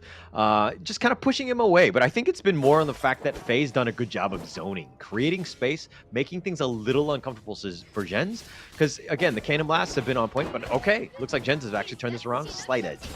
Yep, okay. Illusion now. Oh, hang on. ASD coming in, trying to get the winning strategy in. But this time, Set Sail is going to be landed down. They're looking for an opening on the bot lane. And looks like that opening is not going to be shown, but ASD forced to kind of blink away. Yeah, he blinks away. He's going to be fine. Kyung just going on that free ride all the way around. Not hitting any walls. He's much better than I am. I would have crashed at the first wall I saw, because I see wall, I crash. Okay, stereotypes here. That's not the truth, guys. I'm talking on my own personal skill, okay? I'm not, saying anyone else is driving as poorly as I am. Yeah, we need to put the disclaimers out there, right? All right, nonetheless, it looks like, it was a good rotation. He thought something was going to happen in the mid lane. It looks like SCARZ had backed off at that moment. But now Haku looking to potentially steal something. I don't think he got it in the end, but Haku up in front now, dealing with Rilver. Okay, so it's going to be tank versus tank, right? But at this point, I think Haku should be able to deal much more damage to the side of SCARZ. And once again, Set Sail, they're looking for an opening. This time, I think it might be founded. Okay, does not hit the mark there. Does not hit the mark. Even the bubble that was following them also did not hit the mark. That was super funny by Haku as it was chasing him down to the ends of the earth. But no, okay, it looks like the Tyrant is going to be started here. They're going to go. Arashi. Yep, on the backlines there, it is Siri who's falling low, going to be forced to use that Dragon Form. This will allow Rilver to get that Tyrant. First Tyrant of the game goes into the hands of SCARZ. A good start. Once again, can they hold on to this lead? Yeah, I like the target prioritization by Rilver, right? You force it out, make Siri a little uncomfortable. Once he had the Infinite Vastness, they had no chance. And then Rilver was then, sorry, excuse me, I believe it was Arashi that was onto Siri. But Rilver did get the Tyrant in the end, and that's kind of what you want. You push away Siri, make him uncomfortable so he has to get out of there, and then he can't do any damage. Okay, and the rotations, right? Since this time, I'm going to go up on the rotation on the top lane. They want to funnel a little bit more farm into this hand. It's all about funneling the farm, getting as much for Gens as possible. He's having a much better game. He's 3.3, highest on the board. He's been pushing out in terms of the farming in the top lane. He has a lot of space, right? And that's what you want to do as SCARZ. Just provide him as much room as possible. Just be a decoy somewhere else. Yep, so essentially just being a nuisance, right? And I like the fact that, at this point, Jens actually itemized with the Boots of Resistance. He wants to be able to tank the magic damage coming out from Faye for sure. Yeah, for sure. It'll definitely help them out. I mean, they need to go on. Nongshim right now are falling a little bit behind in terms of the net worth. And SCARZ right now, I feel like they should be exerting a little bit more map control with this small edge. Just trying to force it out. Maybe you steal something, but at the least you contest it. Well, that's why Nongshim RedForce is such a strong team, right? Look at the way they position themselves, right? They're not giving any openings for the side of SCARZ to even try and get a fight, right? It's always Haku in the front. Yeah, Haku's all the way up in front, just trading blows. It's like a wet noodle fight with Rover there because they're just both so tanky. But oh no, they go in. All right, they're going to give it a try as well. That's very low for Illusion. Forced to use the flash defensively, but at the same time, it's all even, right? They are unable to find an opening entry into any sidelines on the side of Nongshim. Good skirmish from both sides, right? They were trying to force it out. It's still a feeling out process. It's 6 minutes in because you don't want to give up first blood. So you just try to kind of play to your limits and kite people out. Make sure that you don't die. You don't want to give up first blood. Not to say that it's the game-ending kill, but it's one of those things where, especially early, you want to be careful with how, who's getting what gold. Yeah, now both sides are going to set their territory right? They need to occupy as much space as possible. It looks like the Zero Golem being threatened at the bot side of the map. Yeah, Haku wants to potentially go for the steal. He does have the smite if they want to go. River does spot this one out as well, so it's a 50-50 at the moment. But can they provide a little bit more space? Faye is going to be there. Dude, does Haku get it? And he does. He actually steals it away from River. Yep, and now both of them have committed the smite. Slight advantage because Ochik does have smite available in his kit. But right now, I think it's about establishing map control, right? It's a little bit more forceful from the side of Nongshim RedForce. Yeah, forcing it out. Now they're turning this around. Again, you just give an inch and they will take a yard, or a foot in this case, because they're a slight edge. They're starting to take advantage of the fact that they've got this. But oh, the truth. Yep, nice knockup. They're going to force the infinite vastness. The dragon, it will be running away. End of the day, the winning strategy does not hit the mark. Set sail comes in. The boat crashes as well. They're going to land their hands onto the jungler at this point, and River takes the fall, and Nongshim wrestle back control. Kyung is like, ahoy, matey, and knocks him up in the air, sets it up for Faye to get that cannon blast. Nice little combination. Rover really had no chance. He was completely stun locked. All SCARZ could do is just watch and be like, hey, Rover, sorry, bro, we can't help you out. Yeah, the movie of you winning, you can't watch it because it is rated R. R, matey. That was a bad joke. I was going to say it, but I'm glad you did. No, kidding. Okay, nonetheless. Right, so map control a little bit more in favor of Nongshim RedForce, and at this point, they're still struggling to find any openings on the side of Nongshim. Oh, hang on, just as I said that, Arashi gets the kill, solo kill on a series, sneaks him behind his back. The boat is going to be landed down onto the Tyrant, but it doesn't hit any of the members on the side of SCARZ. This is a perfect opening though. Rilva as well as Arashi will start working on this Tyrant, and at the same time, Shun's going to take the T1 on the top. Oh man, that was a mistake by Siri. I don't know what he was doing, why he was trying to fight it, but he just got caught out, and Arashi's got some damage. He was got the Fists of Fury, and he was just blowing him up. And Siri, I don't think he had the ultimate at the time, so that's why he couldn't get out. So he was just stuck there in bad positioning, and again, just a tough situation considering he expended the flash as well. Yep, and that is the benefits of having a Dharma, right? The potential catch is so unnerving for the side of Siri because he is not very tanky at all. He's not supposed to be anyway. Yeah, he's not supposed to be. I mean, you want him to be a glass cannon. But again, it comes back to Siri just being this, you have to be impeccable with your positioning, right? Because if you get caught out, yeah, if you have infinite vastness, you have that get out of jail free card, but generally speaking, you want to have good positioning and use that as a last resort. Yep, at the same time, they will be looking for an opening once again in the mid lane. I don't think they will be able to find it, right? Faye is just hiding around the corner, but at the same time, Ochik approaching closely. Oh, hang on, one-on-one again, Arashi against Kyung. Yeah, actually, Arashi has been doing some serious damage. You gotta respect where he is at all points because he can solo you down. Arashi's gonna recall back, so I don't know if SCARZ want to continue this fight as they're looking to take this 4 versus 4 at the moment. But Kyung, he's looking to set sail maybe towards the mid lane, though. He's gonna walk it. He's gonna go slow at the moment, and Haku continue to stand up in front. Yep, I think this is just the calm before the storm, right? At this point, Haku is falling a bit low, but he's one of the tankiest members on the roster in the Gorge. And right now, it's really about Siri. Can he land enough damage to dissuade Rilva from really just stepping in the space? Everywhere he goes, he gets hit with a move from the side of Nongshim. Yeah, and look at where Zenz is right now. Zenz has been farming. He was dealing with the lane bottom. So it looks like they're... Okay, now they're going to look to go?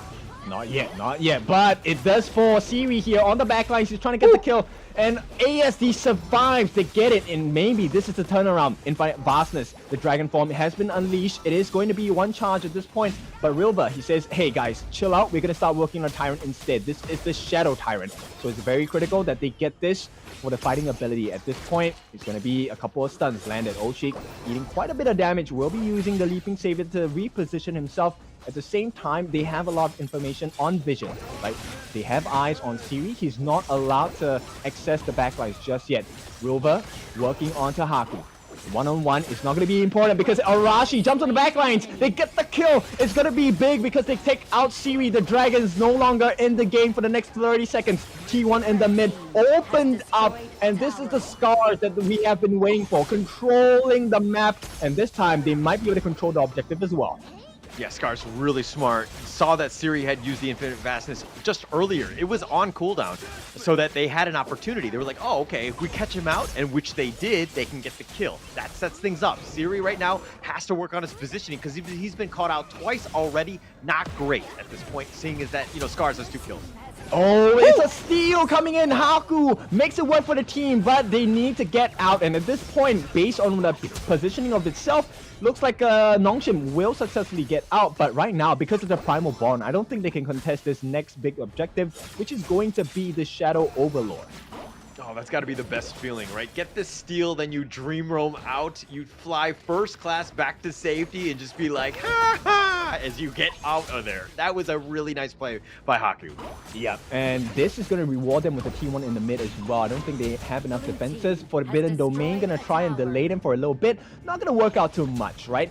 Now, mid laners, both of them have this advanced Wrath. This is why there's so much damage being laid down. One-on-one, Arashi again under the turret will not be able to make it work for himself as Kyung escapes with a sliver of his health. Now, Azure Golem going to be threatened and stolen away? No, will be going back into the hands of Rilva, but it's the big fight that is really working out for Nongshim. Dragon Form going to be unleashed. Infinite Vastness, but on the backlines, Wilbur is falling a bit low. Ochik does have his ultimate. Can he get the save? Will not. The damage comes in as the Dragon, Mr. Siri, makes it work for the side of Nongshim. The spice is heating up, and SCARZ cannot deal with it. Yeah, they're heating up here. I guess they don't like their ramen extra spicy as Nongshim is serving it up. They're doing quite well in terms of getting some of those kills. Arashi thought he was safe under that T2 tower, not able to stay alive. He actually lost the one-on-one fight with Kyung, who had a decent amount of burst. You gotta respect that. Arashi thought he was super strong, but actually he's a level behind, something to take note of. Arashi, you need your teammates to continue fighting. Right now, things have kind of shifted. If we're looking at the net worth, it's a bit of a wash.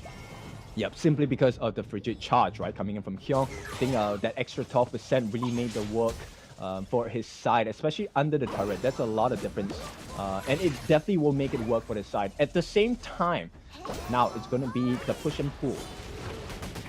A little bit of push and pull. Haku still up in front. I mean, at the end of this game, his damage taken is going to be so high. He has just been up there. And as per what you want from the Menki player, just kind of being this nuisance that's still up in front. But again, Kyung dueling it out with Arashi here. And it looks like the Invincible Warrior. Yep, he's going to be taken out instantly. That's going to be Illusion taking the kill for himself. At this point, it's going to be a 4-on-5. But you know what? ASD not very healthy as well. Slightly more than half his health. And now they occupy the bottom half of the jungle on the side of SCARZ. And this is a tough one for them to swallow because right now it means Menki, Mr. Haku, will have full access to the Overlord. And I mean, Oshik, he can try, but it's a risky proposition to try and dive in for a potential steal. Yeah, Rover, you know, he thought he was safe with the Invincible Warrior, but man, they do have some damage, and Nongshim just being able to burst him down. This is a bad situation now. SCARZ right now on the defensive. The Shadow Vanguard is going to be pushing, and it looks like Kyung is pushing the bottom lane. So just space provided, space created in that sense. Haku's still up in front. This is going to be a tough situation for them because, again, they're being attacked from all fronts. Yep, and at this point, maybe the turnaround potential has to come from Zhen, right? He does not have that Daybreaker just yet. Maybe that will be the marker, but the Dream Roam comes in. Dragon Form expended for Siri. He's very low, but his teammates are dying. Haku gets taken out, and this is the turnaround where they've been waiting for. SCARZ will not be able to continue just yet. Illusion putting a lot of damage. Here comes the save from Arashi. He protects his T3 for the moment, but it will get taken down. So Nongshim, once again, they deal the decisive blow, opening up the base on the bot side. Yeah, opening it up. And I mean, it's just space created, right? Haku was still up in front. Yeah, he did die in the end. But all in all, you got something out of it. Trading the bottom T3 for a Menki at this stage, not the worst thing in the world. I think it's okay, considering that bottom lane will continue to push. Now, SCARZ, they have a slight advantage in terms of numbers. They're looking to take advantage of that and just taking out the Tyrant here. Potential steal maybe. Here we go. It is not going to happen. On the backlines now, Arashi finally gets his target, but he's all alone. Here comes the thick inside the box. Not enough damage as they have Siri take the kill as well. Crimson Golem not going to be threatened at this point. Going to go in the hands of Siri. And once again, it's back and forth, right? Every single time SCARZ has an advantage, Nongshim wrestles it back. Every time Nongshim has an advantage, SCARZ wrestles it back as well. Yeah, and I feel like, I mean, okay, you took the Tyrant, great.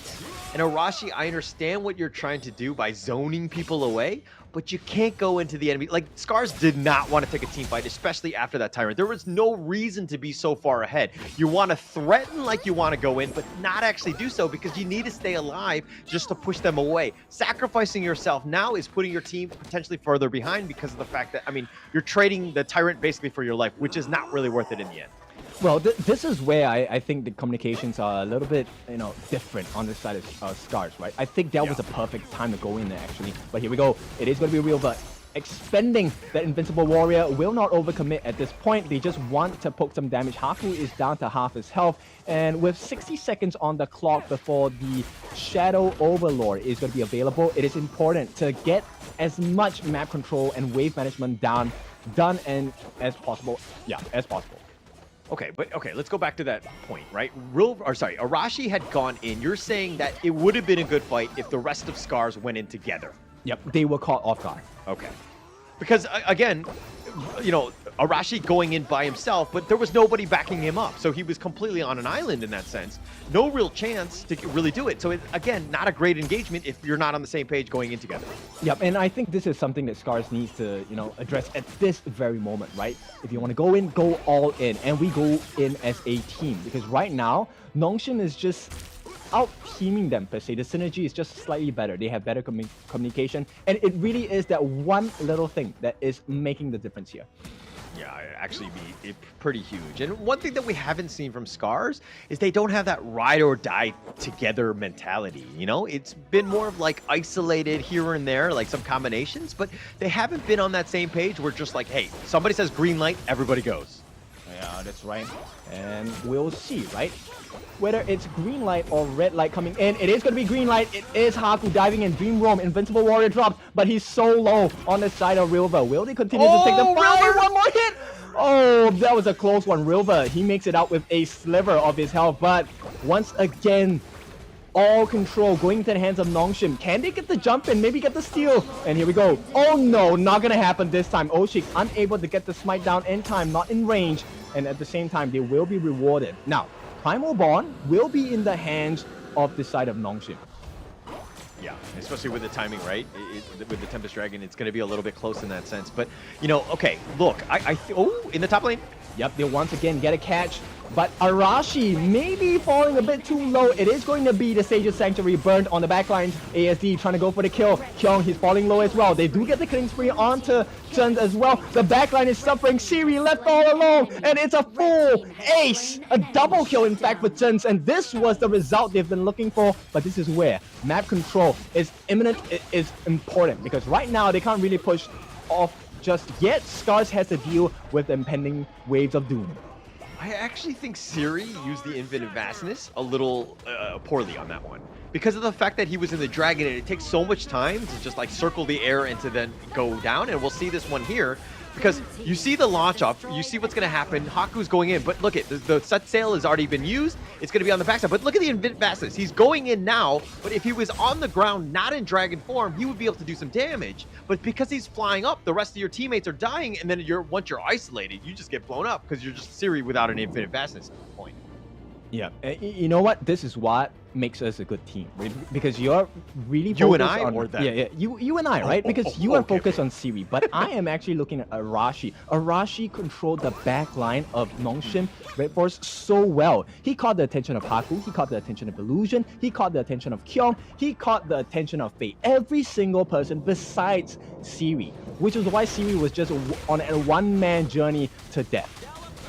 Yeah, and I mean, Arashi was setting it up. I mean, that was pretty much on him, like just to kind of be that nuisance, you know, the two-man knock-up and all that stuff. And that was actually really good fight for Arashi. But can they continue on? Now they've got a 5K lead. Now they're, in the driver's seat, so to speak. How do they play from here? Well, they see the pathway to glory at this point with the Tempest buff as well. It's going to disrupt all of the different towers. This is the best chance to just clear and destroy the base of Nongshim RedForce, and this is exactly what SCARZ is planning to do. Here comes the destruction as well. Arashi going to lead the charge on the front lines as well. And now Ochik, he does have access to his Unbridled Outburst, and Rilva finally has his hands on the Eye of Phoenix. Yeah, this is what you need to do, and I mean, it's super scary at this point. It's 21 minutes. This game is starting to get a little bit long. Siri right now, there are definitely some holes. He's not able to kill as much as possible, and the team right now is kind of faltering. Nongshim right now struggling to find the right team fight to go in and to get the pick off. Right now, SCARZ right now have a decent amount of tankability in the Kaiser. You have the Dharma that's been making some good setup plays and just being, destroying people in melee. So again, SCARZ right now starting to peak at the right time. Yep, so this is why you take as much spice as you can take, right? Desensitize yourself to the heat, and you will be able to take it to them on the side of Nongshim RedForce. Yeah, but some people just don't like spicy, Like, they're just going to use half the packet in the ramen. They don't want to use the entire mic because it's too spicy, You're missing out in life, right? It's one of the... whatever is easy is not worth it. Whatever is worth it is not easy. And at this point, SCARZ, they want to put some scars onto Nongshim RedForce. Yeah, they would definitely want it. But again, Baby Vanguard, that's going to be pushing with them. Haku still up in front. Yeah, backlines, they try to catch out Zen, but on the backlines, on the side of Nongshim RedForce, they cannot handle Arashi. He jumps in again, gets the setup, and with the pounce on the side of Ochik. This is the SCARZ we've been waiting for since day number 1. The crystal is exposed, the waves are coming in, and it is SCARZ finally taking the first win of their entire competition. Oh, that was a really good game by SCARZ. Really bouncing back, just understanding how they do it. Their target priority was very good. They were baiting out Siri many times and just forcing him to play an uncomfortable game. I didn't really see as much of an impact from Kyung in terms of the Sun Tzu in the top in the clash lane. So again, and Haku on the Menki, yes, he was tanky, but that's kind of not his style. He wants to be doing a lot of damage and just being in the heart of the enemy team. So again, I'm seeing some flaws in that one. It was maybe more of a funsy type of game where they thought they had it, right? Fancy, I don't think so. I think they put in a lot of effort, right? SCARZ, you could feel the heart pumping on the other side of SCARZ, and I think this is a well-deserved effort, well-deserved result as well. Now, this is going to pull them a consolation prize, I guess, right? At least you don't lose with a 0 scoreline throughout this entire plains. Now, what this means is going to shake up the side of Nongshim RedForce as well. Right now, they have to close the game, and it might not seem as easy as before. Yeah, it might not be as easy as before, but hey, we wanted to see some more games, and Nongshim has just answered our prayers there by losing that one, and I think that was a really good game by SCARZ. I mean, they needed that, right? I think that was a big game for them. They got to be feeling good about that because they really stuck it to Nongshim. They played very well in that one. Oh, for sure. Now, take a deep breath if you're a SCARZ fan, because we might have the turnaround of today, which is SCARZ maybe looking for the 2-1 scoreline against Nongshim RedForce. Yeah, that would be interesting, right? Just going at it. I mean, when they seemed way more comfortable, right? It seemed like hey, they had nothing to fear. It was just like, hey, let's play our game. Let's, and plus they had the nice little change up in between Rilver and Arashi. That might have been it. That might have been what they should have done from day one, right? Yep, exactly. And I'm really curious about the itemization because for a moment, right, I think Kyung was kind of towering over Arashi in the 1v1s. But I think Arashi just straight up ignored Kyung. He wanted to catch the backlines, right? So let's take a look at the itemization of what went well. And wow, ASD never died? I thought he died, man. No, he didn't die. He didn't die. I mean, hey, we can't argue with these stats. That's what they are, but 206. I mean, ASD played well. Like his net worth is great. We'll have to see the damage, how much he did in the end. But it was one of those things where, hey, if you're staying alive and you're just, casting all your spells and you're doing quite a bit and doing 137,000 damage, 29% of the team, highest on it, you're doing a good thing. Yeah, doing a good job, man. And I have to commend Ochik. This time his Shangfei was on point. But I have to say, Zhen's as well as Arashi, these two players coming in clutch for the side of SCARZ, man.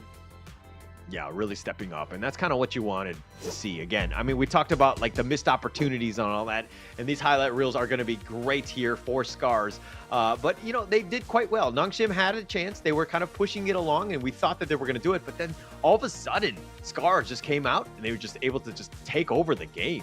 Okay, so that kill on the Siri was because he did not have the infinite vastness. That's why Arashi was able to catch him off. And at this point, I think, was this the one that, yeah, he was killed off instantly. But Arashi, take a look at this. It's always Arashi on the backlines. And if you follow up with Arashi, you get the win. That's the win condition for SCARZ.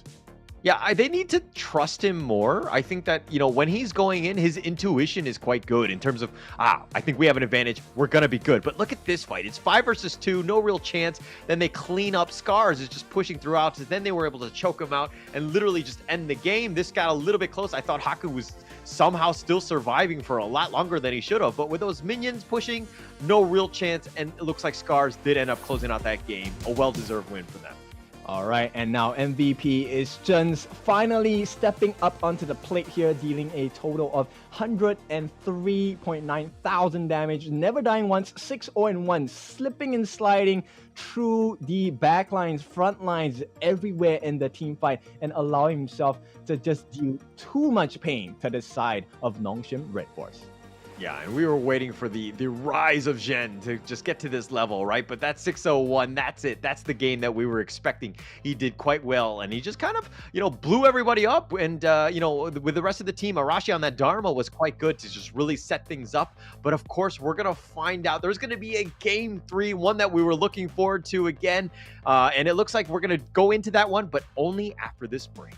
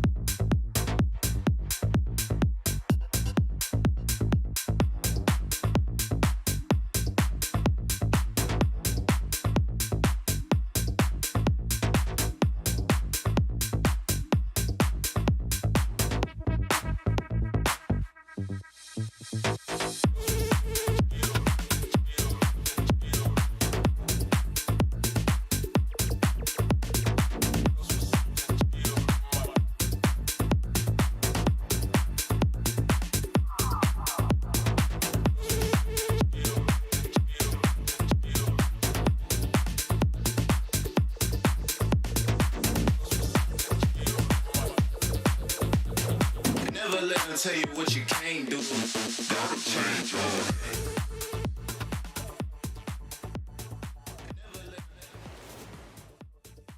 Welcome back. It is the last game of the day. This time we're gonna settle a mini tiebreaker between SCARZ and Nongshim RedForce. This is Kindofu, and I have been with Holler. How are we doing for this last game, man?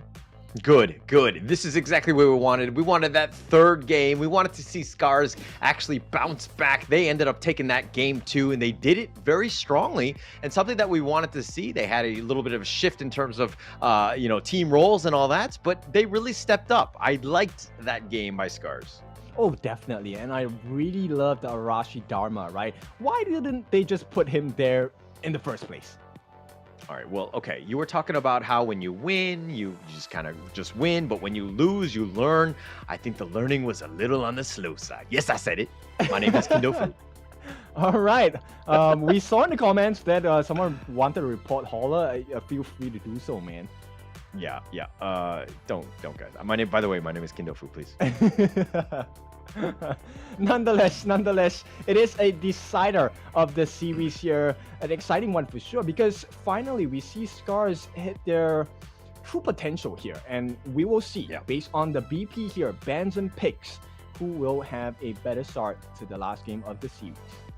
Yeah, I think that going into this one, and just for the future of both of these teams, yes, they did not qualify, but I think it's going to speak volumes for them to win this one out. I think it's going to be super important. You got to play like this is the potentially last game for you, because again, this is pretty much it. You want to end on a high. Oh yeah, for sure, right? Now, it's going to be standard bans across the board. We have no Mai Shiranui, we have no Yuhuan, no Dolia, and no Arlie. So these are the standard ones. Now, the curious point I want to explore is, will they ban out the Dharma on this side of Nongshim? Yeah, we're gonna have to see. I mean, going into this one, I think that SCARZ had that nice little matchup, right? I think the team composition was quite good. It caught everyone a little off guard with that Kong Min, but man, ASD played it to the T, did very well. And do they have any other pocket picks waiting in the wings? I mean, I would love to see the Hansing again, right? They didn't really exactly pull off that combination, but I think it's worth a try, right? Last game of the series. Try to put it out on a world stage, man. Yeah, okay. I mean, now is the time. So give it a shot, right? At this point. But, okay. Princess Frost, Lung into SCARZ. A little bit more traditional, but again, taking away Lung from Siri is a good thing to be doing. Oh yeah, definitely. And now Nongshim, they're gonna respond in kind. They're taking up the Ogrin, the Zhang Fei, and the Lady Zhen. So huge survivability, huge tankiness, and huge CC. So it's a little concerning for me, at least for the side. Anything else, right? I was very impressed with Rilver switching it up, going into the jungle. He was a very good tank in that Kaiser. But going into this one, this is going to be Musashi. Who is the one that plays Musashi the best? I still think it's Arashi. But again, are you going to change things up after that win? Well, based on what I've seen in the comments as well, Rilver used to play the tank jungler style. So I think this Musashi fits his bill as well. Okay. All right. We're going to have to find out. I mean, we're going to go into the second phase of the bans. They're actually banning out the Menki. I think that, to be honest, if they let it go and Nongshim actually picked up the Menki, I think it's a trap, because again, you're not playing to Haku's special, like his actual, expertise, which is generally speaking more the sustain or the damaging type of jugglers. Like Menki is super tanky, but other than those bubbles, he's really not contributing much outside of, just being a tank. Well, bubbles do a lot of damage, right? Have you ever had bubbles pop in your eyes? It's extremely painful. Well, I haven't had that happen in quite some time, so I actually forgot the pain level, but I think that if anything, Menki adds a little bit of cuteness, which really helps out the team synergy in terms of comp of just like looking at this team, you're like, oh man, that is one cute hero.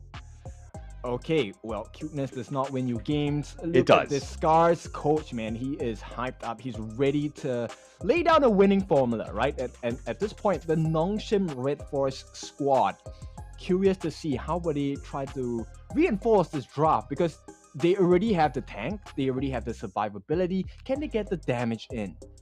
Yeah, I mean, it's all about the damage here. But okay, Nongshim picking up the Ogryn here. Yes, I think that they're going to be fine. It looks like it's going to be the Haku Ogryn as well. But the Mayan and Fang to just round out this draft. Your thoughts? Give me the win. Nongshim RedForce, I like this. I am a big fan of the Fang pick, right? I like the iframes from the wheel away. I like the huge burst potential of the target side as well. But it all falls down whether there's space, right? Meaning if your Fang is consistently pressured in the team fights, that's not going to be possible. So that's one of the risks of playing into a Musashi. At the same time, playing into a Princess Frost, if you get caught out by the Winter is here along with the Frigid Prison, not the ideal situation. So we need someone who sets up the fights for SCARZ. Yeah, and you were talking about a setter, and Moats is one of the best at it with those cannon blasts, kind of setting it up from afar. So you have that potential, and I like the fact that they have the Byron and the Musashi, like the 1-2 combination, these like two brutes running at you, just kind of the monkey strat of just like running at you until somebody dies kind of thing. And I do like it. I think they have a lot of potential. I'm kind of digging this SCARZ lineup. Yeah, me too, right? I think maybe it's just emotional side speaking, but I am happy with the SCARZ draft, but you cannot discount the Nongshim draft as well. It's really point. So this is a skill matchup, right? Who is the actual better team? Who has better communication? Who has better mechanical skills? Well, I'm not going to, discredit what Nongshim brings to the table. They've got the Ogryn, right? I think any draft with an Ogryn will be generally good. We also have Lamayan, and the Chunpei, which are very meta. Maybe not as much, but still, it's good enough, right? So I think that Nongshim, we'll have to see if they can bounce back going into this third game here. Farm lane, actually, very huge advantage going to Siri, right? With the Flash and Wheel Away, level 2, he's going to be a big menace against Juns. Yeah, but Fang is like one of the shortest characters. Why would you say it's a big advantage? No. Yeah, because of the range, right? The burst potential. It's not the height that determines the strength of your punch, right? It's the size of your arms. Oh, really? Okay. Because I was told that I was too short for some people. Anyways, that's a whole nother story. But okay, Haku into the mid lane. Path of Passing, he's going to get back. He's going to be fine. Just kind of maybe looking to invade. This could be a bit of a problem if he steals this. Yeah, but Arashi already here, and looks like Arashi will be the jungler of choice for this side of SCARZ. Oh, nice stun onto Haku, but he's level 4 already. Should be able to just walk this one off. Yeah, Haku gets cannon blasted by the Ochik. And, I would say Haku, his theme song right now is as he runs away.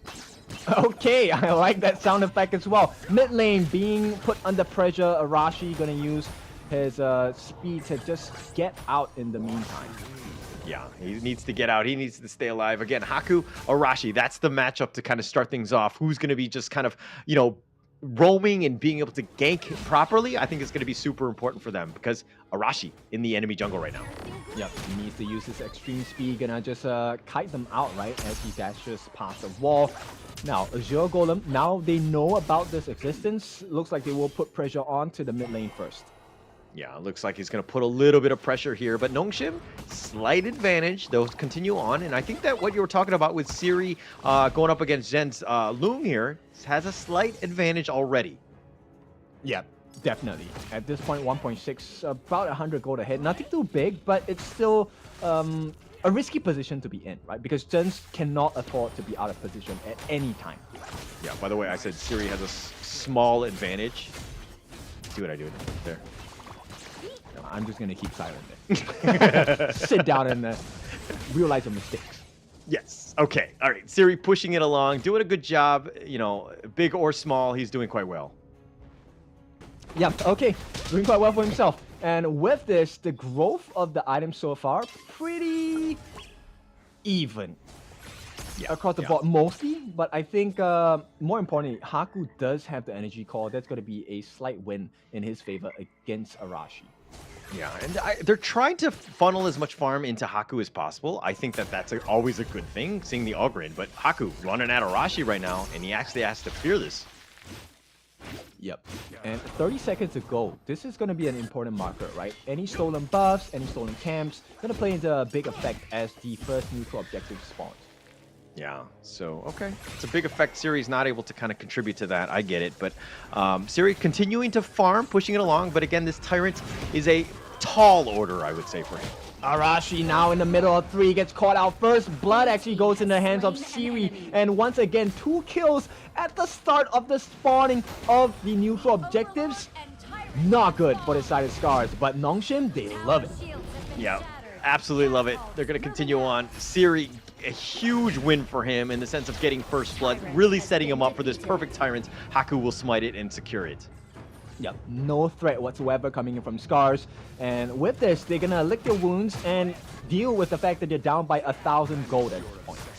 Yeah, it's a tall order right now, but Siri is the man for the task. He's actually a level behind. He's a little faltering in terms of height as well as XP or gold at this moment, but they're putting a little pressure on that bottom T1, but not really too much of it. Okay, Destructive Deluge wasted for a couple of moments. This might be an opening they can expose, right, on the side of SCARZ. Yeah, this is an opening, and of course, you're going to have to take advantage of this. Nongshim right now needs to force it out. I think you try to get Arashi in a bad spot. Force it out, make him uncomfortable. Maybe you take out some more of his jungle creeps. And Haku looking to invade right now. He does have the blue buff, though. Yep, and he does get the Blood Rage. This is 5 minutes into the game. He is so far ahead. So far ahead right now, but I mean 4.5, he's done a great job. Again, Arashi just trying to find, he's like roaming around trying to see where the jungle camps are available, and he's not really finding anything. So this is going to be a problem because, you know, it's wasted effort just moving around by Arashi. Yep, and once again, Haku looking for the backlines. Here comes the dive, the wraparound as well. It is one member against the world. Infinite Vasa is going to be dropped as well. They do know that Haku is around the corner. What is the call here? They want to try and re-engage? No, they will give up the T1 on the bot. And that's a good decision because I don't think they can take any fights against Nongshim RedForce right now. Yeah, SCARZ is just like, get to the chopper as they get on out of there. They're going to stay alive here. But again, Haku still up in front. Yep, it's not you diving, Haku, it's Haku diving you, and that's going to be the case here. First kill on the board, Haku gets a win, potentially stealing the Crimson Golden as well, and going to make it out safely, I'm sure. Yeah, Haku doesn't have Smite though, so that's something to take note of. I think Arashi did use it, he did get the red buff, but man, Haku's still up in front. He is not scared whatsoever. Yeah, you know, when he's in the Seer state, it doesn't matter. He's going to lifesteal his way back into the fight. Yeah, he's gonna consistently fight. Has that sustain. I mean, he's the highest. He has 5.3k net worth. He is not scared as he's starting to get a lot of items, and he's gonna start doing some damage. You gotta respect Haku at all points. Yeah, and you know what? Since I think he needs a little bit more time. Just the Axe of Torment definitely not gonna be enough. The Eternity Blade is still far away from this boy. Yeah, but he's, you know, doing better than I would say Siri, at least in the level department. Siri's a little bit shorter in that end. Yeah, but, you know, it's not enough. Yeah, definitely not enough. I mean, it's a tall order for Siri to try to catch back up. He's trying to push the top T1 as well. But again, you know, what can Gens do other than just get a little bit of space? I think at this point they need the farm to go into the other members as well, right? Oh, they're gonna dive in. Arashi, he sees the opening. He tries to get it, but the Destructive Deluge is gonna stop him in his path, and now he's out of position. Arashi will survive. Powerful passing laid down at the same time. Maybe this is the opening? No, not gonna be it. Rilva gonna limp away as Faye looking for some damage. Gonna be stopped by the Cannon Blast. This is a good recovery, but it is still pain in store from the side of Nongshim RedForce.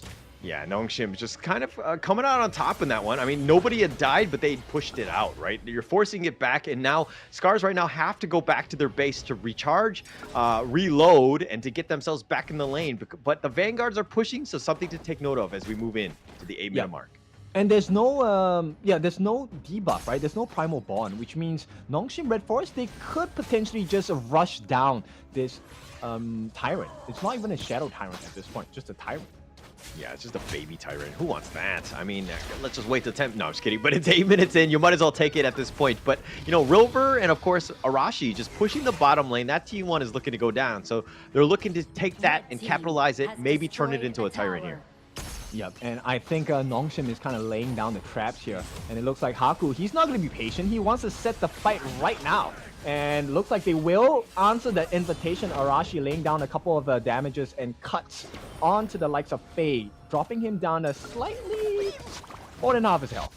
Yeah, And also, the Vanguard had been taken out by the creeps in the top lane, but Arashi making a beeline for it. The Tyrant looks like it's going to be given up. Arashi had no smite, so really no chance here.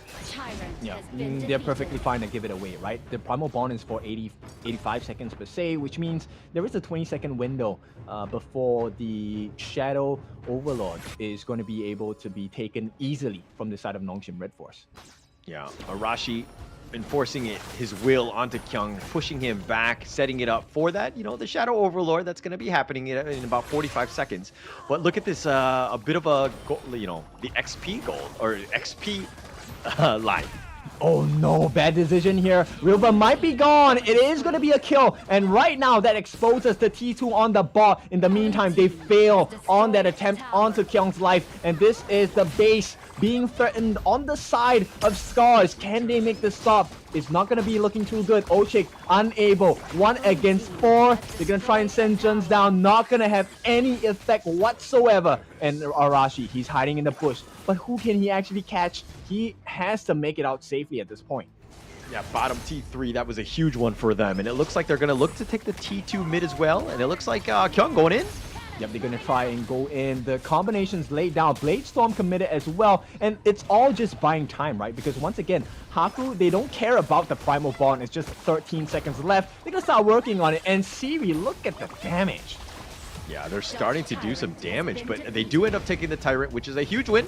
Oh, it's a whole low health on Arashi. He is going to use the Blood Rage to try and get out. At the same time, it's a Rampage coming in from the Haku. They dive in, they get what they came for, they get out. Hyung does have to sacrifice his life, but it's a 1-for-1 trade. They don't care. They have the advantage in the lanes as well. Faye in the middle of 3, gets stunned up. Maybe this is a return kill. It will be going into the hands of Rilva, but nothing too painful that Nongshim can't deal with.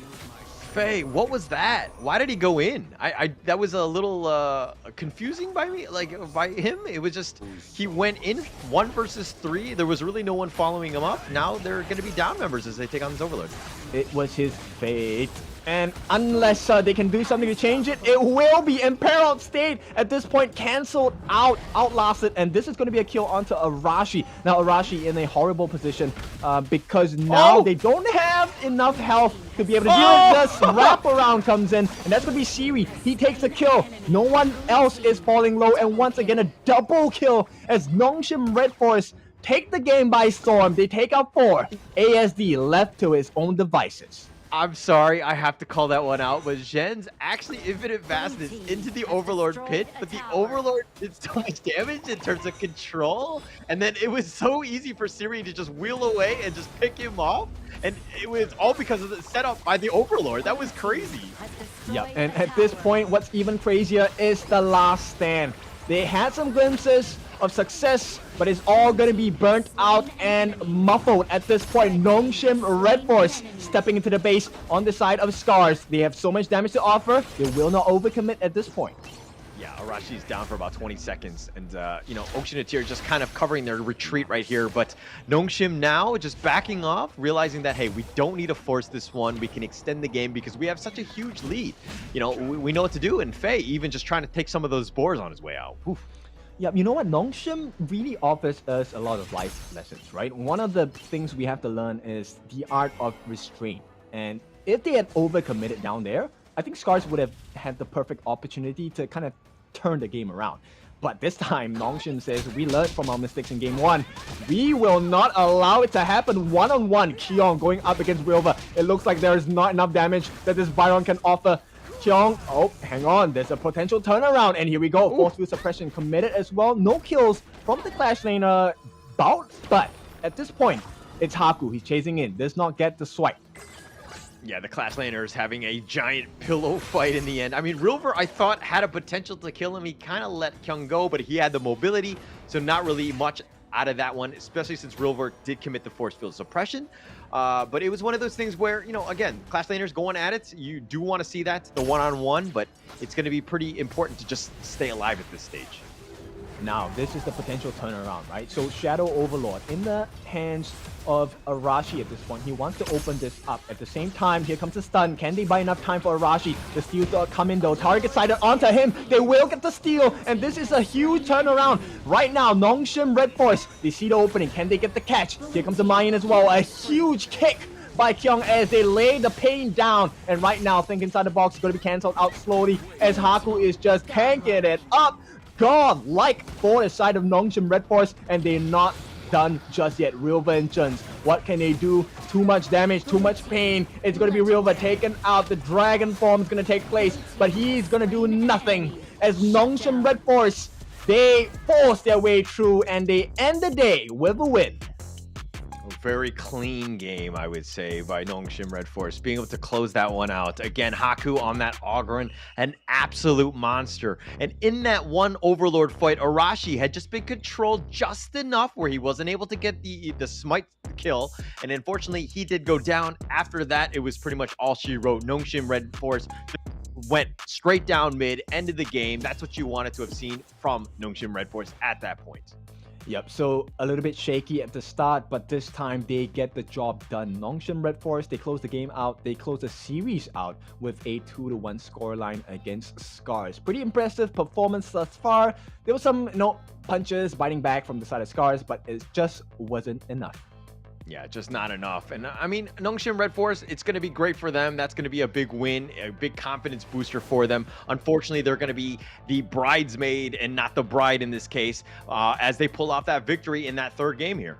Yep, I love this Fang pick from Siri, making a lot of quick work, or light work actually, of whatever that was thrown his way, right? The Crimson Reaper, going with the Axe of Torment, Eternity Blade, Blood Reaper as well. A lot of sustain, but more importantly, a lot of burst. So it was just too much pain for the side of SCARZ to deal with. Yeah, way too much. I mean, Haku, look at this. 7, 0, and 5. Siri on the Fang, 3, 1, 10. Illusion 2, 0, 11. This is like a highlight reel for everyone. Kyung being 3, 2, 5, kind of pedestrian if you ask me, compared to the rest of the team. But look at this damage dealt, man. Haku, 88,000, highest on the team. Yep, and closely followed up by Illusion as well, 86,000, and the damage bank for him on the hero damage as well. And this was a more consistent growth from the side of Nongshim RedForce. Yeah. A couple dips here and there. SCARZ was kind of taking it to them. There was a potential for this, and we'll see it in the highlights here. But SCARZ had a chance, especially early, but then they turned it on. It was the Haku show. It was Ogryn just like fighting 1 versus 3, not caring how many SCARZ members there were. Exactly, and this is what happens when you have a Fang and an Ogryn at the same time, right? If you can't deal with Haku, you definitely can't deal with Siri because there's no time for you to make that catch. Yeah, and this is the part where he gets, Zenz actually got knocked up by the Overlord, and then Siri comes in, wheels away, and gets the pick off, and now Rilver gets kited as well, and just sometimes are not really fortunate. You probably should have gotten out of there with that infinite vastness by Zenz. Yeah, you know what? The draft made a little bit more sense on the side of Nongshim RedForce, but it was an opportunity for SCARZ to kind of turn the game around. They didn't manage to hit that mark. Yeah, not able to hit it, unfortunately for them. But again, they struck back. I thought the game 2 was good for them. Obviously, they probably wanted to have won this series here, but unfortunately not able to do it. But the MVP, none other than, of course, Haku, 705, an absolute monster.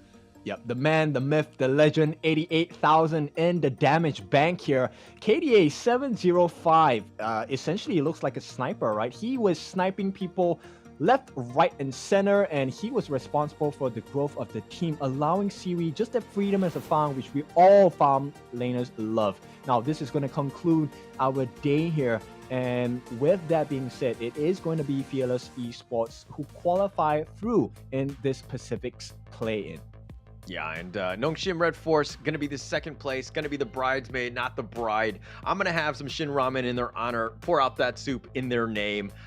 Big ups for them. They had a great chance. They actually stuck it to Fearless Esports on that one, and they had a great series in that, but unfortunately, the road will end here for them. Yep. Now, with that, Fearless Esports, twice the champions from the Pacific Finals all into the Pacific Play-ins. They will take up the slot for the Pacific region as we head into the Honor of Kings Championships 2024. Congratulations to Fearless Esports. Man, this is going to be a team to be reckoned with. I think that we saw a lot of growth. Their play style is just on point. This is exactly what we want to see coming in out of the Pacific and being that representative. Oh, for sure. Now, there are some gaps Fearless Esports have to fill, but they have about a month or so to do. We have seen the amount of growth teams can have in a space of 3 to 4 weeks. Let's see. I want to be ready for a brand new Fearless Esports in the Honor of Kings Championship. Yeah, and only if they get better and better. I mean, that's the whole growth, right? Are they able to compete with some of the top dogs in the region or in the international scene? We're going to have to find out, and that's going to be super exciting coming in October with the Honor of Kings Championship. Yeah, that's right. So many teams curious for me, right? Can they win Boom? Can they win Team Secret? Can they win Black Shrew Esports? These questions will be answered, of course, in the championships. But that will be all for today. This has been the day of Pacific's play-in. Now, we will be going into the Americas region play-in tomorrow, and Blam will be taking over my spot. So holla, I will see you guys and the audience on the EMEA play-ins.